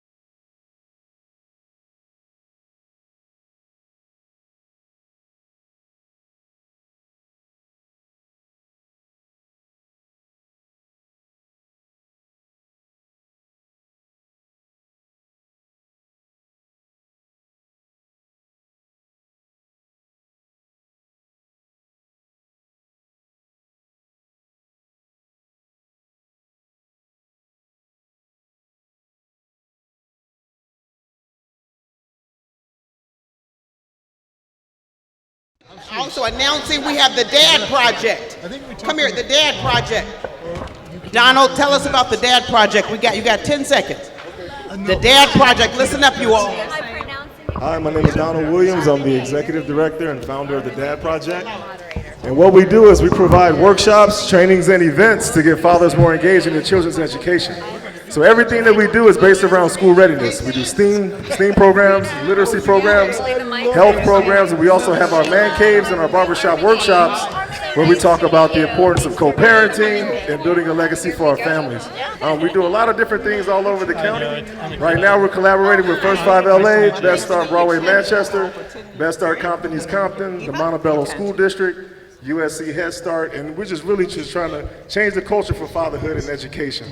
And we know that when the fathers are more engaged in their kids' education, they do better. They go on to do better. They give them that self-esteem and that encouragement. And that's what we try to do, is provide unique opportunities for fathers to be involved with their kids. One of our biggest collaborators is PBS. We just did a PBS STEAM program. We had over 60 dads shooting rockets with their kids. And we've been on a PBS commercial for the last 4 months with the Dad Project. So we got some great things going, and if there's any way that we can collaborate, or you can, anything that we can do to partner with you guys, we would love to work with you all in the near future as far as getting more fathers engaged with their children. Beautiful. So thank you so much for this opportunity. Thank you. Thank you. How many of you know dads are important? Yes, they are. I can tell my son something to do all day long, and until my husband comes in, it's over. That's the power of a dad. And our dads need that training, so thank you, Donald. They really do. We can't just put an indictment on them. A lot of them just don't know how to be a dad. It's as simple as that. So we appreciate that. So, you still enjoying yourself? I need to feel your energy. Come on, because I'm getting a little, it's starting to. So can you guys give me some energy right now so I can keep going? Like, keep it coming to me. I want it all. Like, don't forget about them. Just me. Because I can't take it anymore. I'm telling you, this has been a long day. And if you guys, anybody else put on or produced any conferences before, you know it doesn't happen yesterday, right? It's something that's been happening for months. And just to see it culminate is just an awesome manifestation. And so I see some friends in the audience. Dimitri Creer over here from New York Life, raise your hand. Let's give him a hand. I saw Norkey somewhere. I don't know where he is. I see Scholastic in the house. Hey! I see so many individuals. Dr. Marco Curelli right here. So I'm getting pretty good. TJ, I see you here, as well as gentrification and monetizing that and going around and understanding what that is. Isana Academies is here in the house.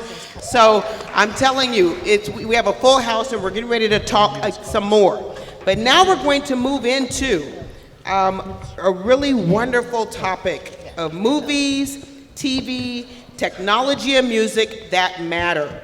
Meet the Educators, a creativity exchange. And I will say again that we would not be here if it was not for the CEO and founder, Digital Hollywood, which is Victor Harwood himself, who is moving around and has the ability and the power to be able to not only bring technology here and music and television in the entertainment industry, but he has embarked on bringing educators to the table. And so if we can ever understand the power of partnerships, and that we cannot do this work alone, that it is a win-win situation, we will be that much better and service our youth the way they should be, providing two things, which are called access and opportunity. And so now we are going to be led by a wonderful moderator named Armine. It's a beautiful name, so I can't mess it up. Armine. I was so good a few minutes ago. What happened? Kuduyan. Everybody say Armine. Kuduyan. She's from Armenia, so she's just a beautiful young lady, and she said we're going to go eat some Armenian food when this is all over. All right, let's give her a big hand.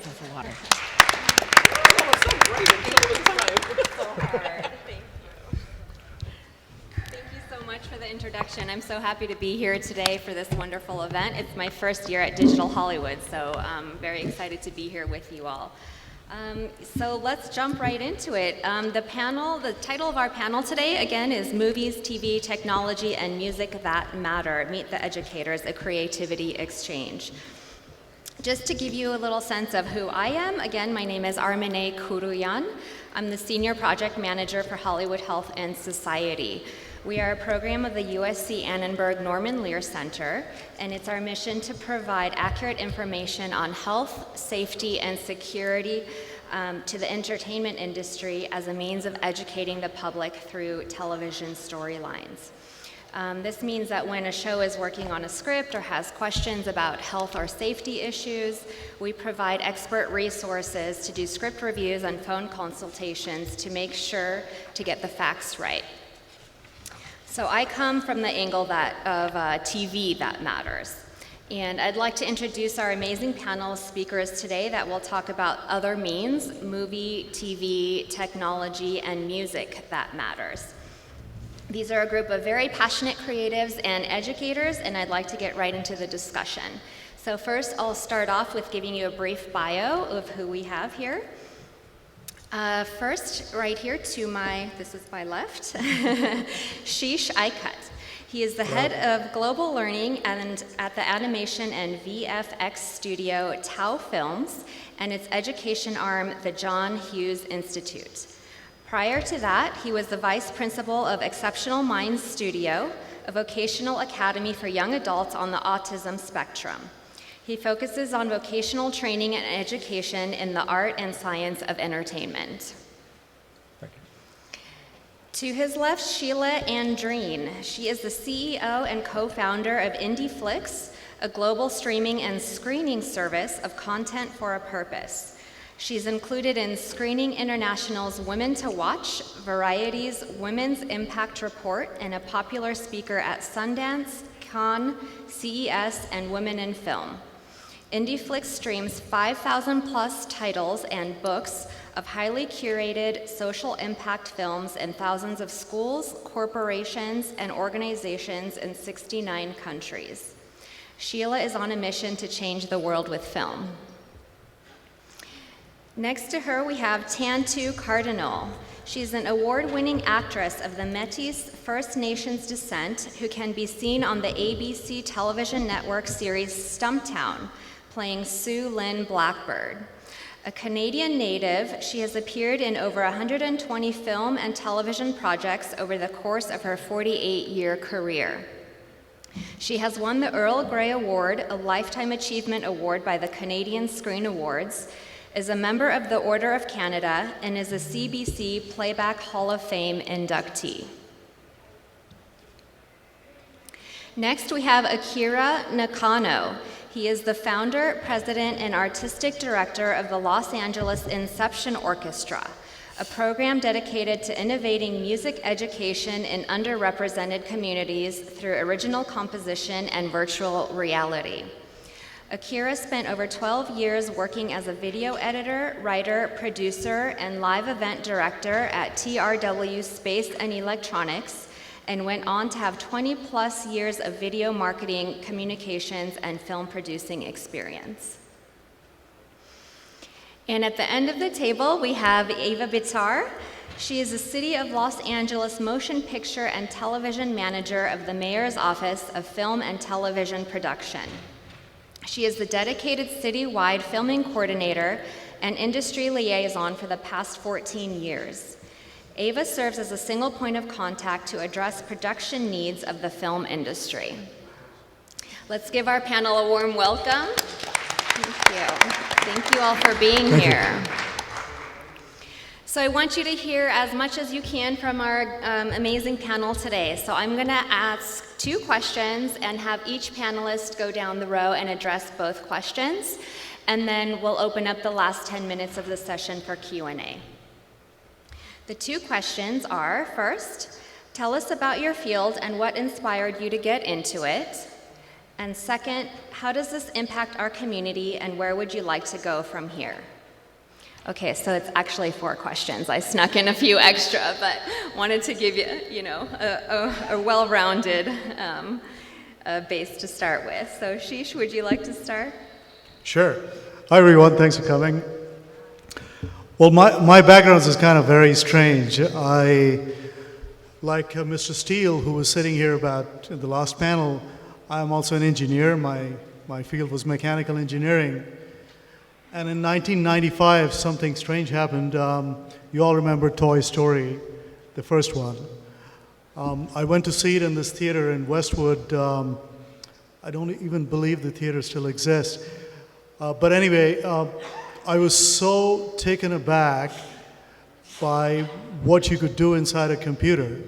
Remember, at that point, I was only building machines and machinery and models of things that work in cars or doorknobs and things like that. And suddenly you had this similar objects coming to life, and I just decided to pursue this animation as a career. So at a ripe old age of 35, I think I went back to school again to study film and animation. And I did go, I know we're in UCLA territory here, but I did go to USC because I was very worried that I would never get admitted to one of these schools. But so before I even did this, I actually did a tour of the schools in the United States. And mind you, in the 90s, there weren't a lot of schools providing animation and visual effects training. And so my wife and I would travel, either if it was California, we would travel in a car, or we would fly to these campuses. And on one of the campuses, I remember getting an interview with the faculty and the head of the department. And because I was working in Silicon Valley then, and I had a job, one of the questions I happened to ask this head of the department was that, how many of your graduates end up getting jobs? Do you have statistics on that? And this individual gave me a very interesting answer, which I never forgot. And she said, well, we're not a trade school. We create directors and filmmakers. And, I didn't make much of that answer, but it's been 20 years now and still stuck with me.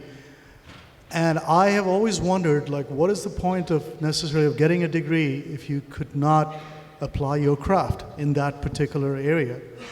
So as soon as I got out of school, of graduate school in USC, I decided that my goal would be to learn the craft and then form avenues and institutes to kind of train that. So I've been doing that ever since. I joined a company called Rhythm and Hues. Some of you might know about it. It was an animation and visual effects company, and wherever we went, we were one of the pioneers in setting up different institutes wherever we went as a company. So in India, Malaysia, Taiwan. And our approach was that instead of complaining about the local geography and saying, hey, we don't have enough artists or enough talent in this, we said, why don't we do something more proactive? Instead of criticizing these colleges that they're not churning out the best talent, why don't we partner and collaborate with some of the best? We can't collaborate with everybody, but pick some of the best in the areas where you are. And since 2007, that's what we have been doing, and to this day, that's what I do. Tau Films is a production company. So we work on animation, we work on theme parks, we work on VR, AR titles, but we also, wherever we go, we are trying to partner with local universities and schools to grow the talent, to make a community of artists so that it's just becomes a place on the map where artists who are in digital arts, who are in all forms of digital arts, that's what they do. I'm sorry, I'm taking too long. Are you gonna? No, you're fine. Did I answer all your questions, or is there one more? Are we answering 1 and 2 together, or? Yeah, let's do it together. Yeah, so the second question again is, how does this impact our community, and where would you like it to go from here? Sure. So one of the things, I'm a big, I used to read when my mother was afflicted with cancer. I often would read to her. She was an educator. My grandfather was an educator. My brother's an educator. So I come from a long line of educators in my family. So I would read to her, and one of the books she really caught on to was a book by Ken Robinson. How many of you know who Sir Ken Robinson is? He's very famous, especially across the pond.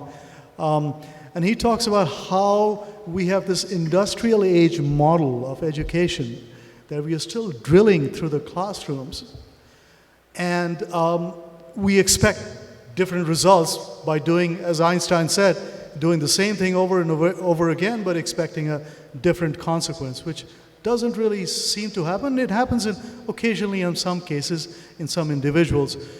So as I follow this technology, as I follow animation and visual effects, when I was going to school, it was mostly traditional hand-drawn animation that you drew on a cell.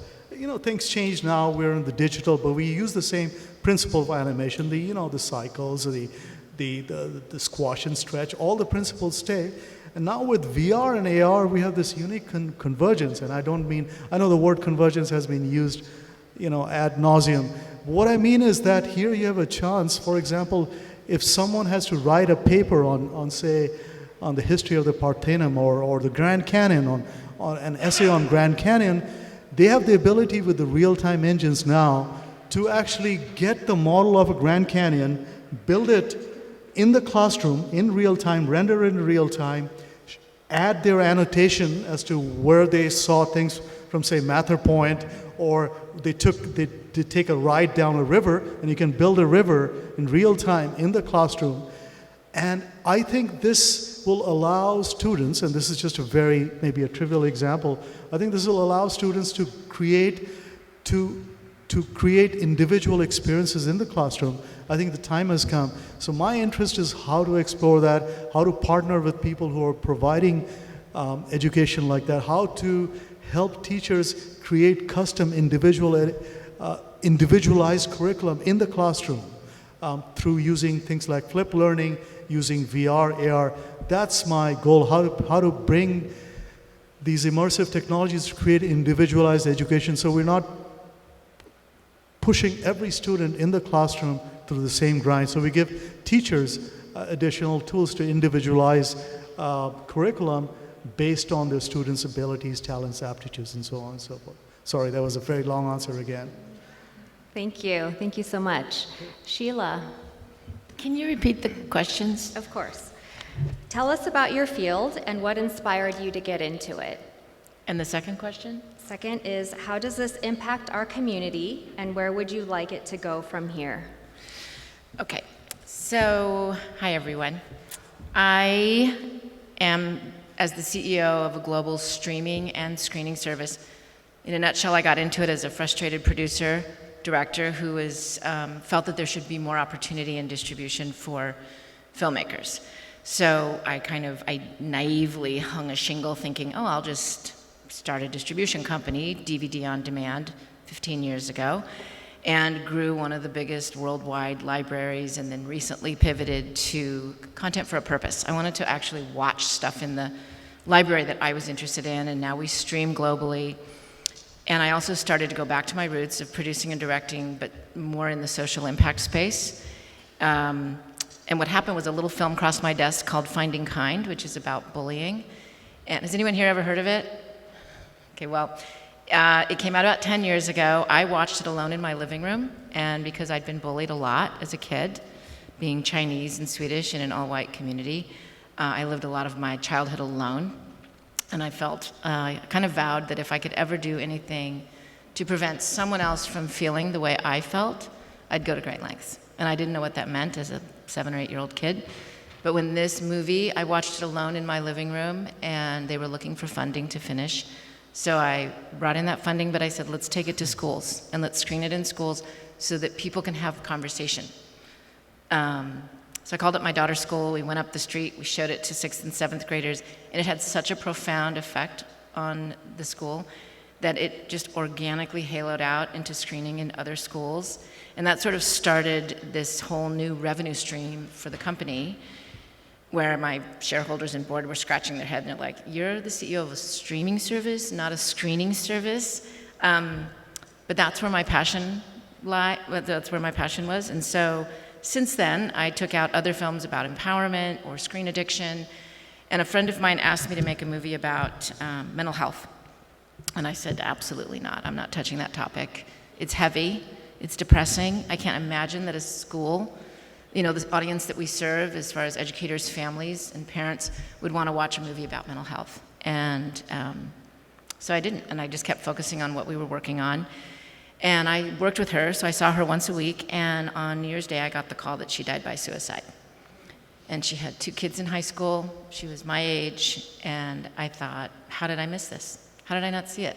So that opened up my eyes, and I realized I'm gonna make a movie about mental health. I have no idea what that looks like, but it is going to be filled with hope and resources and tools, and it is going to be viewable by a 10-year-old and up. So that's Angst, which came out almost 2 years ago, and 2 years ago this month actually, and it has now been screened. We've had almost 4,000 screenings in 69 countries. It's been subtitled into 7 languages and dubbed into Spanish. We've now created, it's part of ongoing education for educators. It is part of a corporate program. Corporations are using it to raise awareness around mental health, to direct their employee base to the benefits that the corporation offers them. And it has kind of amplified a movement that was already underfoot. Kids are dying. Kids are dying by suicide all over the world, not just in our country. And so this movie really opened up my heart, my world. I don't go to Sundance anymore. I'm at a mental health conference in Hong Kong now. And I'm nobody. Like, I'm not that I'm not a nobody, but I'm not a licensed mental health professional, but I go on big stages in front of thousands of people, and I talk about mental health because the only way we're gonna make a difference, and this is answering question 2, is that we all need to be empowered to be there for each other, to love each other, to be able to model for each other how to ask for help, and to know we're born equipped to help each other, but we never get to tap that. We don't get to exercise that muscle. So I've gone on to make other films, a trilogy. One is called Like, which is because everyone thought anxiety was on the rise due to social media. So Like now addresses the impact of social media on our lives and technology on the brain. And from making that one, it came up cyberbullying. Why are people so mean online? Is it just because of the anonymity? What's going on? How is it that an 8-year-old can be so cruel online? And how is it that a 42-year-old woman can be so mean when we know better? And that's a fully developed brain. So The Upstanders is coming out in January, and it's a trilogy that's become a digital wellness and mental health awareness toolkit with all these other things that I never thought I would be creating, and working with organizations around the world that specialize in dealing with mental health. So my wish for the future is that we will continue to use film to raise awareness and to give permission to people to speak up and to help themselves and to help each other and to exercise self-compassion. Beautiful, thank you. Cantu, would you like me to repeat the questions? I think, you know what, if I start answering a completely different question, just stop me. Okay. I think it's about how we got into this discipline, what it is that we're doing. I was born in 1950, back in northern Alberta, in what was considered an isolated community. And I was raised by my grandmother, and she spoke 2 key languages, and she spoke English. And all around me were people who spoke multiple languages, Cree, Dene. There was one grandmother who spoke Cree, Dene, German. Everybody spoke a little bit of French. And Cree, I guess, was really the base language. I was privy to so much nuance and knowledge from the people who would come and visit. That was like living 100 years ago, living with my grandmother in that isolated community. An old man would come over, and how people visited at that time in those days, they could come with a tent. They could stay for 2 weeks, or 4 days, or 5 hours, or whatever it was. And it was a real sharing of life that happened in languages other than English. And it was so rich. And when I went to the city to get my high school, that was in '65, here was a real, the reality of how our people are treated, how Indigenous people are treated. I saw that in school, in that there was nothing in history that I wanted to hear about. When we were going through a section that I would want to hear about, like the Aztecs or the Mayans, always I would get slammed. Always we were made to look lesser human beings, not as smart, really primitive, backwards people. And these kinds of things just sort of grew within me, and a rage, a huge rage started developing. And I also felt that this mainstream society, for lack of a better term, had a very backwards idea of who we are as a people, as Indigenous people, and particularly as women. And an illustration that I'll give you, and I suppose you all know that our way of life was actually outlawed in both Canada and the US. Our languages were outlawed, our families were outlawed, children were taken away from their families like it's happening right now on the border. It's still happening. Children were taken away from their families. They were put into schools. Their clothes were taken away. Their names were taken away. Communities taken away. Way of life taken away. All of it. So I was not a happy camper, and looking for some way to change people's minds by telling some truth. But I could not allow myself to be a part of their institutions. I made it through high school because I did not want to go back to their institutions. But I couldn't allow myself a university or college or any of that stuff. So my education was about meeting people that I trusted and picking their brains where they went to, they got higher education, or people from the bush, listening to them talk about a day or talk about an animal or talk about a wind, and to talk about people in the community, all that kind of stuff.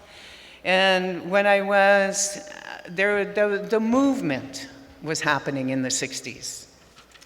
And that happened in our world as well. To me, it was like how the earth breathed, that the movement happened.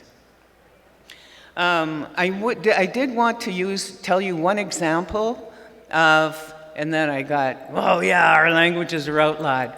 In my mother's language of Cree, the word for fire is iskoteo. It's made up of two words, isko, which means woman, and mete, which means heart. So the Cree word for fire is woman's heart. And the stories of creation go to tell us about the fire at the core of Mother Earth. And there's so much in our world, and that, I think, is a real example of why our languages were outlawed, why our ways were outlawed. Because the RCMP, the whole COP system, was created to keep us in line, to get us on those reservations. The treaties were not about, we'll go stay on a reservation, you guys help yourself. The treaties were not that. The treaties were about peace and about working together and about sharing life together. That's what those treaties were. And this society doesn't have to worry about because they never kept one single treaty. Not one. And that hasn't stopped. So, and so acting came along as an opportunity one day, and it made sense. Because the strength of who we are is in our stories, in our songs, in our dances. That's the one thing that we kept in the dark. That was under the blankets, under the beds, in the closet. It was anywhere we could hide it. There are some children that were hidden so that the white man could not take that child and put it into those schools to be programmed. Some children were kept aside. And so wisdom was kept with them.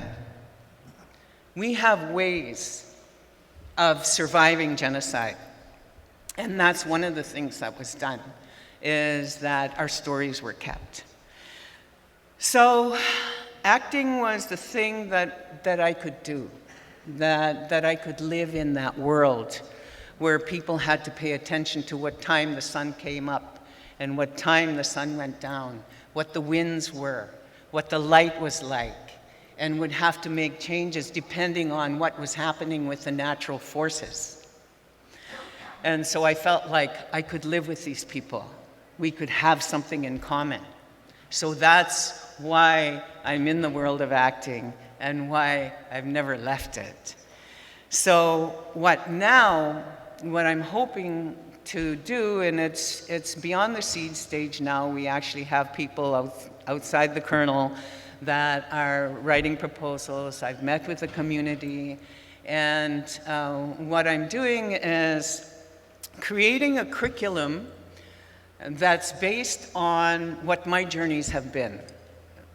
In that I wouldn't allow myself to go to theater school or to film school or any of those places. I just did not trust this thought that if I could just learn to be more white, I could be successful.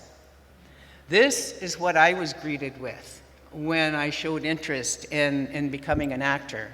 There was really a lot of dialogue about how I had to do this, and I had to be here, and I had to behave in a certain way, and I have to present myself in a certain way, and all those things, when I didn't even really care if I lived, but I was still alive. So this is what I had to do. I mean, it was rugged. It was just rugged, living in that shell. So what I want to do is I want to alleviate some of that rage for our young people and create a curriculum that is based on the experiences that I've had in surviving deadlines of getting a character to the camera in time for the shoot.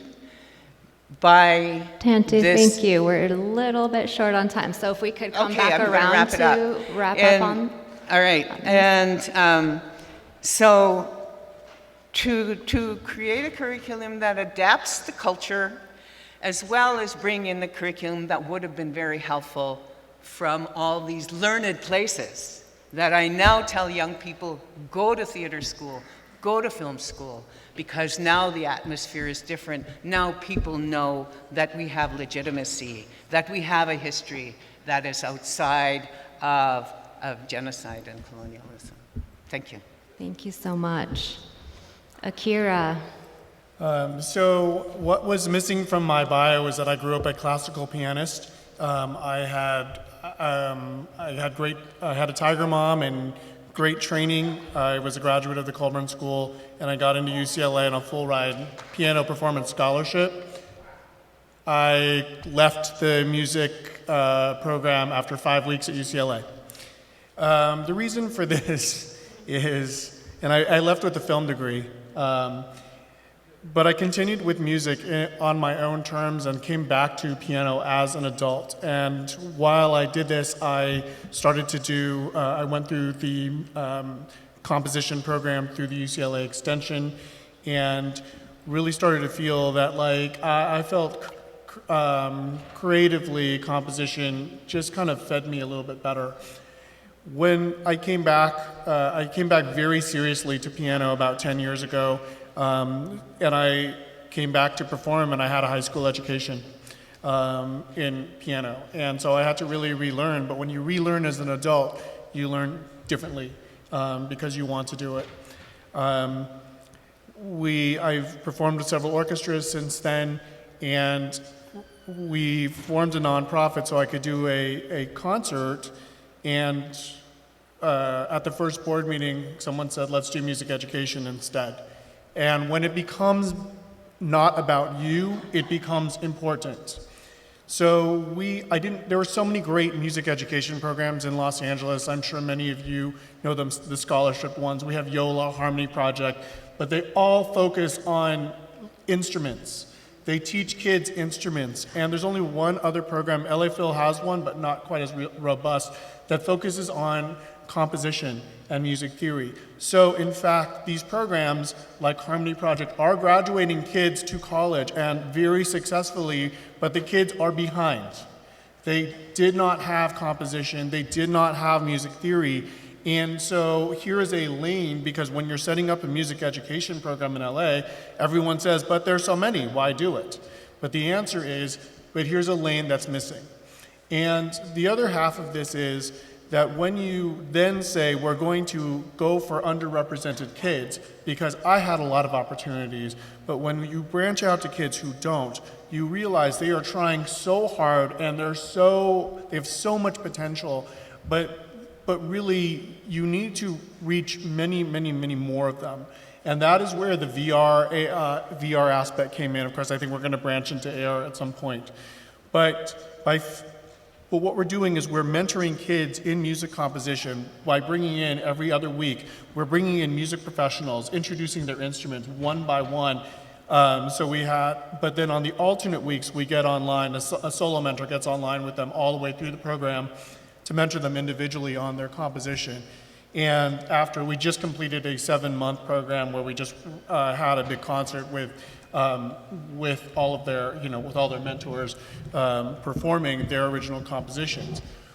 What we can now do, and what we are going to be doing next year, is go instrument by instrument and build it up for full orchestra, and then roll this out into the schools, because although not everybody has an Oculus headset, most kids have a phone. And with a phone, and I think there are some other panels this morning that were talking about how a phone could be the next thing in AR. With a phone, kids can access, we can take them, and if you have if you give them the Google Cardboard thing, they can be in this 360 environment that will take them to the symphony hall and will take them to a music studio. And they'll be introduced to a variety of instruments and music through their peers' original compositions. And they'll also be able, we're creating this app where they'll be able to follow their peers' journeys as well in creativity, so they can see someone who looks like them and says, hey, this person has similar things, and they can be inspired in music. Or better, they can look like someone who does not look like them, and they can say, hey, this kid has very similar experiences to me. Hopefully the end result is that we inspire them creatively or musically, and then we can refer them to our various partners if they want to pursue music by looking at this app. So the app is not the VR is not the end run. We really want to get them involved in music. Wonderful, thank you. Ava. Hello, everybody. I work with the Mayor's Office of Film and Television, and I started in actually the Office of Finance, where they were presented by a report from private industry of where the highest money-making trickle-down economic, and it was a report that I didn't agree with, and I wanted to revise the report, and I did with showing the trickle-down economic of the film industry, and I took one production and showed how the 2,000 people out there, companies, that live off of this production. And I made the presentation to council, And when I made the presentation, they said, how do you know this and would you teach us? And I said, I think you have forgotten that we just have a Hollywood sign, but 50% of the business has left this country.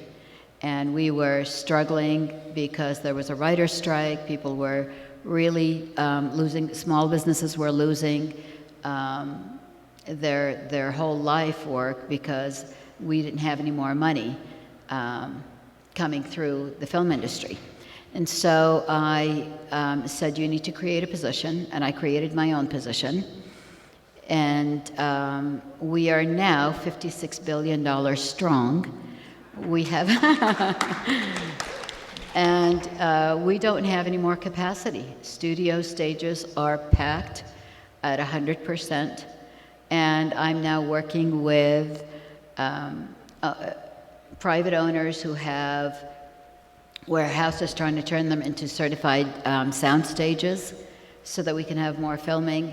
We are highly impacted neighborhoods, not necessarily all happy, although most of them are from the industry, the ones that are not happy.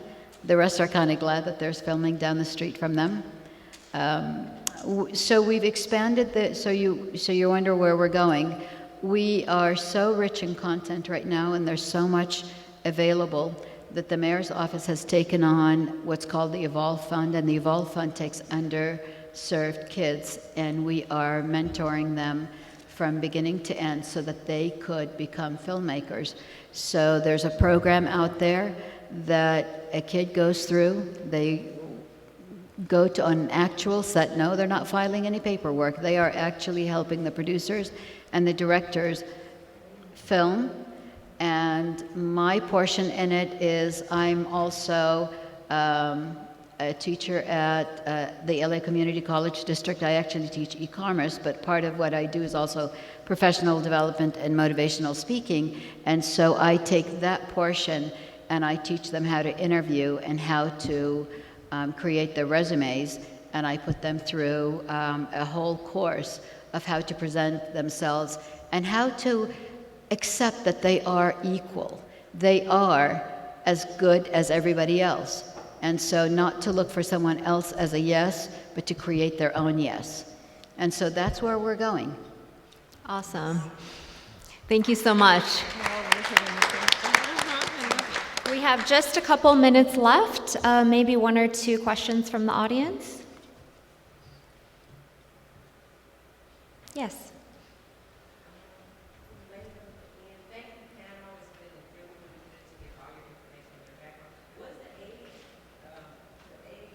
What's the age group for the kids? They need to be from high school and up, and the only criteria, one single criteria, they got to be in school. It doesn't matter how many units, it doesn't matter background, it just matters that that's what they want to do, and they don't have that opportunity. That's the only criteria we have. They have to be in school, either high school or college.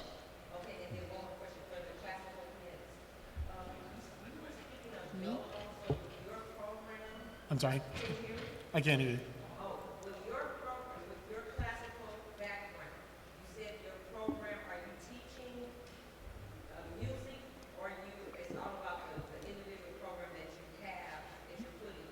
No, well, what we're really doing, so what we're really doing is teaching composition and creativity, which is lacking with the other programs that teach instruments. So we're teaching kids how to write music, and so they are fully mentored on how to orchestrate, how to compose. I mean, we had one kid who only wanted to be a rockabilly guitarist. That's all she wanted to do. So we got down the line with a few instruments, and she did not want guitar in her piece at all. I had to talk her into putting electric guitar in. She was like, I want this part cello, this part harp. So they experienced all these different instruments, and now they can orchestrate. And then we brought in orchestrators to really help them refine what they were doing for the show. No, they need to have a background in music already. So that was one thing where they do need to be able to read music. Thank you so much. This is the wrap of our panel. Thank you to everyone so much for attending and being here, and let's give our panel a warm round of applause.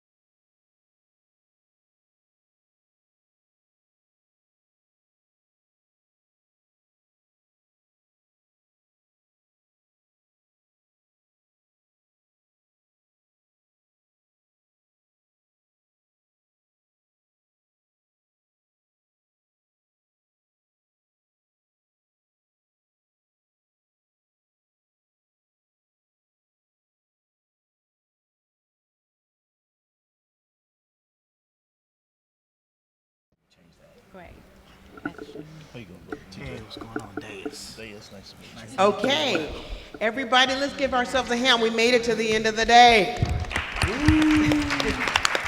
Now, I want to just encourage you to hang in there because we've saved the best for last. Because it's all about literacy. And it has been a full day. How many of you have been here all day long? Okay, I appreciate you. And why did you stay in the back? Could you kind of like move up a little bit so we can kind of befriend everyone here? Because this is a special, my special panel that I just couldn't say no to anyone. It was very difficult because we had so many individuals that really should be here as well. So I say two words a lot, and it's called why not?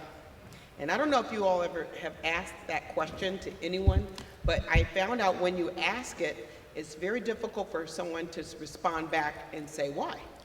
It opens up the door to possibilities unknown, and it has been really a game changer for me. Has anybody ever asked why not when someone said why? You start doing something new and different? Have you? Yeah. Mm-hmm. And what have you learned when you said that? This is interaction class right now. You can talk. What have you learned? Look at you crazy. Mm-hmm. Objections, sometimes rebuttals, but you don't do what?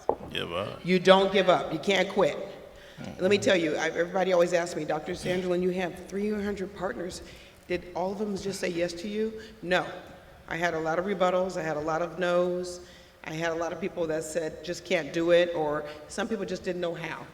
But guess what? I never gave up, and we can't give up. And I said to someone else earlier, and just so if you don't know, this work is actually a ministry. There are individuals in other countries, they call them ministers of education. And the reason why they call them that is because ministry means to serve. And so everyone who has elected to be an educator has elected to serve. And it is a great servantship, right? And it's not just educators. Veterans are in that group. The medical field is in that group, nurses, doctors. You know, this is the calling that we've answered to. And I'm so excited that we have so many wonderful individuals who understand that if you cannot read, you can't do anything. And so I know I hear some people that say, you know, everyone won't go to, how many of you guys hear that? You know, everybody won't go to college. We know that, but let me just say this, as a mother and as an educator in very underserved communities, that education is not just important, it is essential. I would not be here if I didn't have an education. You would not be here if you didn't have an education. So it is essential. Some people have the luxury of not going, others have to go. And I think that's the message. The message is, I share with every parent I meet, whatever you do, you get your children to college. Whatever it takes, you make sure they can read. Whatever it takes, you make sure that they soar to the highest. And I have some individuals here who believe just like I do. And so I'm going to announce them, and we have a full team, but a very powerful one. And so we have Dr. Anita Moultrie-Turner from Isana Academies. Please give her a hand. Chief Academic Officer, as well as author of this book, Recipe for Great Teaching, 11 Essential Ingredients. If you do not have this book, you can still get this book. And she now, I learned, has written a reflection guide to go with this, with 10 more. She's writing another book with 10 more ingredients so that you can reflect on what does it really take. And if you really want to know how to be a great teacher, I'm telling you, I learned most of what I know from this lady, and she's come and trained many teachers all over this state, and I think beyond. And so she's just a fabulous person, and I'm excited to see her new upcoming book. And then we will also have, Deus Brown from Walgreens. And he is going to talk more about the We Teacher Award, which is actually still going on. So how many of you know teachers are spending money out of their own pocket for school supplies?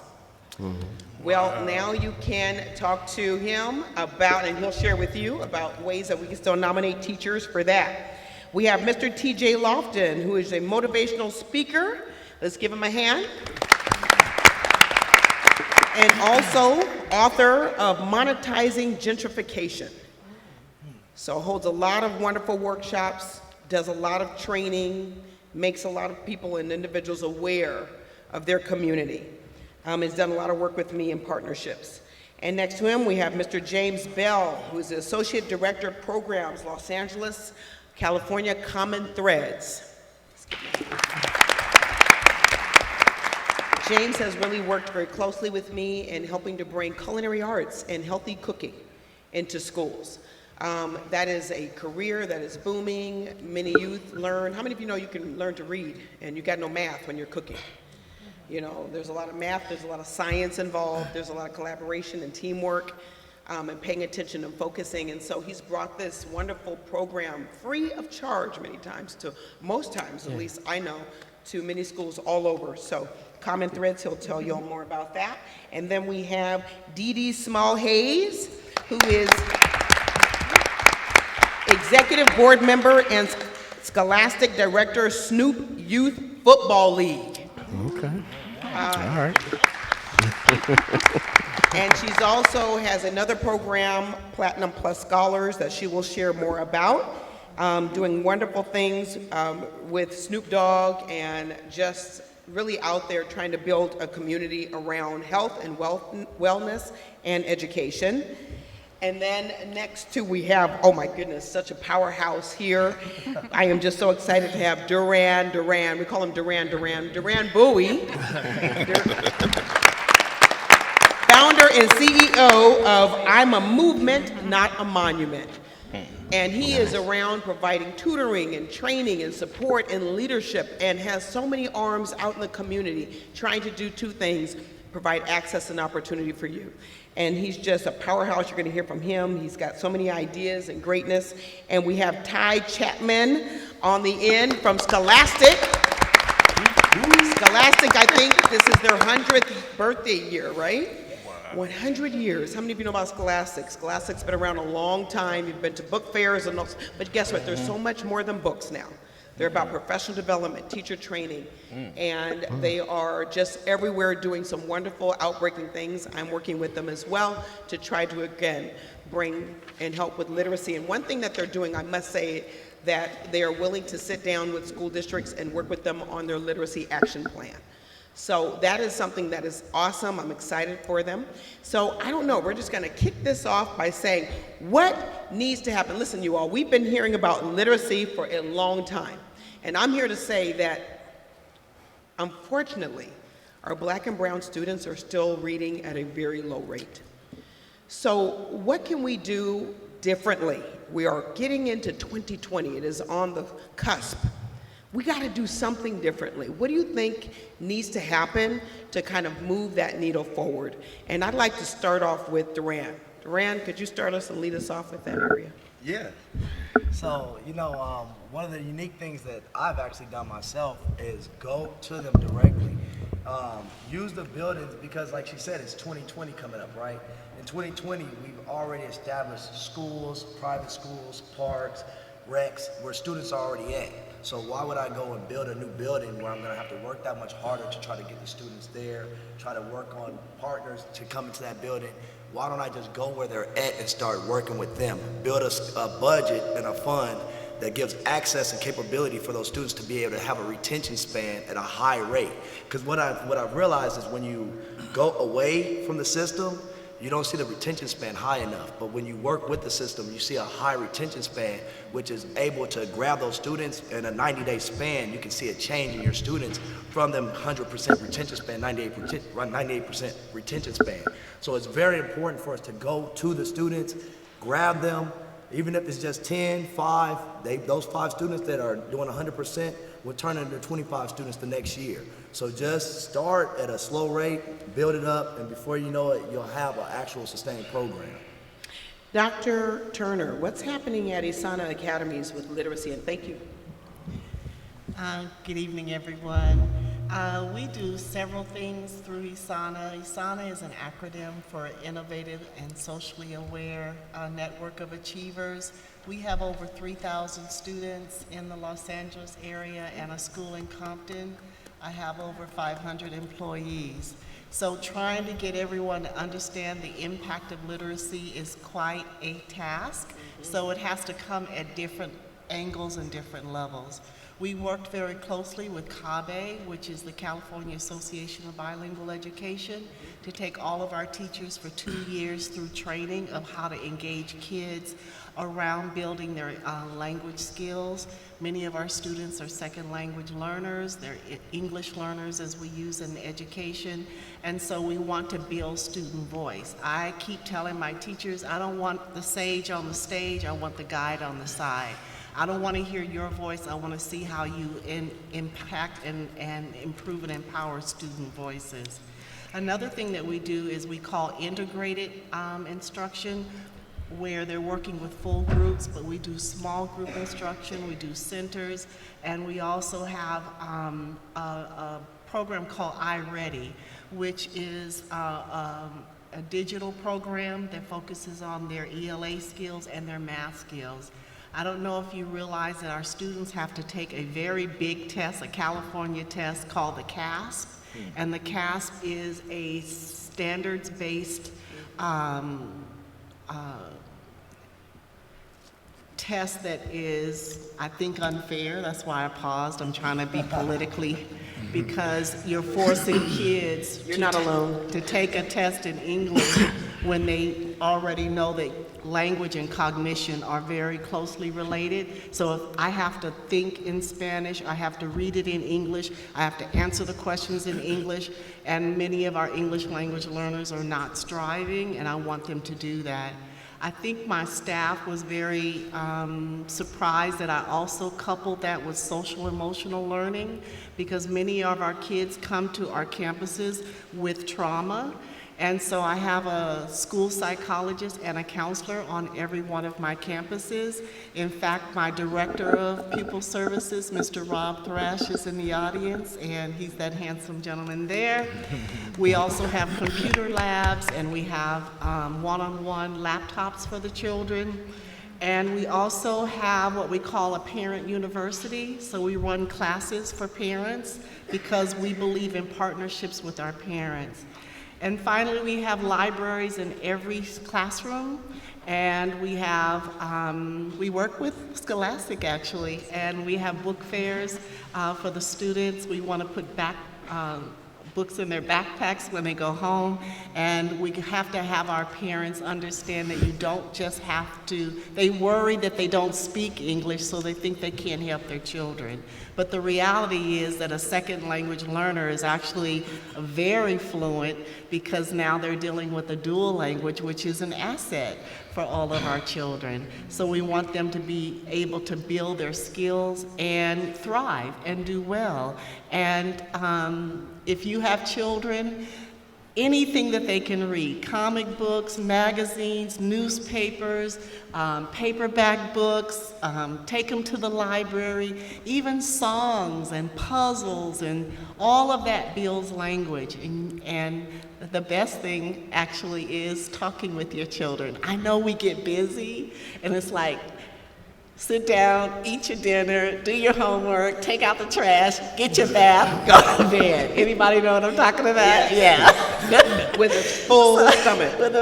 So on your way home or while you're cooking, ask them, how was your day? Get them to talk about what their day is like, and that builds their ability to communicate effectively. I really appreciate the opportunity to be here with all of you, and I look forward to continue working with partnerships, all of these wonderful folks, because it is about partnership, and kids matter. Thank you for saying that. You made me feel good. First of all, yeah, she gets a hand for that. Because you made me feel good, because as I'm driving my son to school, I start talking to him about his school and saying, what's your notes? And so, long drives is a good opportunity to do that. So hearing their voices, and I see that Scholastic has this new program called Rising Voices. Ty, what's happening now? I'm just impressed with what Scholastic is doing and how it's impacting and actually evolving. Yeah, I will say, first of all, good afternoon. Thank you so much, Dr. Jackie, too, for this opportunity. Scholastic, I think, for some reason, our brand has, although it started in core products, the products that you're seeing in the classroom that your kids bring home, we always get branded best for our books. So that is something that we are very proud of. But the book alone is not enough. The teacher needs to be proficient as well. You as a family member need to be engaged. You need to know what's happening in the classroom. You need to know what the expectations are for your children, as well as the expectations for state testing. So our brand now, we are going into the pillars of the literacy products are definitely there. The professional learning is there, and then the family and community matter as well. I love that Dr. Jackie mentioned the Rising Voices collection, because what's been curated here with David Banks, who is the founder of an all-boys school, 5 campuses within New York City, is men of color, boys of color don't get to see boys of color or men of color in books that they're reading in classrooms. So this collection has males as the protagonists throughout the 300 book series. So that's unique. I love that our founder, we are fortunate enough to have someone, his father started the company, he is now the chairman, and he believes with that 2 presidential kind of thing that we have going, he believes very strongly in children being able to see themselves. I love that the panelists before our group said, create your own yes. Well, that yes begins when you can see yourself. Growing up, I read. Avid reader, but it was cultivated from me being able to escape my circumstances through a book. It hasn't changed. And I think we are always trying to find, what's the next greatest thing? Just go back to the core. It worked for us, so it works for our students as well, even now today. So, I tell people all the time, I have the greatest job in the world. I have nephews, I don't have kids, but I am fortunate to serve the nation. So your kids are my kids all over the world. I hop planes to get to see what's going on. And I think we have to realize as a generation that unless we truly equip our students to have what Dr. Jackie said, the opportunity to make equity a verb, okay, to be exposed to text, to let education be a civil right, truly, then we, as I age, we're gonna have a problem. Because if we have sailors that can't read manuals, how can they defend you? If we have students that, nurses that can't decide or decipher what dosage of medication to give you, how are we gonna be protected? So I think when we make it real world issues and make it applicable to children that way, we can truly see what our greatness really could be if we work directly with them. Awesome. Des from Walgreens, tell us what's going on with We Teacher. Okay, so my name is Des. I oversee a lot of the Walgreens pharmacies here in LA. And I'm here representing Walgreens because we saw the value in teachers and how we understand that a lot of the teachers are spending out-of-pocket expenses to help students in their own classrooms. So what Walgreens did back in July is that we partnered in 2014, but this particular year we partnered with Me to We Foundation, and we got a lot of our vendors that we use inside of our stores to commit to $5 million that's going to go to the Me to We Teachers Foundation for this year right here. So $5 million donation. So of that $5 million, a lot of the money is going to the teachers here locally in LA, which was really exciting because a lot of times when we give money to organizations, the local teams here in LA don't quite feel it. So we was really proud of that. So we also noticed that we learned that most teachers spend approximately $480 out of their pockets every single year.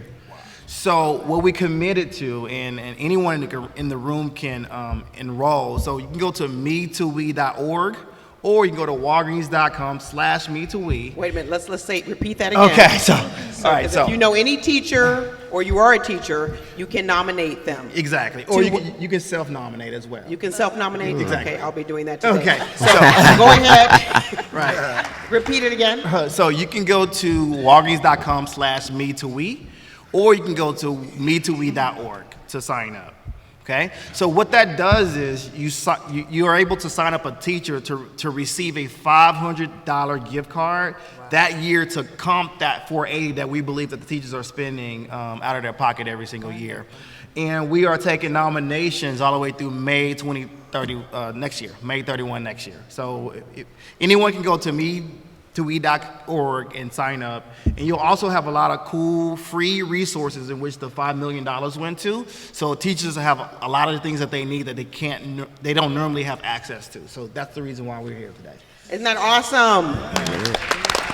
WeTeachers.org. Don't forget that. You can go online right now. Okay, and then scroll halfway down and you'll see me. Different dress. All right. All right, so I would like to hear from Dee Dee Hayes, okay? What is happening over here? You have so many hands and so many different things. Tell us what's going on and how we can improve literacy from your perspective. From my perspective, well, to start off with, Snoop Calvin Broadus sends his appreciation and his love. He's actually on tour right now in Texas. So I'm the scholastic director with the Snoop Youth Football League. I've been on the executive board for about 12 to 13 years.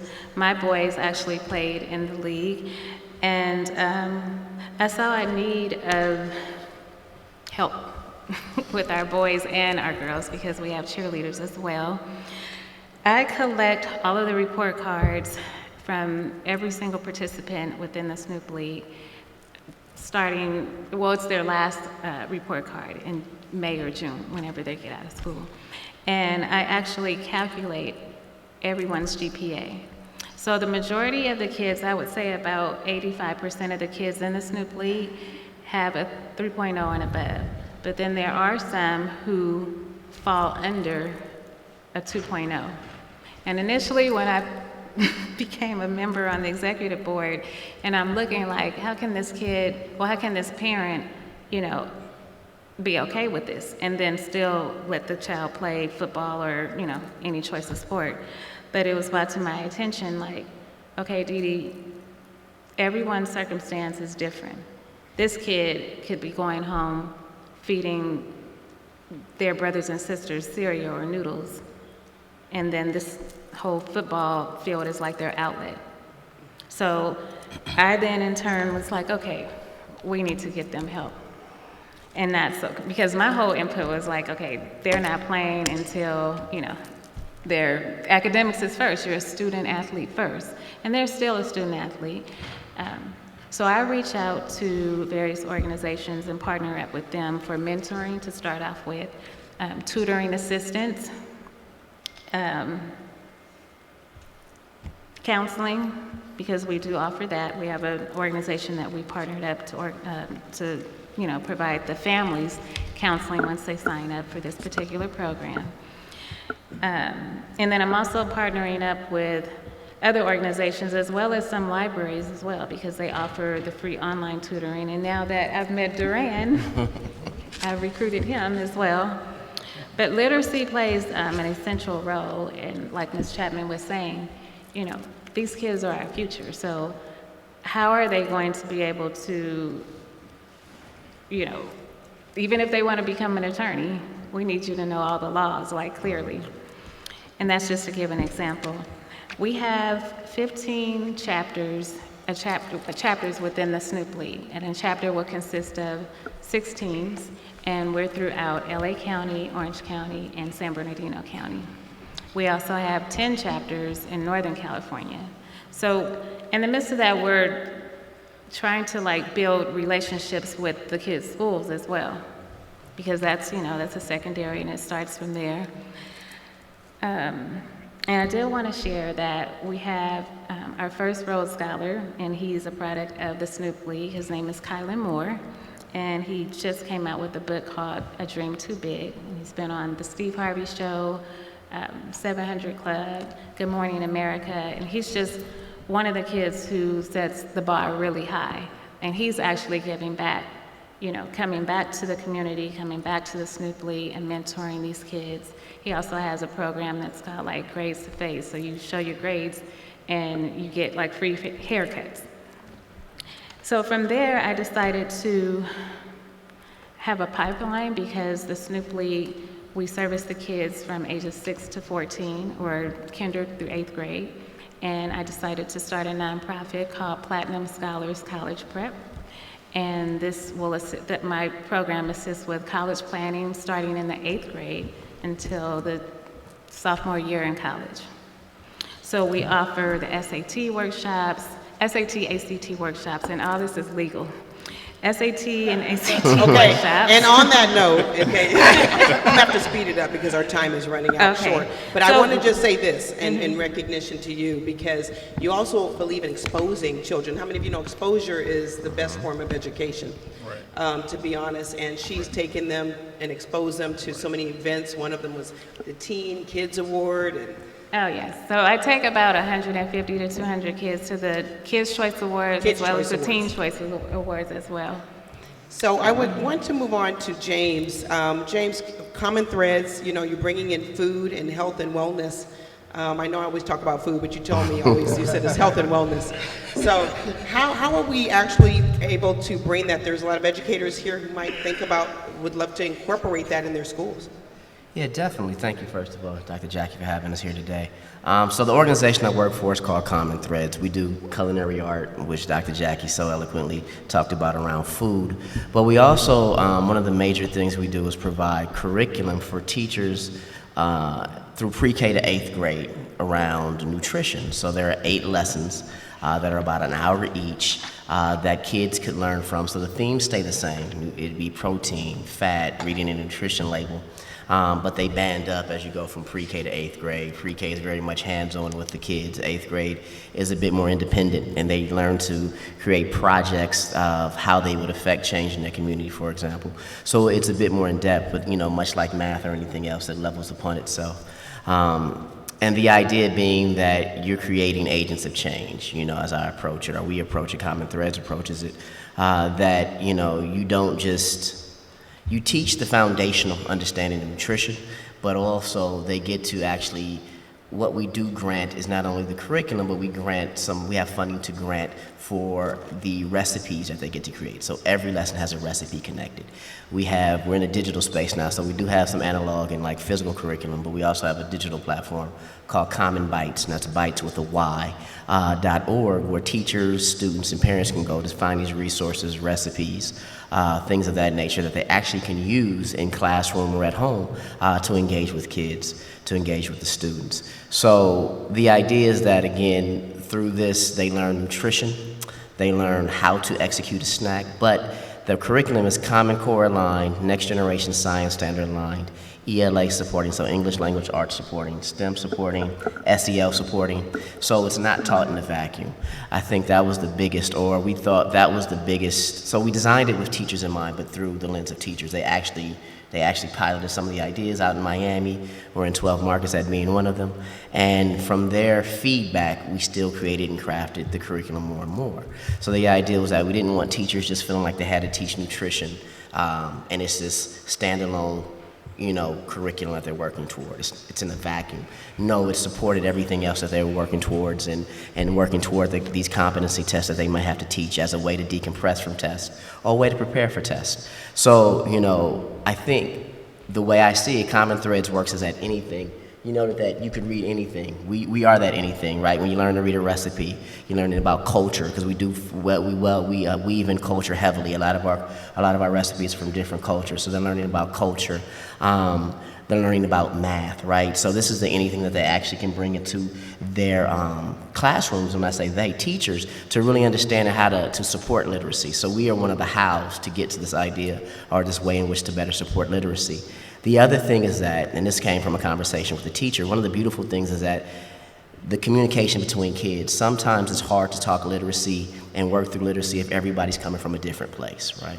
But food has this amazing thing of bringing people together. Yeah, it's a beautiful thing. It is, right? It is, right? So, It is. so- But can I add something to what you're saying? Yeah. If you've ever seen kids in a room with the chef jackets on and the hats and cooking and also using, doing it without even using any heat or anything, just actually, what do you call that again when they're actually just making food without? Well, yeah, they're making food. I mean, we do know oven recipes and mise en place, like prep, so they understand how to, and the cooking classes she's talking about. So that's one of our main in-kitchen cooking classes.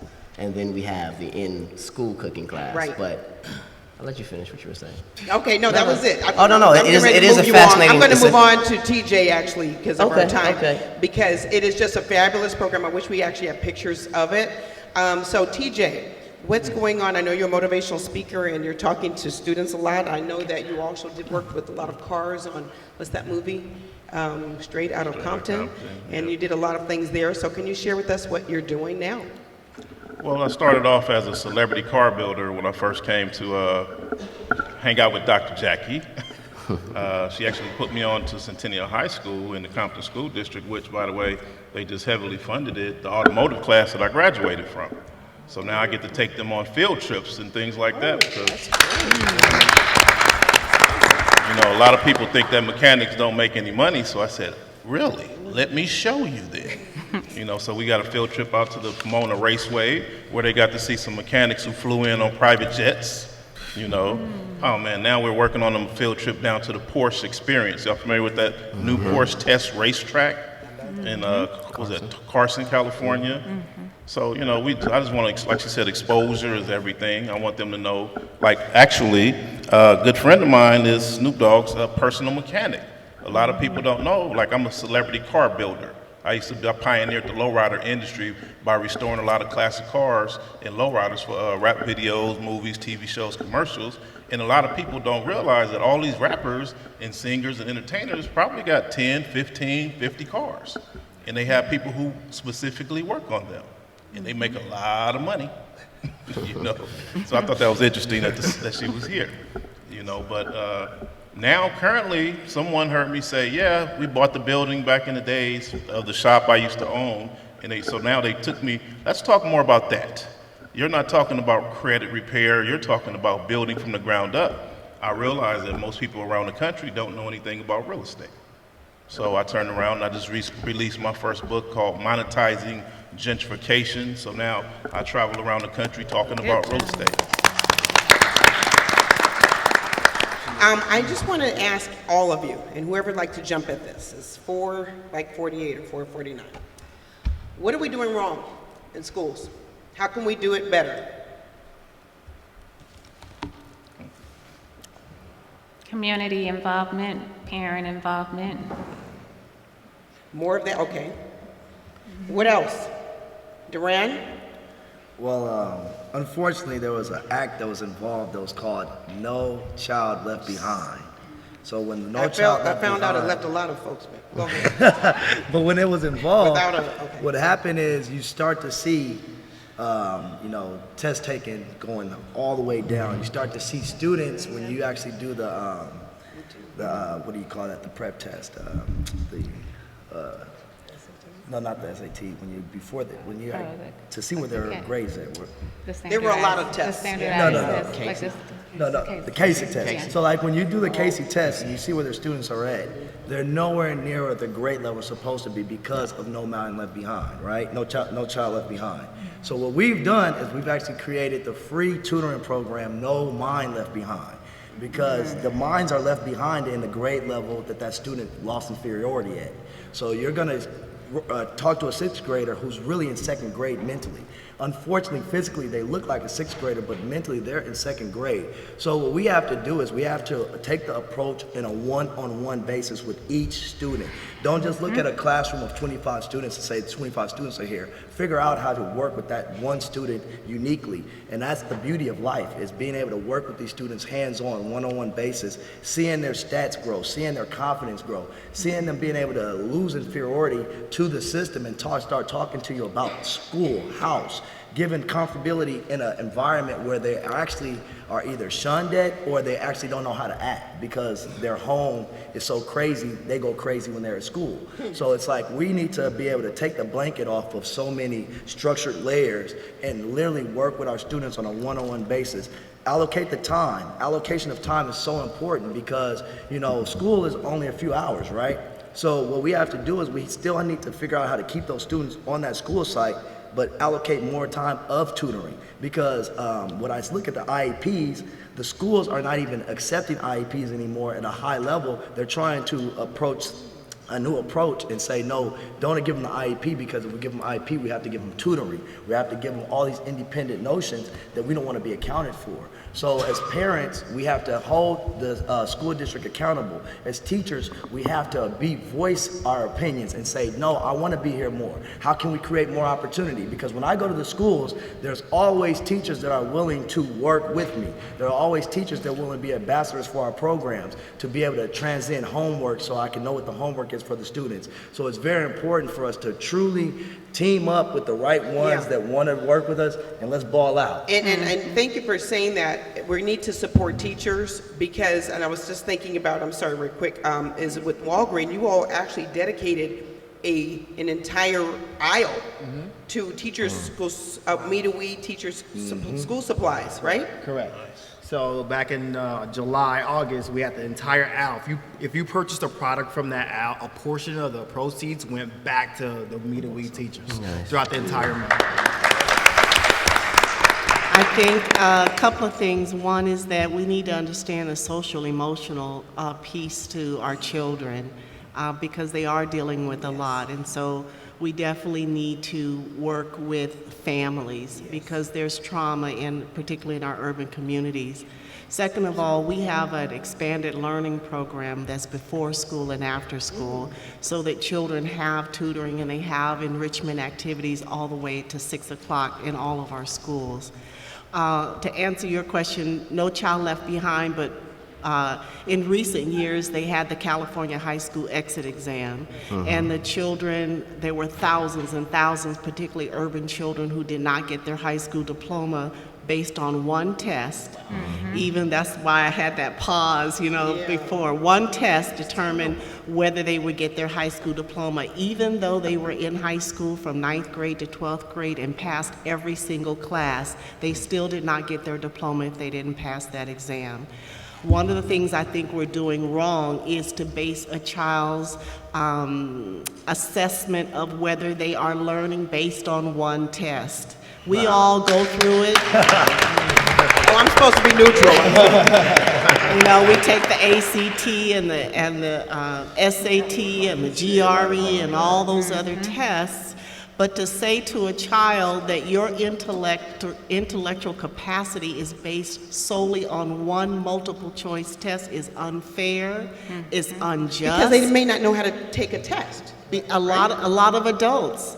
We study for our tests, right? I have to really impress upon my teachers. They're like, oh, Dr. Turner, you want us to teach to the test. I said, no, I don't want you to teach to the test. I want you to teach to the skills on the test. Okay? Because I want our kids to walk in and be able to know what are the skills that are necessary to pass this test, because every adult in here has studied for a test that they had to take. That's just something that we do.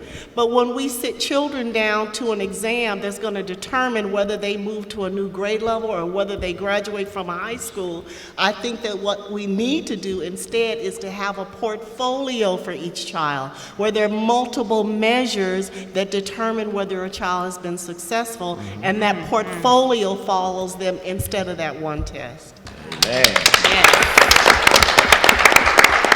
Now, do you see why I called you? All right, that is amazing. I learned everything from Dr. Sanders, by the way.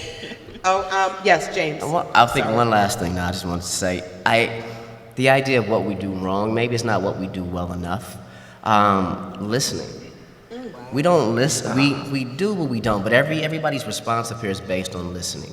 If you do something that is tailored to a child or a person, it's based on listening to what they say they need, or listening even between the lines of what they say to figure out how to best engage them.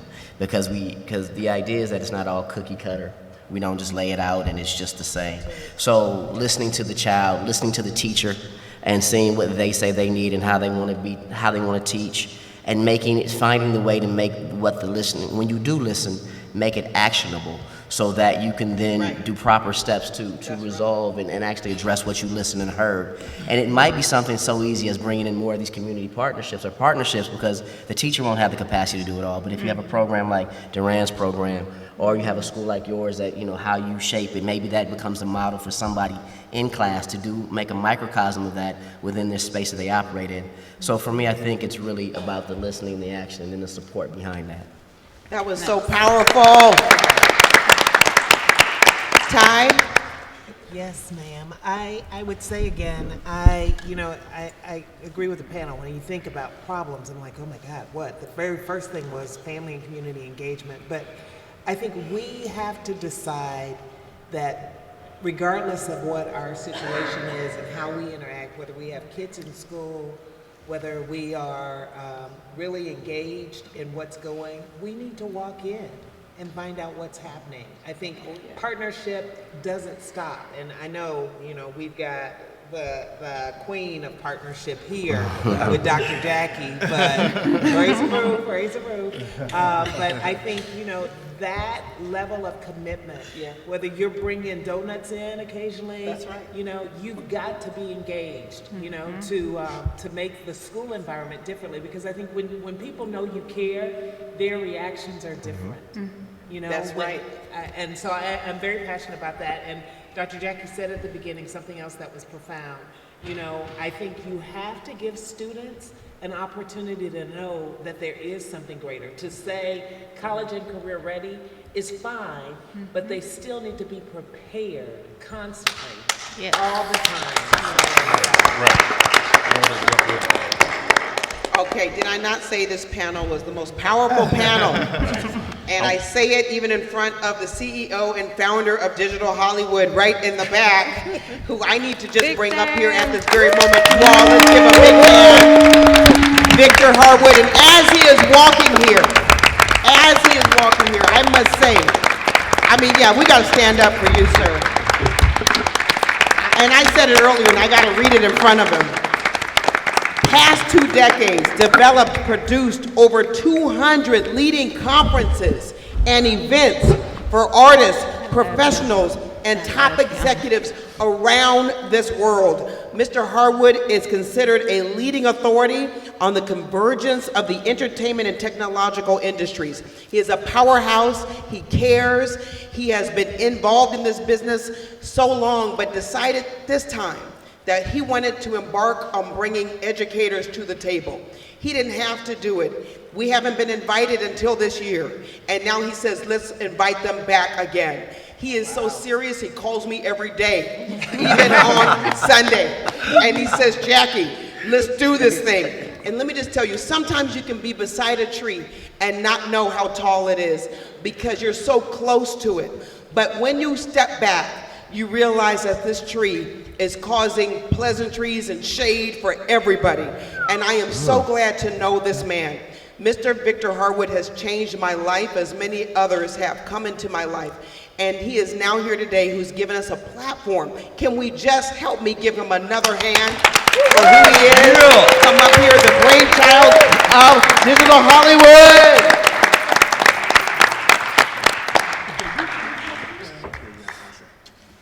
Everything she said's a lie. Not true. She's just too kind. She is the inspiration. She is the change agent. She is the person that inspires people to do better in every part of their life and everything they do. So it's Dr. Jackie who should be thanked. I want to thank you.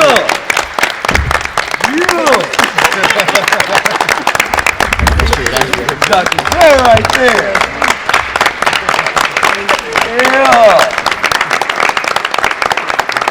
I'm just a newcomer here, and Dr. Jackie is where it's at. So the idea that we could play any role at all at Digital Hollywood, the tech community, the entertainment community, in addressing the questions of education, innovation, finding out how we could get into the future. What brings us into the future? What are the steps that we need to take? And this is so important, and of course, I think it's so important for our community, which is not the education community, the innovation, digital Hollywood technology community, to just be as far engaged as we possibly can. So this was my hope, that we could make some little entryway into getting that change to happen, and that by promoting these ideas continuously via our events on our website, and I'll push it through all events that I run during the year. In other words, it's not, the whole idea is repetition and pushing and then educating and getting people used to the idea until it clicks. And then they say, oh, now I finally, 5 years later, oh, now I finally understand why they were doing all that. So I'm there. In other words, I'll be doing it in 5 years too. So I want to thank Dr. Jackie for everything.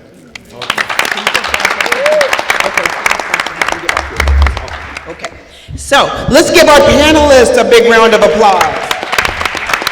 I'd like our panelists just to come down here, please. Do not leave, because we want to just give some special recognition, although every one of you are special, and I appreciate your work. Many of you worked, how many of you worked earlier today? And you just made it here. And I appreciate it so much. Do not leave, because again, I wish I could just do something like this for every single one of you, but we wanted to just take this moment to recognize just the work that we wanted to just say thank you for. So please have a seat if you can. And Victor, are you up here with me? Okay. I want to just recognize Scholastic Education. 100 years they have been in this work. And they have done such great work impacting youth, and now they have listened to the voices of the community, and now have created a new literature, new classroom book libraries called Rising Voices, that is books celebrating Black and Latino boys.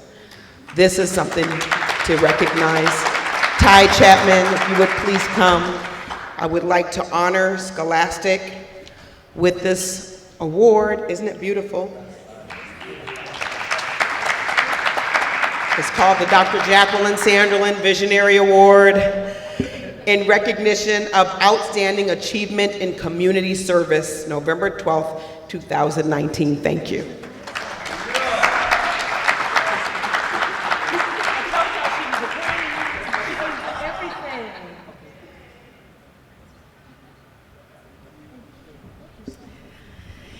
And I'm going to save this other person for last. I would like to also recognize Microsoft. They, if you were here earlier, they are impacting lives. Microsoft has went above and beyond, and now they are working with Flipgrid, and they're making so much free, accessible literacy available to everyone, and they are on a mission to do so, and I'm just so pleased to help them carry that voice along. And so I'd like to have Microsoft come right now.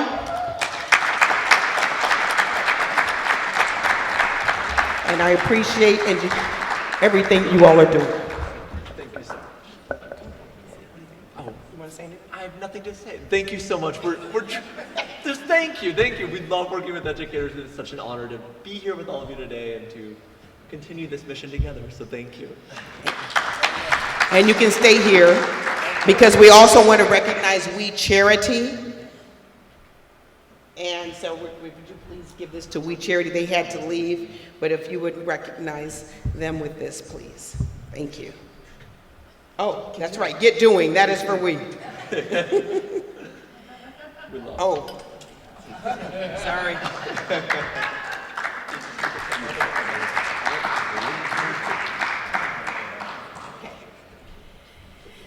Okay, and you heard earlier the work Walgreens is doing. You know, it's nothing like stepping up corporate responsibility, but being happy about doing it. And that's what Walgreens has done. I mean, millions and millions of dollars donating an aisle for school supplies, making sure teachers can apply and be nominated for $500. Listen, $500 may not be a lot for a lot of you, but it's a lot when you're a teacher and you have a class of 40. You can use it for anything you want to. We're not even checking up on what the teachers use the $500 for. If they use it, you know, and on aisle 8 and get a little alcohol, they might need to do whatever they need to do. It very well might make them a better teacher. So we decided, I thank you, Walgreens. Come on up, please, sir. Would you please receive and accept this award? On behalf of Walgreens, and what you all are doing is, the award you're giving is so much more than this award. But please take this on behalf of myself and Victor Harwood, CEO and President of Digital Hollywood. Victor, why don't you up here? You have been here all this time. Yeah, he's somewhere in the background. Oh wait, let's get this up.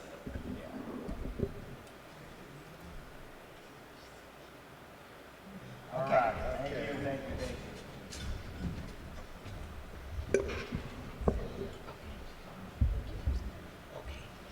And I would like to bring up certainly an individual who has decided, after so many years of his life, has, and I hate to share this, but it's the truth, has, you know, not always went in the right direction. And when he, after incarceration, came out and decided to be a real model and not just a role model for youth through horses and having young people come to his ranch. And he's expanded and opened up his own summer youth program, has found funding for poor children to come. And whenever you can come and give your heart into an animal and learn how to take care of it and learn how to ride it and then learn how to appreciate nature, this is what he is doing, and is with his own money and oftentimes without any help. And I asked him to be here because that is what it's all about. It is really about coming from your heart. Someone said it earlier, and I couldn't think of, you know, anyone more deserving than Montrell Montgomery. Platinum Plus.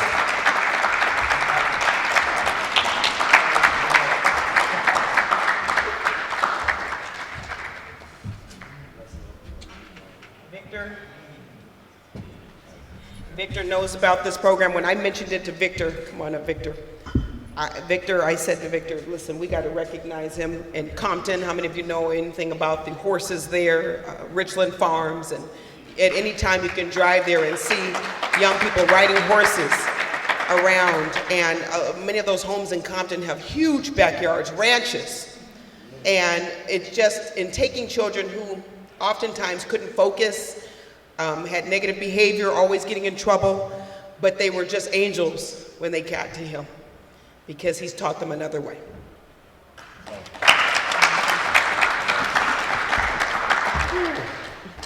I want to thank Dr. Jackie, first of all, for this award, along with Digital Hollywood, because, man,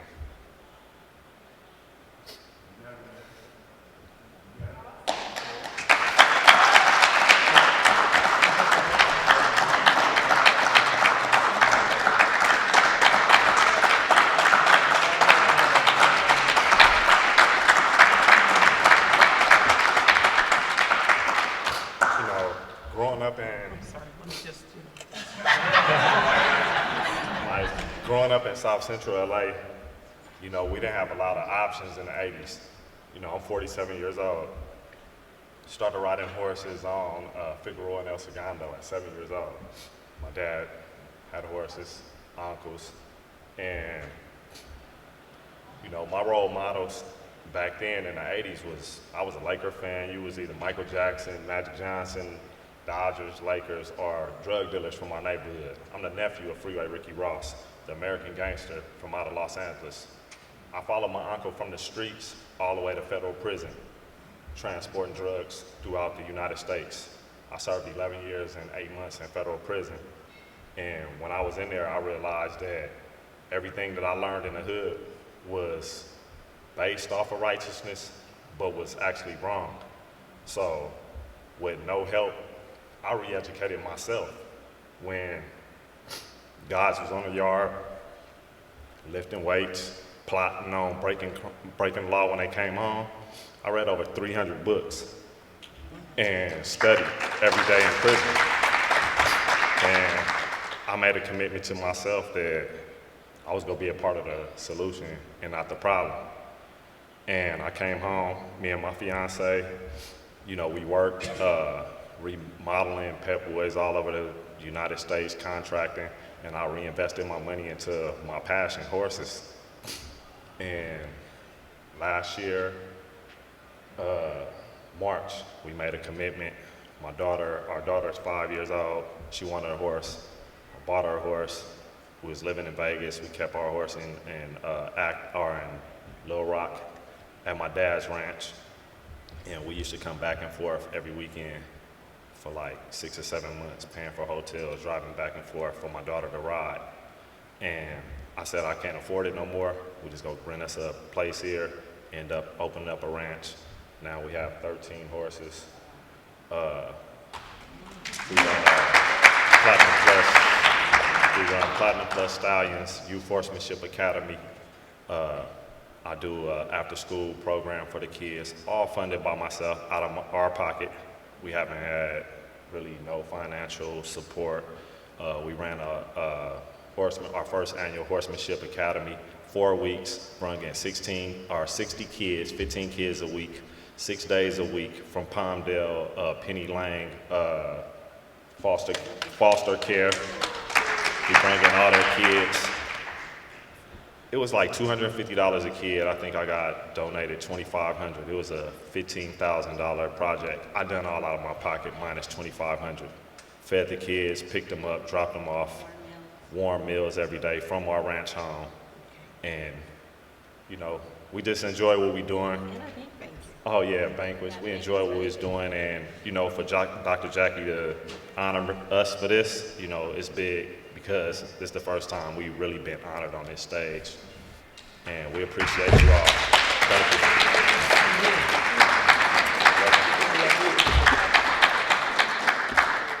you.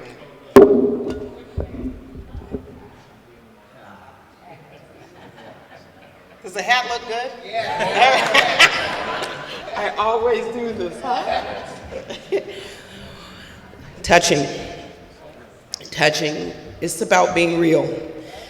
And I've always learned, and someone taught me, I am a movement, not a monument. And you taught me that. Sir, come on up here right now. Come on up here, Duran Bowie, the programs that you are doing with youth. Now I'm gonna have to stop you because we are on a time frame. But come on up here. Now let me just say, when I introduced him to Victor, Victor said, "Is this Duran?" And then he had Bowie as the last name, so he was like, we love what you do. We honor what you do for youth all the time. I've seen you in action. You have done tutoring in the parking lot. You held a tutoring at churches. You have held tutorings in libraries. I am not playing. He will hold a tutoring class anywhere he goes and make sure you, and he is serious about it. And I said, who does that? Who does that?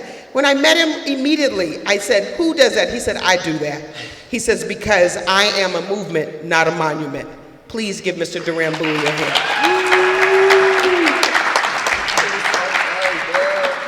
This is a blessing. Get your flowers while you're alive.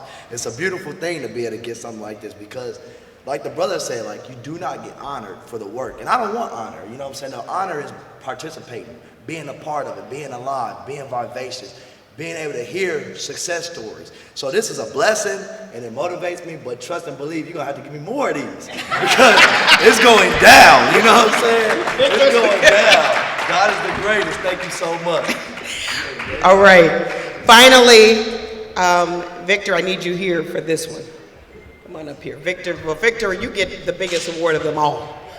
But I recognized someone earlier that I want you to know from Todd Johnson, from Laurie's Prime Rib. And how many of you were here to hear me tell that story?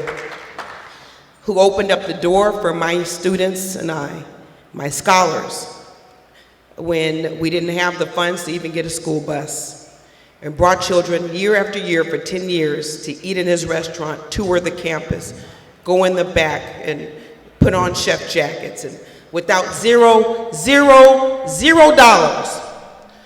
And every year, I made a promise to myself that I wasn't gonna call him and say, can we come back?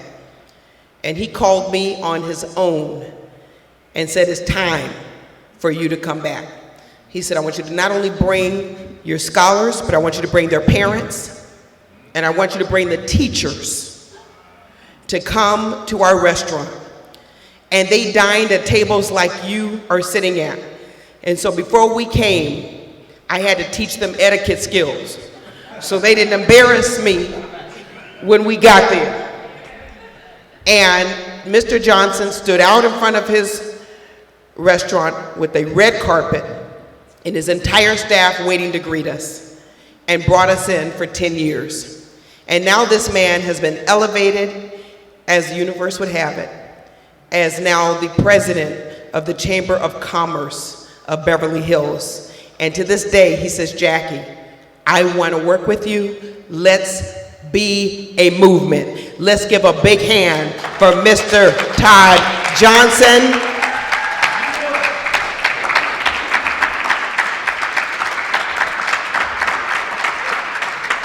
I don't know, I just love you.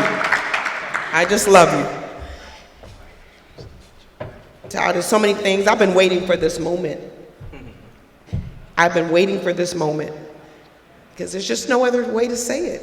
I appreciate, that's not even enough words to say. I ran into one of our, I'm gonna just tell you all this, I ran into one of our scholars 2 years ago. I was at a church and I was going around putting some money in the pan, and some young man says, Dr. Sanderlin, Dr. Sanderlin. Now he looked very different now, because you know how kids grow up. So he got real tall. He said, I went back to Laurie's and I took my mom. Well, he just got shot and he's killed, and he's been killed.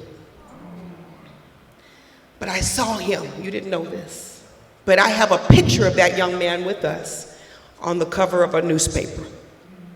And he was looking up at me as we were walking down the aisle. You remember that? Let me tell you, sometimes you will impact a life and you don't know how long or short that life will be. But that was the whole purpose, that he said, I went back and I took my mother. That's what it's all about. He may not be here with us today, but he remembered it, and all of those kids in that picture remember coming. It was an experience. Somebody says, well, did you have to take him to Beverly Hills to get that experience? I says, well, for that steak, yes. I did, because I couldn't find another steak like that anywhere else. And it's about exposure. I thought I was rich for a long time, till my parents told me otherwise. Till I got 20, 30. I thought we were rich all that time because they exposed me to music and dance, and I was everywhere in Beverly Hills on Restaurant Row. And I told my parents, they said, no, we just made it happen. Sometimes our parents are just doing whatever they can to make it happen. But then you meet a partner that continues that journey. Let's give him a hand.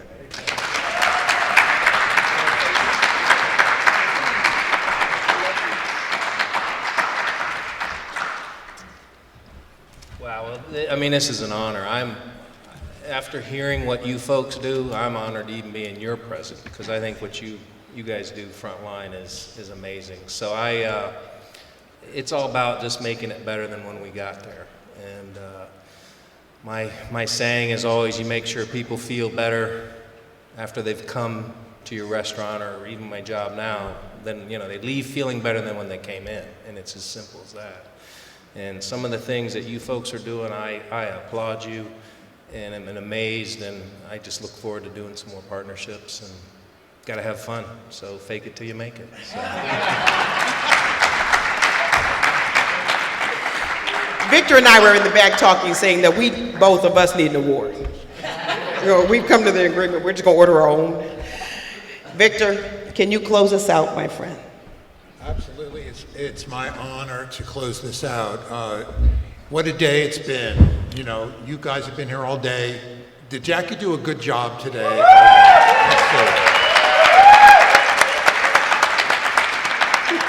The best conference person in the world. You know how to do it. You can hold the floor any day and keep it going all night long. So thanks so much, Dr. Jackie, for making this possible, for inspiring us all. And let's look to the future. The future is always the most important, and we'll go there. And she's given us the energy, and we'll make it happen. So thanks, everybody, for being here today. And come back tomorrow, come back on the next day. We got lots and lots of more things. Don't forget, we've got STEM and space on Thursday, so I want to give a plug to those people. So that's the next frontier. What can I say? Okay, thank you again for coming. It's great to have you.